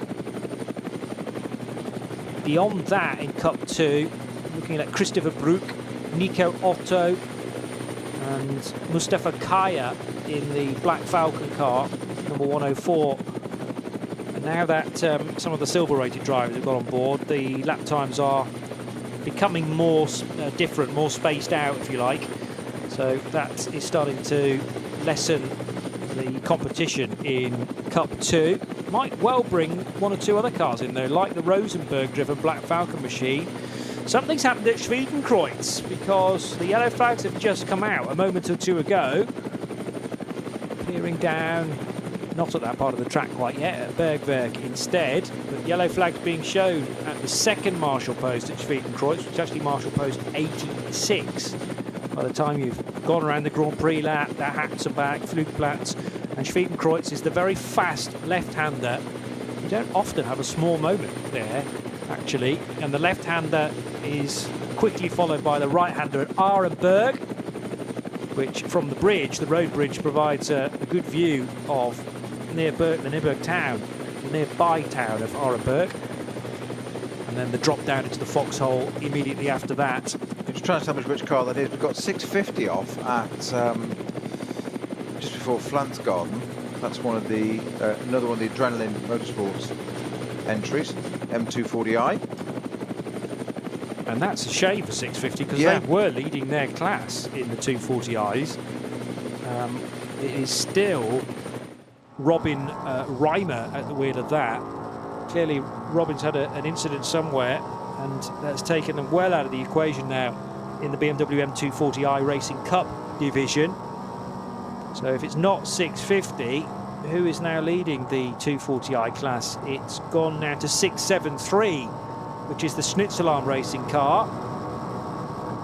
And 673 will have Jamo Hartling currently at the wheel, sharing with Tim Neuser and Michael Sander. Nose to tail, all of a sudden, between... Is this Krognes and Rast? I think it is, yes. Here we go. All that money's suddenly on the line because a 22-second gap has just been obliterated. And this is all down to René Rast's late pit stop. He was able to spend less time in the pit lane, remember, and it's brought the top two together. Christian Krognes is going to have to try and just imagine that that Audi is no longer there. But René Rast all revved up. Remember, a couple of stints from Kuba Gamasiak in the opening phases of this race. And we should now have 40-odd minutes of this battle at the head of the order to enjoy. Christian Krognes, a former winner of the Spa 24 Hours, will not bow to this pressure. But has the Audi been set up to be the more pointy of the cars, the more pacey of the cars in the latter stages of a 4-hour race? You'd put money on that one, wouldn't you? It looks like that way at the moment. It just looks more punchy, the Audi does at the moment, to be honest. I'm not saying the BMW looks slow, but it just looks like it's having to work harder for the moment. But fresher tyres on the Audi, yes? They will be, yeah, as long as they put the new... Yes, because remember they pitted a lap apart. So the BMW came in at the end of lap 21. The Audi came in at the end of lap 22. So because those pit stops were then timed to the end of the race, when you get into the final 70 minutes of these races, it's all about the end of the race rather than the stint you've just done. And the closer to the end of the race you are, the quicker the pit stop can be. I don't know, the BMW's finding a bit of time. He's responded, hasn't he? Yeah. It's almost like he's responded and said, oh, hang on, I'm not having that. I've got Johnny Palmer's cash to protect. Precisely. And never mind his reputation. Exactly. So Christian Krognes owing me big time here. And he is starting to disappear into the distance. Now, this is the sort of form that we saw earlier in the race. Not that we've had the two cars together on track to compare where their strengths and weaknesses are. There will be strengths for the Audi, as there's a bit of turf chucked up there into the face of René Rast by Christian Krognes. They're having to go around the outside of the SP3 VW Golf. And they did that at an awkward place at the end of the Hatzenbach. Yeah, it just cost Krohn a little bit of time there, didn't it? Christian Krognes. Just a little bit there, probably a couple of tenths. Yeah. So let's compare, because they'll be coming towards the end of another sector in a moment. But I would imagine, well, visually, the BMW picked up some time on the Grand Prix lap, and that is echoed by the stint time. Half a second the BMW gained. They were near enough level pegging through the next one, which runs down to Flugplatz, 103.9. So Hatzenbach, well, they were separated by 0.02 of a second, to give you an idea. 103.911 the sector time for the BMW, 103.913 for the Audi. Meanwhile, Vincent Kolb is back into the race in the number 23 car, but he is behind on the road the BMW and the Audi. So these guys, Krognes and Rast, will come out as the eventual race leaders. Patrick Assenheim has just made his final stop of the race for the Landgraf Motorsport Mercedes as well. But again, that car is now behind the BMW Audi scrap at the sharp end. And Peter Terting making a late stop as well for Schnitzelarm Racing, 5th place in his Mercedes. He'll drop down the order as a result too. One of the stranger penalties of the race, issued by the organisers, is the 288 MSC, my apologies, Volkswagen Toyota GT86 Cup car from the SP3 category, which has been issued a penalty for, quote, driving backwards in the pit lane under its own power. The penalty they've been issued? €150 fine. Okay, so not a 150-second penalty, but a €50. They'll think about your betting, you see, your habit, your addiction. €150. It's not a great deal when you think about €3,000 and €5,000 fines. It was probably a matter of It's not going to strike me €150 is €150, but it's not really a deterrent, is it? Then again, it's not really an advantage to drive backwards in the pit lane, I suppose. So you're not going to be encouraged to do it just because the fine is so low. Opel Motorsports heading back into the garages, having just successfully completed a stop for one of their Astra TCRs. Nothing between René Rast and Christian Krognes again. In fact, Rast found a bit of time through Sector 3. So is that where the Audi's a little stronger? And of course, the beauty of René Rast at the end of the lap is that he'll be able to pick up a tow from a BMW, which is a much larger silhouette compared to the R8 LMS. But has the BMW M4 got more ponies down that final long straight? We'll have to wait over 3 minutes before we get an answer to that. They're heading now towards the carousel for the 24th time, and Christian Krognes having to deal with the Audi, looming large at times in the mirrors, reaching the concrete behind the GT tyres VW Golf, and are able to dispatch with that fairly swiftly. The run up towards Hoher Acht, dealing with a bit more traffic again, and René Rast looking for his opportunity to get by.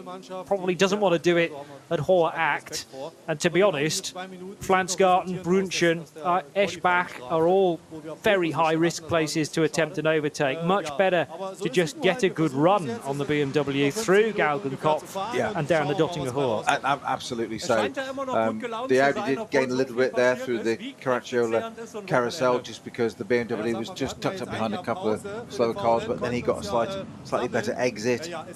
It's just the way the cars fall at the time, but you've got to be, I would say René Rast is not in touch enough now to get that run down onto the Dottinger Hohe, which is what he needs. You said that good exit to the Galgenkopf, get that good run out down the Dottinger Hohe. To get the toe is what you need.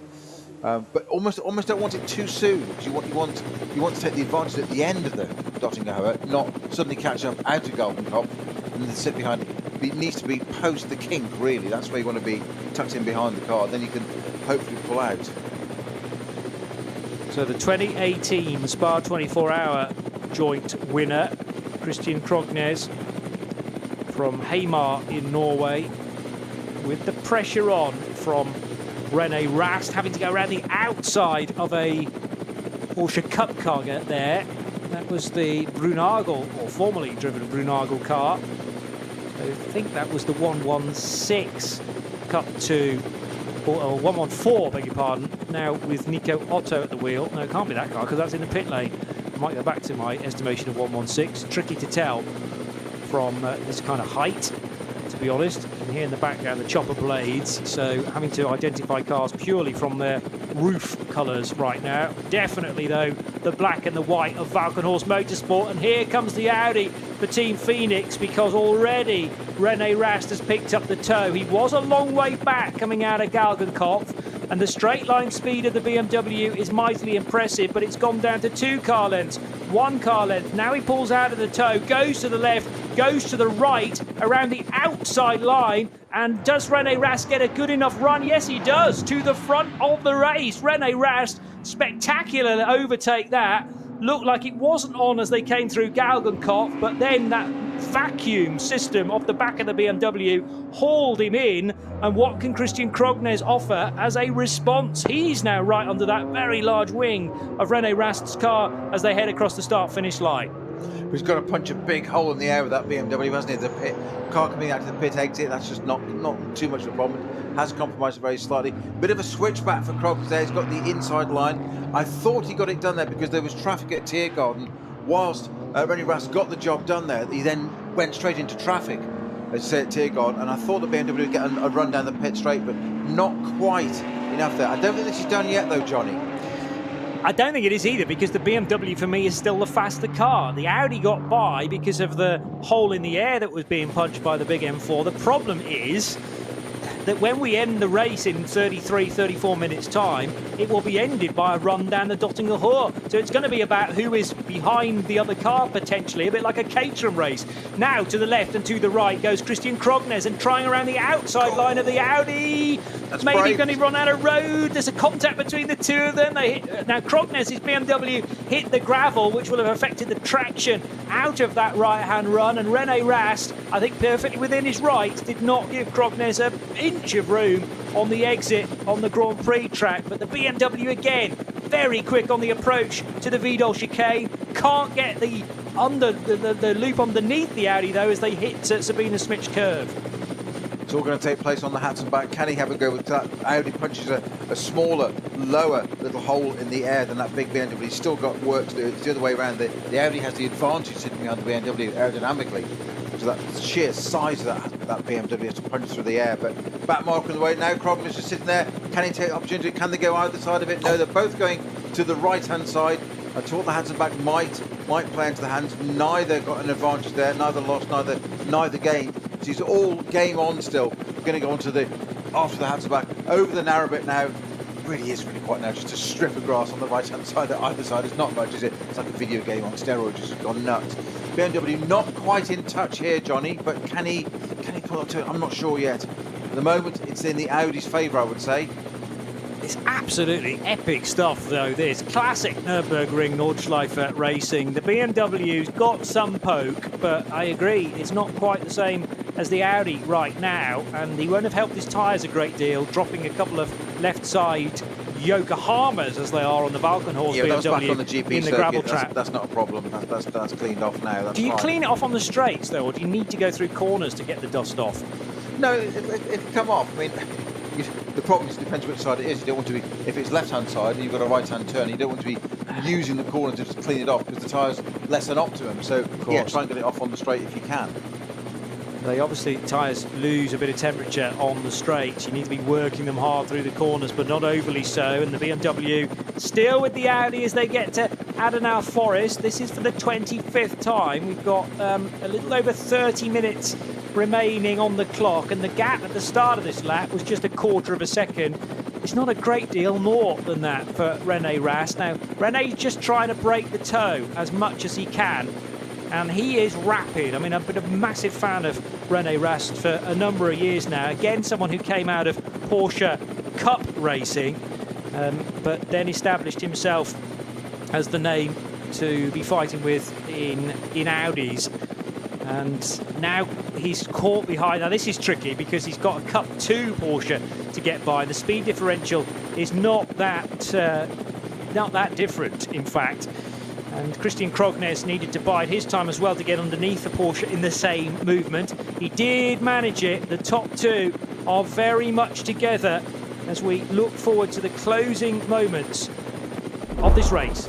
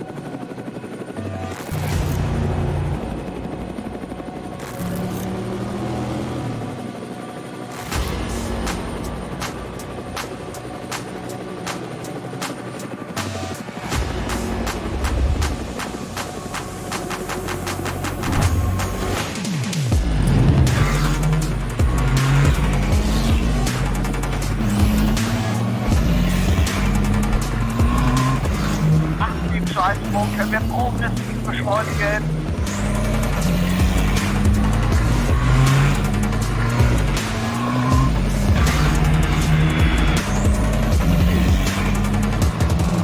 Schön gefühlvoll und eingelenkt.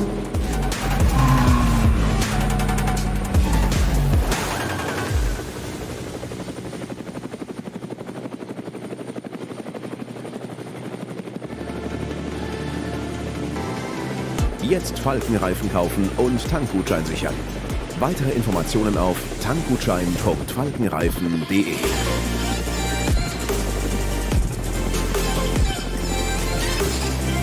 Falkenreifen.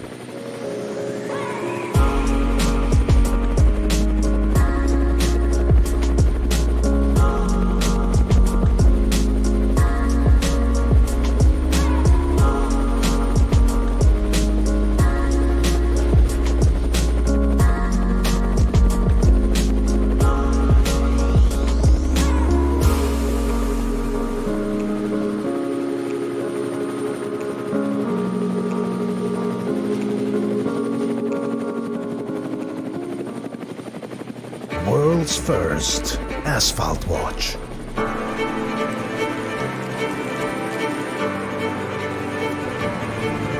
Die ersten Zifferblätter aus echtem Rennstreckenasphalt. Auf dem Asphalt wurden Legenden geboren und magische Momente erlebt. Cobbler.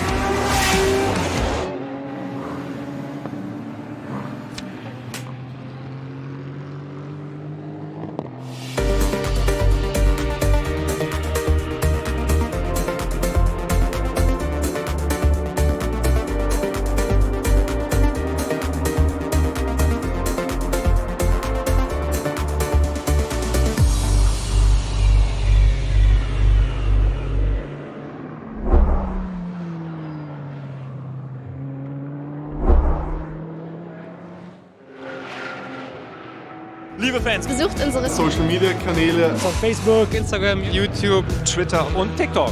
Willkommen zu NLS.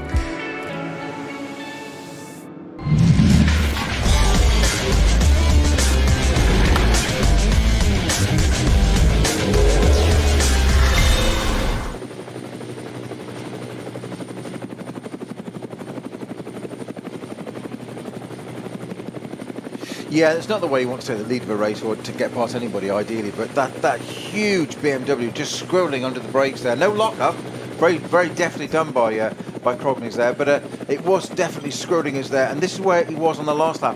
He's really, really hot on the GP circuit and the Hatzenbach. Then it seems to fade away, and I thought last time, I was a bit careful what I said in case it was a bit of traffic, not just to misread it, but it's done almost exactly the same mirror image of the last lap. Here we are already sort of almost completing the Hatzenbach section, heading off down towards Flugplatz and Schwedenkreuz, and it's already the BMW just dropping away again. On the GP circuit, it's all over the back of Rennie Rast like a cheap suit. So this is intense stuff on RS1, part of the Radio Show Limited network of channels, as they are not quite nose to tail. Certainly the BMW lives with the Audi on the twisty nature of the Grand Prix circuit, but when they get out into the sticks on the wide open throttle stuff, that more slippery Audi just seems to work a little better. And they have been working on the downforce, the way the air travels above, beneath and through the car on the Audi. Same goes for the BMW, with that very large, almost kind of nostril area of the grille, the oval, double oval shaped, and great to see in the designs of the BMW LMDH car that grille is going to be echoed in the way that the new prototype is displayed on track as well. It's going to have the styling cues, I think is the correct way of determining it. The kidney grille, as it's called. Kidney grille, thank you. Yeah, and that is instantly recognisable on the M4 these days. So Audi having to go right through the middle of traffic this time. Bright yellow Toyota GT86 making space, and one of the Porsche Cup cars trying to hang on to the coattails of both René Rast and Christian Krognes, but to little success because a Cup 2 car, despite its very good pace, and look at Paul Harkema up to 6th place overall, by the way, to show you how quick a Cup 2 car can go. It is not at the absolute speed that we are witnessing these top 2 cars in the overall standings going. 8:05.0 for René Rast last time around. It was an 8:05.5 for Christian Krognes. So on a 16-kilometre circuit, just half a second the difference. Yeah, Harkema though setting an 8:17 in that car for the fastest lap of the race for a Cup 2 car. That's pretty impressive. Yeah, 8:17. Yeah, and Christopher Brook, who I'm pretty sure Christopher's raced Bentleys in the past in the GT3 category, so he is certainly a man to be reckoned with in the when you put him in the lower classes and in inverted commas slower classes. We're really not going very slowly at all in the Cup 2 division, and we have 2 Cup 2 category Porsches represented in the top 8 right now. 6th and 8th for car 102 and 112, with Carrie Schreiner's number 2 GT3 machine positioned between them. Just a bit more of a gap emerging now. You can fit a KTM crossbow between René Rast's Audi and the BMW. And again, René knowing where his Audi is strongest, and he's just using those bits of the track to his strength. Big delay for the BMW behind the KTM as both cars were spat out from the concrete section of the carousel. And René Rast, his grin will be widening because he's well aware now that the BMW, briefly in his mirrors, because he didn't want to concentrate too much on those, was caught up behind a slower moving car exiting the concrete that time around. Yeah, but there's going to be another 2 laps in this, isn't there? Yes, at least. No, probably about 2 laps, yes. Yeah. Because we are... Oh, Christian Krognes held up again enormously behind. I think a McGann there just... He quite rightly went one way. The McGann hesitated, so he had to hesitate as well. And it became a double whammy, and he had to almost lock up the front of that BMW, and that probably cost him... I wouldn't be sorry, that cost him half a second there straight away. Just isn't playing out the second part of the circuit. If this was on the Grand Prix track, I think the BMW would win it, because it's all over the back. He's able to manoeuvre that BMW, literally jink left and right all over the back of René Rast's Audi on the GP circuit, which is interesting as to why it's there. It can do that, and the rest of the circuit it can't, apart from a little bit of the Hatzenbach. But he's definitely got some ground to make up now. But it could fall into traffic helping them. Where are we now? We're coming down to Schwalbenschwanz, so into the right-hander that leads into a double left. And then we'll get onto that famous run of, the Galgenkopf, onto the famous Dottingerhoe for that run down there. And I've got to say, Christian Krognes got the job done. He's closed the gap up again. He's probably halved that what it was. That's been helped enormously by what I call the second carousel there. And traffic's worked completely into the BMW's favour there, and not in René Rast's Audi favour. So it's closed the gap again. So it's a possibility. He's not going to be quite close enough. They're now through Galgenkopf onto the Dottingerhoe, but he's not going to have that run yet. But he can. I think what he needs to do here, Johnny, is, I know it sounds really strange, he's not going to get the job done here, but if he can get close enough at Tiergarten, still be behind the Audi, to get that run into the first corner, yes, or just menace it on the GP circuit. If he can get the job done, I wonder then if he can get the job done on the GP circuit, get into the lead of the race, can the Audi then get back again? Yeah, the BMW is the strongest bit of the circuit. You and I have worked out, I reckon, is the Grand Prix track. So this is BMW's big chance now of trying to get in front of the Audi R8 if it's close enough as they begin another lap. Good on the brakes as well, the big M4, although he leaves a couple of tram lines coming out of Tiergarten, does Christian Krognes, as he gets the right foot down and a bit too much for the traction control to deal with. So burning up those rear tyres very possibly as he exited Hohenrhein there and back across the line. But the BMW is clearly good on the brakes for these hard stops into turn 1, into the cut-through hairpin and down towards the Vidal chicane as well. The Audi maybe just not quite as settled when you hurl out the anchors. Yeah, gains a lot of time as the BMW under brakes for the second bit of the Mercedes arena.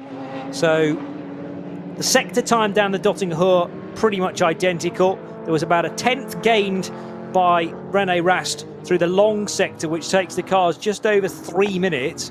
0.2 of a second gained by the German in this fight in sector 3, and 0.3 of a second in sector 2. So if the Audi can stay ahead of the BMW on this crucial bit of the Grand Prix lap, then I reckon René Rast will be able to just edge that gap in the right direction for Team Phoenix and the Audi R8 LMS.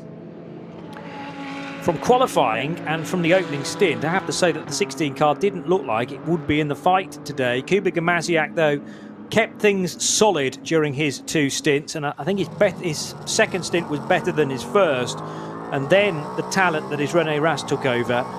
And so far, this has been a masterclass when it comes to driving the Nürburgring full chat. Not 1 inch of a let up through Hatzenbach, even though he's having to go around some slower cars. And who is that immediately in front? It's a Toyota GT86 again, waiting for the moment to get by. He's going to have to do it around the outside in the latter stages of Hatzenbach. So next time they cross the line, there'll still be time left on the clock. But I think you're right that it's going to be a 28-lap race, therefore. And so far, the strategy from Team Phoenix is winning this for them, because they went from trailing Christian Krognes by 22 seconds into that final stop for each car to coming out just behind the BMW, gaining all that time back again. Now, just the merest of leads over Christian Krognes, timed at 0.8 of a second at the start of the lap. But Rast is 0.8 of a second again quicker through sector 2 than the BMW. I'm worried about Christian Krognes' rear tyres, because, as I say, he left 2 solid lines of Yokohama rubber coming out of Tiergarten, and that might have taken it's definitely taken some performance out of the tyres. How are they going to fare in the remaining 15 minutes is the big question. And it just wasn't as punchy on nimble on the GP sector, was it, this time round? Which I'm surprised at. Yeah. But would point to exactly what you're saying, Johnny, that maybe the rear tyres have just had enough of their life out of it. I mean, how many laps have you done on this set of tyres? Well, it wouldn't have given them any advantage to double stint them, because you don't get an advantage, unlike ACO rules racing, through double stinting tyres. So I'd imagine they would have given him a new set. But remember, it's different manufacturers. The Valkenhorst BMWs all run on the Japanese rubber at Yokohama versus the French Michelin that is bolted to the sides of the Audi. Just going to check the stickers on the Audi to back my thoughts up, but nearly always Audi Sport going the route of Michelin. They did for 1 year spend a bit of time actually with 1 car on Dunlops, as they were in those days, and 1 car on Michelins before deciding to go the route of the French manufacturer. But that again is about, well, it's about the early phases of your stint and how respectful you are to the car and that stuff that touches the asphalt, which is so crucial to your lap times towards the end of a stint. 157.8, 157.8. So again, a middle sector completely matched and very slightly favouring the BMW, but no hope for Christian Krognes in gaining those 8/10 that he lost in Sector 2 of this lap. So at the moment, the lead margin looking like it might be doubled in the favour of René Rast. Paul Harkema, no longer leads Cup 2. He spent most of the race out front, and remember, he climbed as high as 6th position. But Harkema, having now made his 3rd and final stop, has emerged behind the Kramer car, number 112, I notice. So that's an interesting phase as well to monitor. And does Kramer have the same sort of speed as Paul Harkema? 112 doing 8:36s last time around. Harkema, well, that was an outlap, so we can't read that, but his car is capable of an 8:17 should it be required. That would mean newer tyres being bolted to the car and a slightly lighter fuel tank. Gaps possibly bigger than we've seen it before. However, have they gotten through Exmuller yet, where I do know there are yellows out, and are there even more yellows now at Brunchen? There are for, would you believe, the 123 Müller Motorsport Porsche. No. It gets coverage, doesn't it? I'll say that for it. There's one way of doing it, to get some airtime, I suppose, but they'd much sooner get the car to the end of the race and a decent result. Fairly late pit stops, I'm noticing now, for 4 of the entered Cup 3 cars. So they're obviously all needing fuel, and very much a splash and dash with 12 minutes left on the clock. Everybody down at Valkenhorst Motorsport, including Jörg Müller, is, cannot be torn away from the screens. There was a brief little wave there from the garage from Jörg, but he's a BMW man through and through, and particularly because Valkenhorst, his team, are involved, he is definitely backing Christian Krognes, willing him on to inch that little bit closer to Audi and the René Rast driven R8. Some time lost there by the German as they slotted by a Schnitzelarm Racing BMW, and more time lost, this time for Christian Krognes by the same car. So they might actually come out still level pegging in terms of pace through this 3 and a bit minute sector. 3:05 is a good one through sector 4. So what does René Rast manage? Still waiting for those times. It's now a code 60 at Wipperman. It's a 3:07.3 for Rast, 3:07.4 for Christian Krognes. So again, little bit of time eked out by the race leading Audi, and this will all count. 1 lap to go. Yeah, will be. Yeah, it's going to be 28 laps, isn't it? We've got 10 minutes on the clock, literally coming up now. Also, the Caymans. We've got a code 60 at Exmoor, I think it is, for 494. Here we have just. And at Hedvigshoa, which is probably not very far away from Wipperman. Marshal Post 155. Yeah. Wipperman is 157. So yeah, Hedvigshoa between Hoa Act and Wipperman itself. It's for car number 494 that's driven behind the wall itself. So there's a code 60 there for note. So there isn't any debris thing on the track, but there is a code 60 at that point. 494 is a Opel Astra, and I noticed the name Kern next to that, but that's not Lars Kern, who is a regular in the SP3 cars. Andre Kern, in fact, joining Tobias Jung in their Opel Astra, which runs in VT2 for the front-wheel drive cars. Through the loop on the Grand Prix track, and Christian Krognes nowhere near as close as he was just 2 laps ago to René Rast. Rast's Audi has some turf, I think, in the diffuser of that car, the rear right, something dangling from it. I don't think it's going to be anything that's going to slow him down necessarily, but indication of that grassy moment that he had, I think that was 2 laps ago as well, when he needed to go around the outside of somebody on the approach to Schwedenkreuz. So evidence of quite how far and into the country that Audi went. Johnny, we might run to a 29th lap, you know. What was the time, roughly speaking, as they crossed? Shorter than a lap time then, yes. potentially? Longer, because it was 8:04 was the last lap for these two, and we've still got 8:04 left on the screen now, and they're already at the... Where are we? We're on the Hatzenbach, aren't they? Yes. So they're going to do it this lap and another, I'll look at, unless they slow the pace dramatically. The problem is, Rast can't afford to slow the pace because Krognes will be right on him, and there's a choice. There's a choice there between slowing down to ensure that lap 28 is the final tour, but then you're potentially going to give the lead away. So I think the safer option, as long as they put enough fuel on board that number 16 Audi, will be to push around again for 29 laps. The difference, of course, though, is that there's this problem at Hohe Acht, which will slow everybody down. So we're not going to be able to do 8:04s. However, I noticed that's slowly being cleared. And has it all gone now, in fact? The little purple flashing light in the corner of the tracker is no longer there. So I think they've dealt with what was going on at Hedvigs Hohe. Yeah, Hedvigs Hohe. Well, the Müller Motorsport Porsche 123 has limped to Brunchen. It's now called a yellow there, and the code's 60 still there, but that's gone at Whiffenman. So I would think it's probably hit a wall at some point. So it's not had a lucky race, that Müller Motorsport entry. Certainly not. But it is green. The whole of the track is green again now. So there is the potential for the 8:04s and 8:05s for race leader and the second place car, René Rast versus Christian Krognes.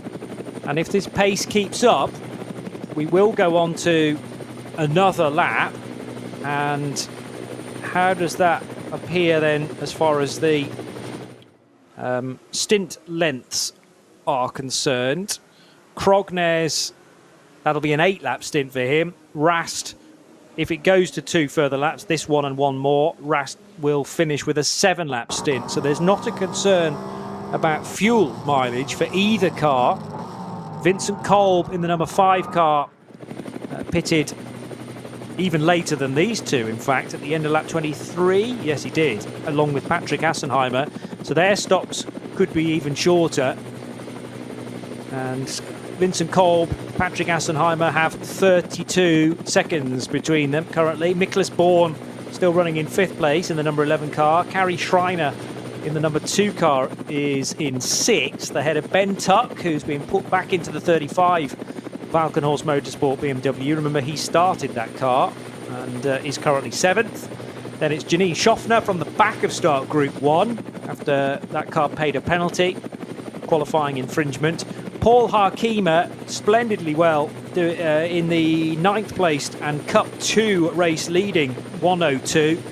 Then it's Maxime Dumouriez in the 17 Aston Martin from Pro Sport. And finally, Arne Hofmeister in the 107 Cup 2 car rounds out the top 11 places. Try and touch on some of the other class leaders. There was only one SP9 AM runner, and car 36 is still in the reckoning, so they are in the overall standings in 20th position, but on course for a race finish and therefore a class victory, with Jörg Breuer now retaking charge of that car after there was a middle stint from Henry Valkenhorst. Cup X topped by the birthday boy Felix Vondalarden, although that car's just come into the pit lane and only has an advantage of 2 minutes and 18 seconds over the next car. But as far as Cup X is concerned, actually the Teichmann Racing Cup X car is well clear. Number 920 should therefore be on course for a race victory, which again is a nice story, bearing in mind last time out that KTM was going down to the foxhole, no driver, on fire, and at the moment they are looking on course to be taking a class win. Felix Vondalarden will be returning to the racetrack, all being well, after this pit stop from 22nd place.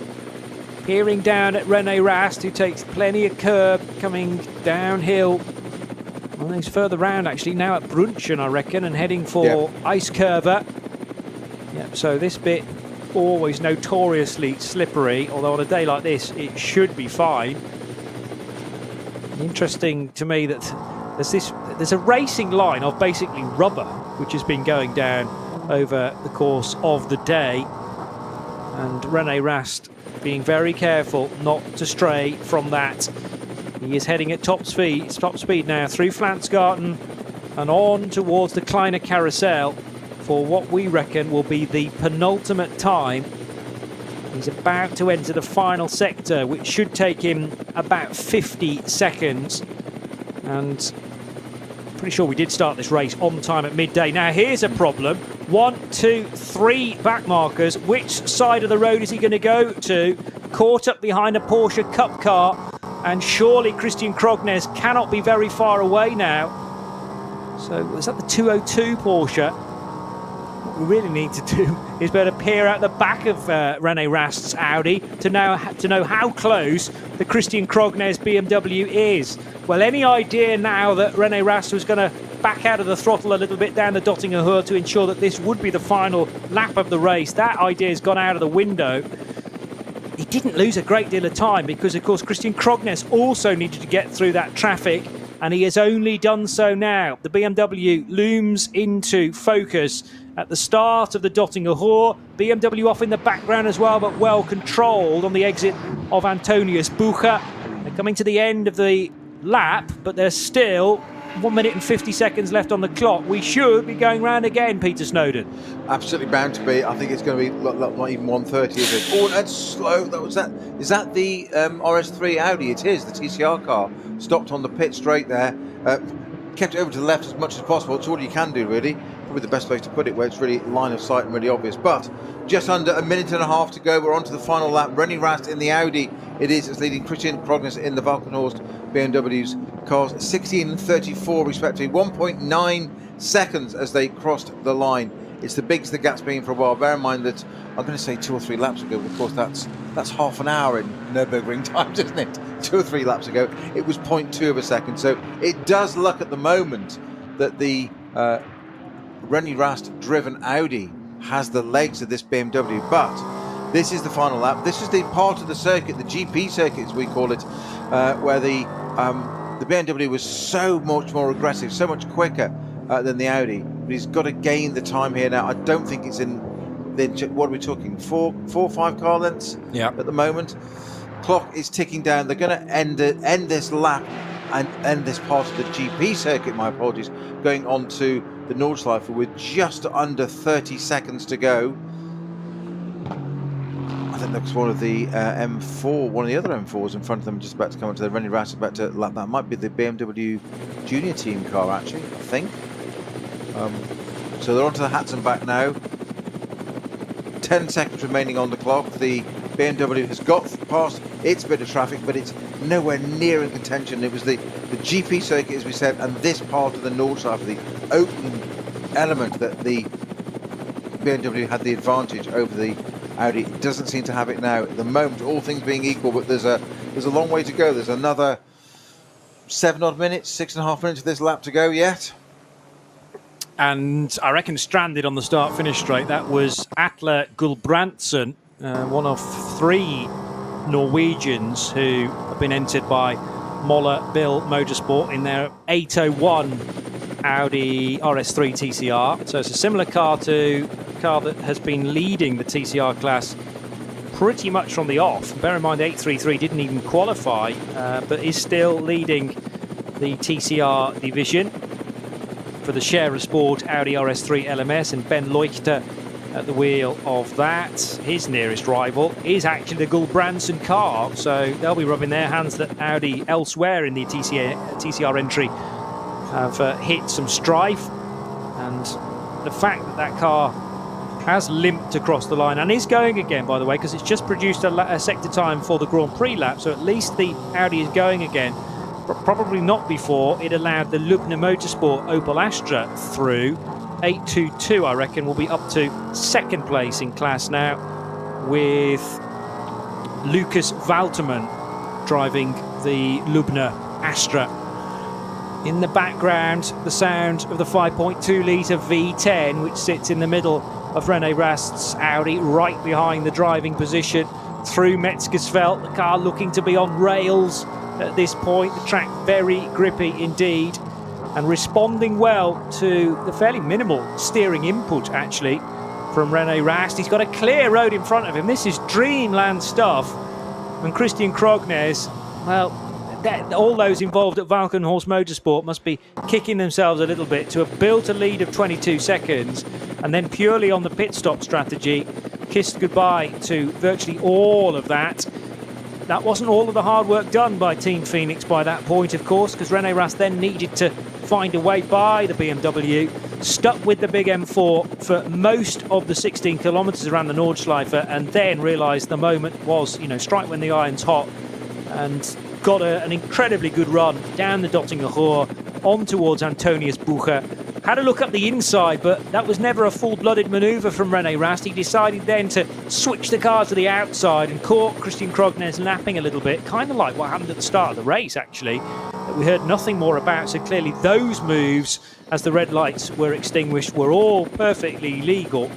And one of the cars that got a very good getaway was this number 16 Audi, driven at the time by Kuba Gamaziak, René Rast's teammate. 29 laps. It's less frequent that we get. We force an extra lap out of these races, but that is just the quirk of NLS4, I suppose, and the fact that the pace has been kind of relentless through this. We've had code 60s, but they've often been cleared up very swiftly indeed by the marshal crew and the track staff that can get down onto the scene very swiftly indeed. And it'll mean that we'll get to 29 laps. Is there a late lead change? At the moment, Christian Krognes with a bit too much to do in the second half of this lap. So I can't see it myself. It's a shame because it's kind of petered out this last 10-15 minutes, hasn't it? Forget the laps, the actual laps involved there, but 10-15 minutes ago it looked like this was a game on right to the very end. But you did highlight, Johnny, that about that point at the end of one of those laps into the Tiergarten, that Christian Krognes in the BMW left a set of number 11s, didn't he, basically? He did, yeah. And which surprised me. It looks like those rear tyres have just gone off.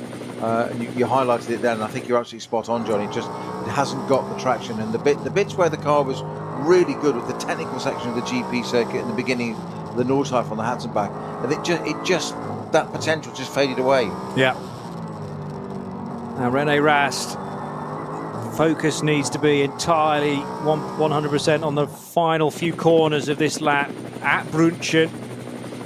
Ice Curver to come next with one more or less production Audi A3, that might have been, that the big R8 has motored by. Now the KTM Crossbow, couldn't get underneath it though there, through the right hand there at Schwabenschwanz, and maybe finds itself on the wrong side of the road. This is bringing the BMW back into the equation, but Krognes has got to get by the KTM cleanly and can't do that. Now losing exactly the same amount of time as the Audi did, and more so, I would say. KTM just hasn't seen him. Just totally taken all the track off him there. That's cost him any chance of getting in there. I did think for a minute they were going to have a little chance of a last minute opportunity. We're only at Schwabenschwanz already, but that's taken it away. I'm afraid the KTM just did not use his mirrors there. I'm sorry. Yep. And I'm not sure whether that was Felix Vondalarden or the second placed Crossbow, but nevertheless might have been Brod Merkel. But nevertheless, I did think, okay, René Rast is being too heavily delayed here. Will this go in the favour of the BMW? But actually, the KTM treated both GT3 cars in a similar way, and that didn't really see either of them coming, and it was more costly in the end to the M4 that sits in second place. So now onto the straight line section of the Dottinger Ruhr, and René Rast, really, because of that final intervention with the KTM, can stroke it home from here through Antonius Bucher, making my reading of this race look entirely inaccurate, and it's lost me a great deal of money, frankly, as well, because the BMW had a 22-second lead, but it will be Audi for the first time this year to take victory in the Nürburgring Langstrecken-Serie. We've had wins for Porsche and BMW. Now it is Audi who hit the top with René Rast and Kuba Gamaziak taking the checkered flag. BMW have to make do with a second place finish, Christian Krognes, and a second stint done by his Finnish co-driver Sami-Matti Trogan. Third place will go to Vincent Kolb, should go to Vincent Kolb and Frank Stippler. They've got a bit further to go yet. And whereabouts are they on the racetrack? Well, the Audi's not even reached the end of Galgenkopf yet, and therefore the start of the Dottinger Hohe, somewhere in that long fourth sector, which takes about 3 minutes to complete. But just as soon as that Audi of Vincent Kolb gets through there, we will make you aware of it. But Patrick Assenheimer and the Landgraf car about 30-odd seconds further back. Then the two Schnitzelarm Racing Mercedes for Miklas Born and Kari Schreiner, respectively. And Ben Tuck, who have bookended this race in terms of his driving stints, took the start, will bring the car to the finish for the other pro-entered Valkenhorst Motorsport BMW M4. Ben should finish ahead of Janine Schaffner in the Get Speed Mercedes, having really to work hard this afternoon, given a penalty after qualifying, starting from the back of Group 1, and should finish as the class winner in Pro-Am. Here then to take the checkered flag is the Patrick Assenheimer-driven Landgraf Motorsport Mercedes, so that will mean that Vincent Kolb has already crossed the line, although has he? Let's just check that. I don't think that was the Landgraf Mercedes, actually. That was a car further down the order. Might have been the 55 finishing, not the 55, might have been another car finishing a lap down or so. Vincent Kolb has now headed on to the Dottinger Hohe. So fairly shortly, he'll be arriving into Tiergarten and Hohenrhein to cement a podium finish, and therefore two Team Phoenix Audis onto the podium. Vincent Kolb and Frank Stippler will get a sip of champagne as a result of another good run for Team Phoenix. And it does seem like they're in a rich vein of form of their season right now. Peter Snowden having taken the victory in the Nürburgring 24 hours in May, and they now will get a 1-3 finish as Kolb crosses the line in the next NLS race. You wouldn't have thought it, would you, with the pace of that M4 BMW earlier in the season? And it just goes that pace isn't everything. No. And it just hasn't been converted into. They've had some victories, but they just can't seem to get it quite consistent. Talking of the M4s, I did message Dan Harper earlier as to why the M4 GT4 version of the junior team have been driving. They started 30th, and why it was running down in 105th. I think they did get back up into the top 100. I can't believe I'm going to say that. Bless him, Dan. So kind. He's replied, and his opening word is, sorry for only getting back now. He was driving a car around the Nordschleife, and I'm just like, mate, you don't need to apologise. But had a hole in the radiator, which they had to change in the pits, which is why it dropped right down the order. Okay. I did also ask him, he just said that the new GT4 car is such an improvement over the previous one, and I asked him in what way. He said everything, laughing, certain emoji there, smiling face, and he said no, mainly mechanical grip, electronics, everything. It's just a whole thing. It's just more pleasant to drive. Typically though, smoother, better, and therefore much more customer friendly. Okay, well that bodes very well for future BMW customers, but they couldn't take the overall victory today because René Rast has just been greeted by a jubilant Kuba Gamaziak, who, it's going to take a long time for that grin to be wiped off Kuba's face. I think he knew they were in the fight, maybe for a podium, but René Rast really upped their challenge as soon as he took over, the 35-year-old from Minden. We are really happy, and I would like to dedicate this win to my mom and to my girlfriend and to my whole family. Ist glücklich, Kuba Gamaziak, der erste Sieg in der NLS, und er möchte diesen Sieg seiner Mama, seiner Familie und seiner Freundin widmen. Well done. So, wer ist René. Er hat nämlich auch ein Häkchen gesetzt. Das war quasi mit Ansage die Anreise zum Nürburgring. Das fehlte dir noch in deiner Liste. Glückwunsch. Ja, danke. Das fehlt tatsächlich noch in meiner Liste. Und jetzt bin ich natürlich überglücklich. War ganz ein einfaches Rennen jetzt zum Schluss. Gegen den BMW hart gekämpft, aber natürlich mega. Da wollte ich jetzt auch zu sprechen kommen. Es waren unfassbar coole Runden, zumindest für uns, die von außen zugeschaut haben. Wie schwierig war es wirklich, hier den BMW auf Abstand zu halten? Wir hatten so den Eindruck, dass der Audi auf den langen Geraden immer so ein bisschen Topspeed-Vorteil hatte. Wir waren auf den Geraden definitiv ein bisschen schneller, aber der BMW ist in den langsamen Mittelstellen ein bisschen schneller gewesen. Das hat sich ein bisschen ausgeglichen. je nach Verkehr habe ich eine Lücke gehabt oder hatte keine Lücke. Aber es hat irre viel Spaß gemacht, war alles fair, hat Spaß gemacht, wie ein Sprintrennen eigentlich. Sieg für das Scherer Sportsteam Phoenix mit Übergemeinschaft mit René Rast und beide fahren noch ihren ersten Sieg in der NLS ein. Wo ist der Mann, der gekämpft hat für Walkenhorst Motorsport? So, Sami, Christian P2 after the race, but tell me something about the last laps against René. You're not able to close the gap. No, I mean, it was always a small gap, and I just couldn't close it. We were so...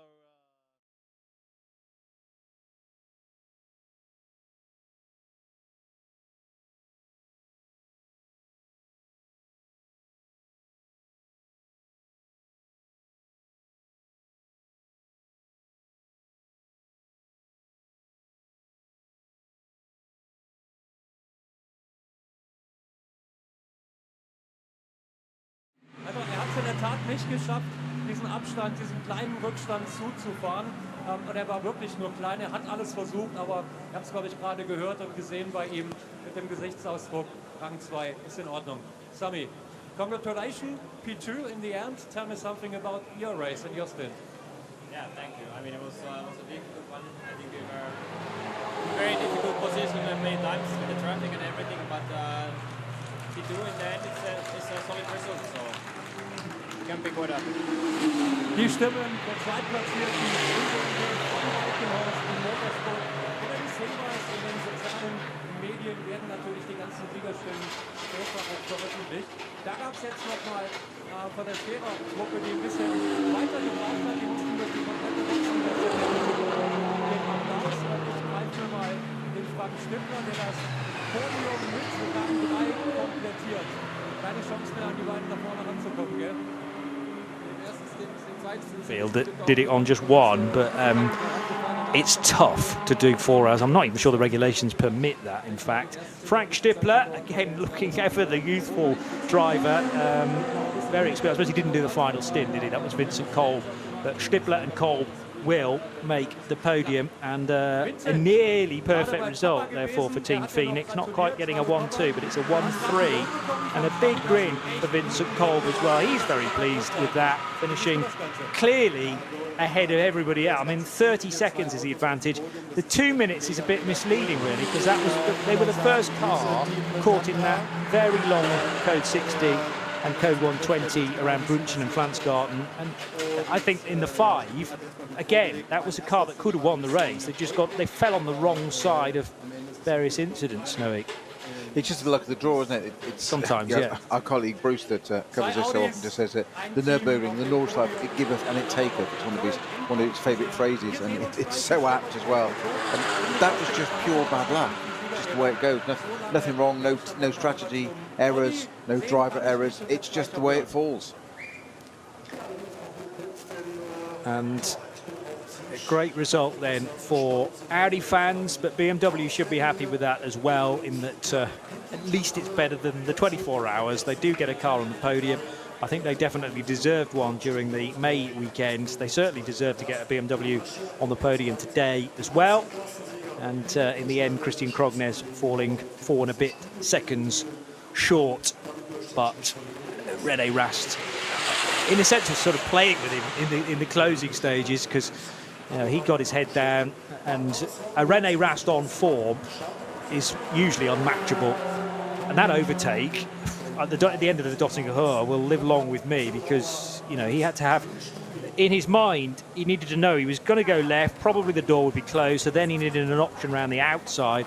Some of that is just organic, and you have to just react to the situation as it unfolds.